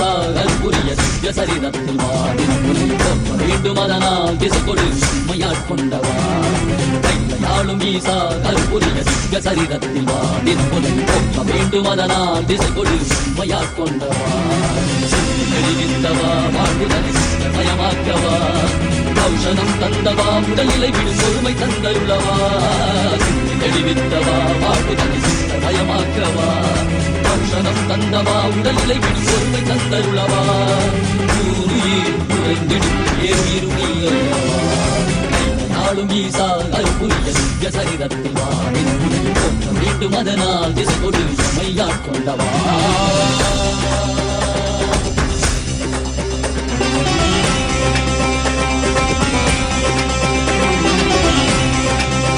மாற்றமாம் வையகத்தின் வேறே வந்தறிவாம் தேற்றனே தேற்றத் தெளிவே என் சிந்தனையுள் ஊற்றான உன்னாரமுதே உதயானே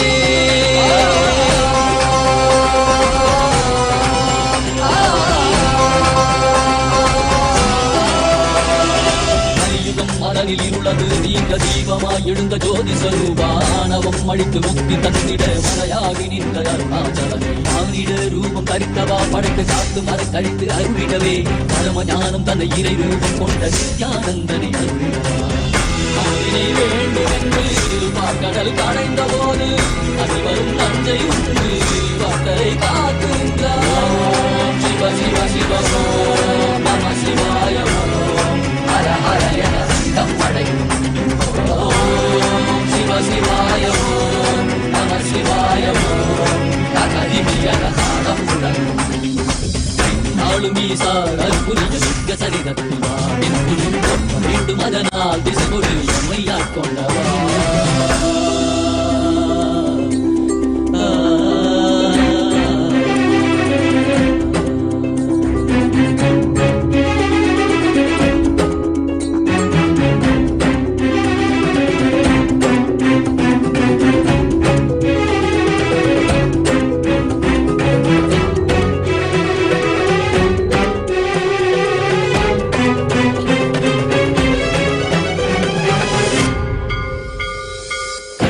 காட்டில் ஆடிட கண்டே காலரை காலார் கடந்தாரை கண்டே புள்ளி உடைமானின் தோளாரை கண்டே புலியுரை ஆடை புனிதனை கண்டே வெள்ளி பிறை சடையில் சூட்டிட கண்டே புள்ளி மலை மீது நின்றாரை கண்டே நந்தி பெருமானின் நாயகன் கண்டே நான் மறை வேதநாதன் கண்டே கண்டந்து கண்டவா காண கண் தந்தவா காண்கின்ற காட்சியெல்லாம் கைலாயம் தந்தவா ஓம் சிவ சிவ சிவ ஓம் நம சிவாய ஓம் ஹர ஹர என சிதம்படை ஓம் சிவ சிவாய ஓம் நம சிவாய ஓம் தகதிமியன காலம் முழங்கும்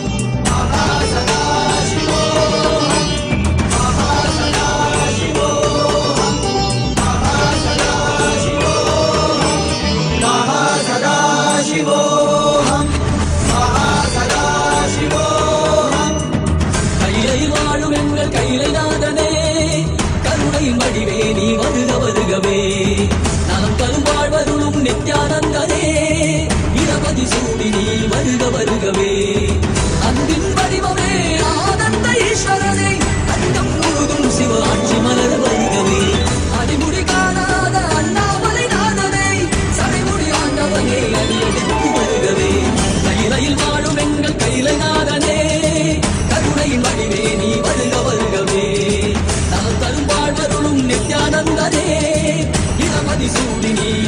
வருகவே மகாசதாசிவோஹம் மகாசதாசிவோஹம் மகாசதாசிவோஹம் மகாசதாசிவோஹம்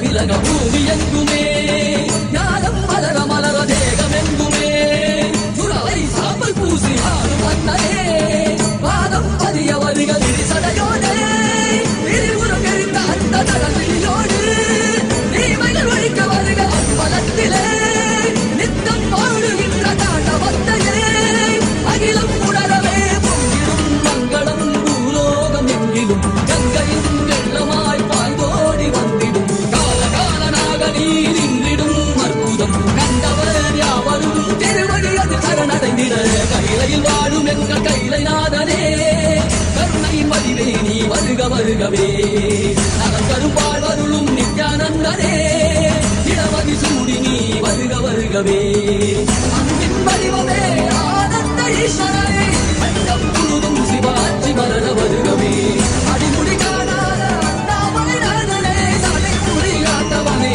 அடியெடுத்து வருகவே கையிலையில் வாழும் எங்கள் கைலை நாதனே கருணையின் வடிவே நீ வருக வருகவே நலம் தரும் வாழ்வருளும் நித்யானந்தனே இடமதி சூடி நீ வருக வருகவே மகாசதாசிவோஹம் மகாசதாசிவோஹம் மகாசதாசிவோஹம் மகாசதாசிவோஹம்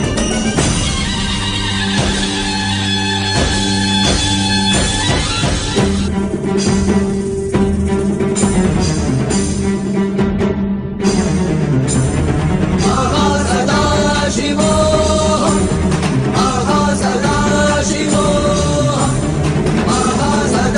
மகாசதாசிவோஹம் மகாசதாசிவோஹம்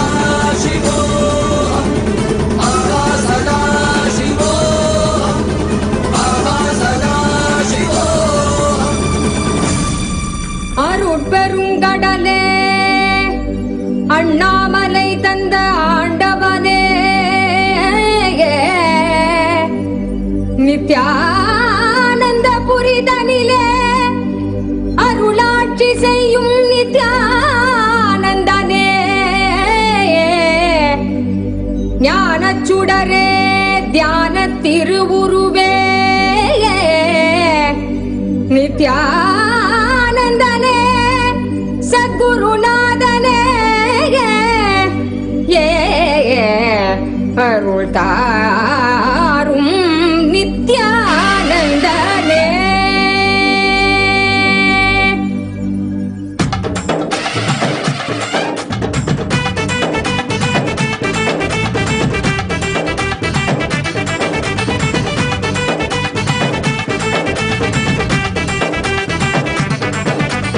ஆடிவா நித்யனே ஆடிவா புகழ் பாடி நின்றோம் விரைந்தோடிவா பக்தியுடன் ஆடவா உன் பதம்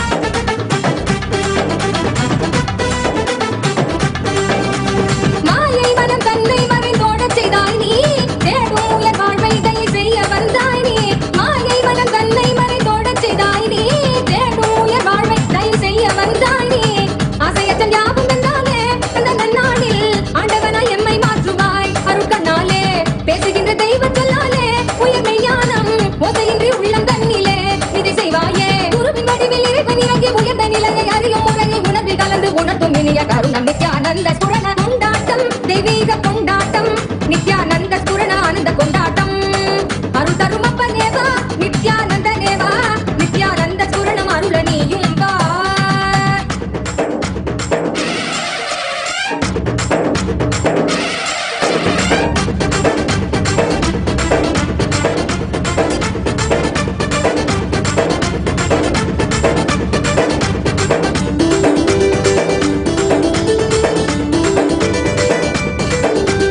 தர்மம் காக்க நித்யானந்தனாக வந்தாய் நீ கர்மம் நீக்க நித்யானந்த ஸ்புரணம் தந்தாய் நீ தர்மம் காக்க நித்யானந்தனாக வந்தாய் நித்யானந்த ஸ்புரணம் தந்தாய் நீ அம்மையப்பனாக உலகை ஆளுகின்றாய் நீ உன் சொற்கள் ஞான சத்தியங்கள் யாவும் கேட்க மக்கள் கூடும் கொண்டாட்டம் தெய்வீக கொண்டாட்டம் நித்யானந்த ஸ்புரண ஆனந்த கொண்டாட்டம் அருள் தரும் அப்பனேவா நித்யானந்த நேவா நித்யானந்த ஸ்புரணம் அருள நீயும் வா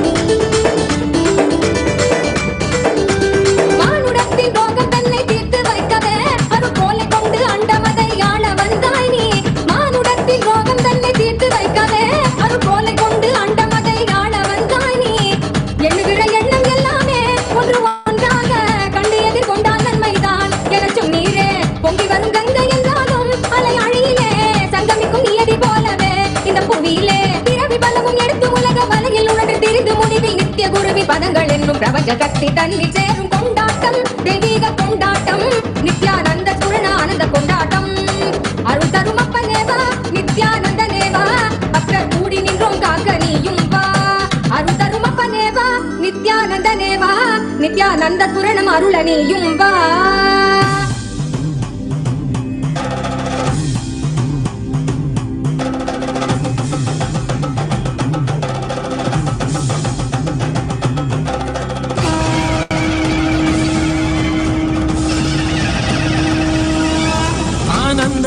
நித்யானந்தனே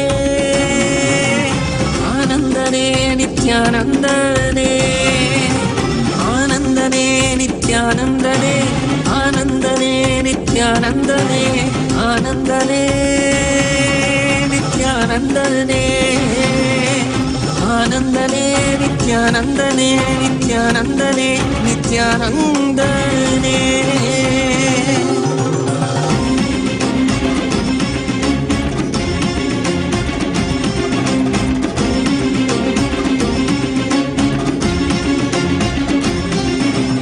அடிமுடி காணாத கண்ணாமலை நாதனே ஆனந்த முருதாங்கி அவனில் உதித்தவனே அடிமுடி காணாத கண்ணாமலை நாதனே ஆனந்த முருதாங்கி அவனில் உதித்தவனே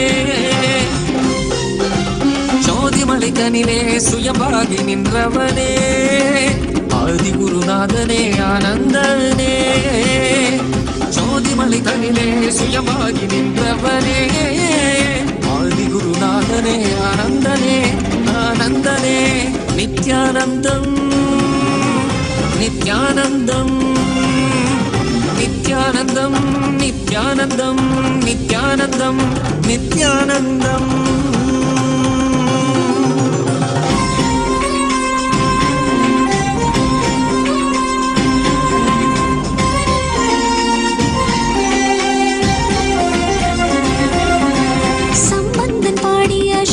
சதா சிவன் மன்முகன் போற்றிய பிரம்மத்தின் ஈஸ்வரன்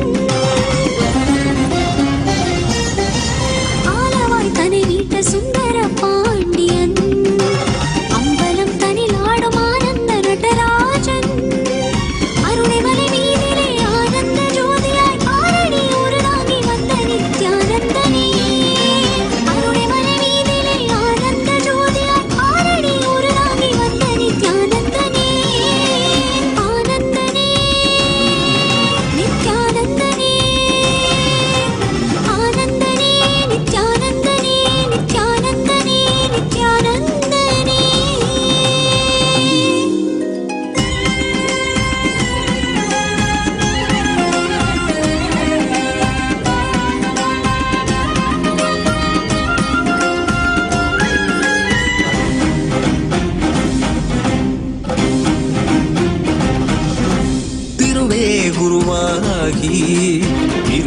திருவடித்தலை காட்டி அருவி உருவாகி ஆனந்தம் தனை ஊட்டி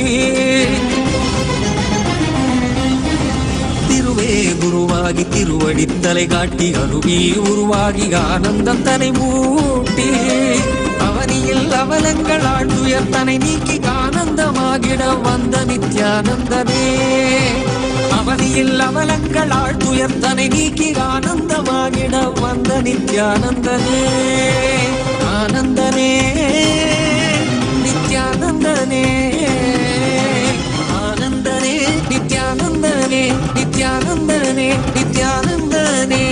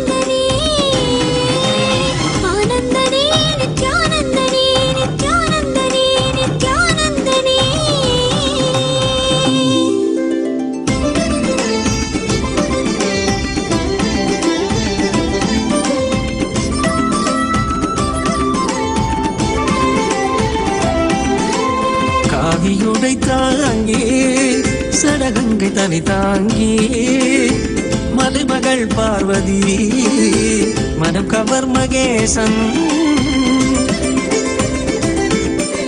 காவியுடை தாங்கி சடகங்கை தனை தாங்கி மலைமகள் பார்வதி மனம் கவர் மகேசன் ஆலவாயேசனவன் யோகியரின் ரூபமாய் வந்த நித்யானந்தமே ஆலவாயேசனவன் யோகியரின் ரூபமாய் வந்த நித்யானந்தமே சரி சதா தத்த சத பத மக சரி கபத சா சரி சதா தத்த சத பத மக சரி கபத சா கரி கரி சரி சரி சத கபத சகரி சரி சத சத சத பசரி கப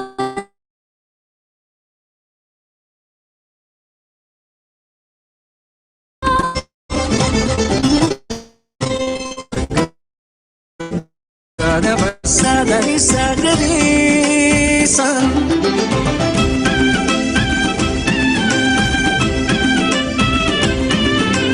கண்டவர் விண்ணிடவும் விண்ணவர் போற்றிடவும் கண்கவர் ரூபமாய் காணாதவர் கண்டிடவும் கண்டவர் விண்ணிடவும் விண்ணவர் போற்றிடவும் கண்கவர் ரூபமாய் காணாதவர்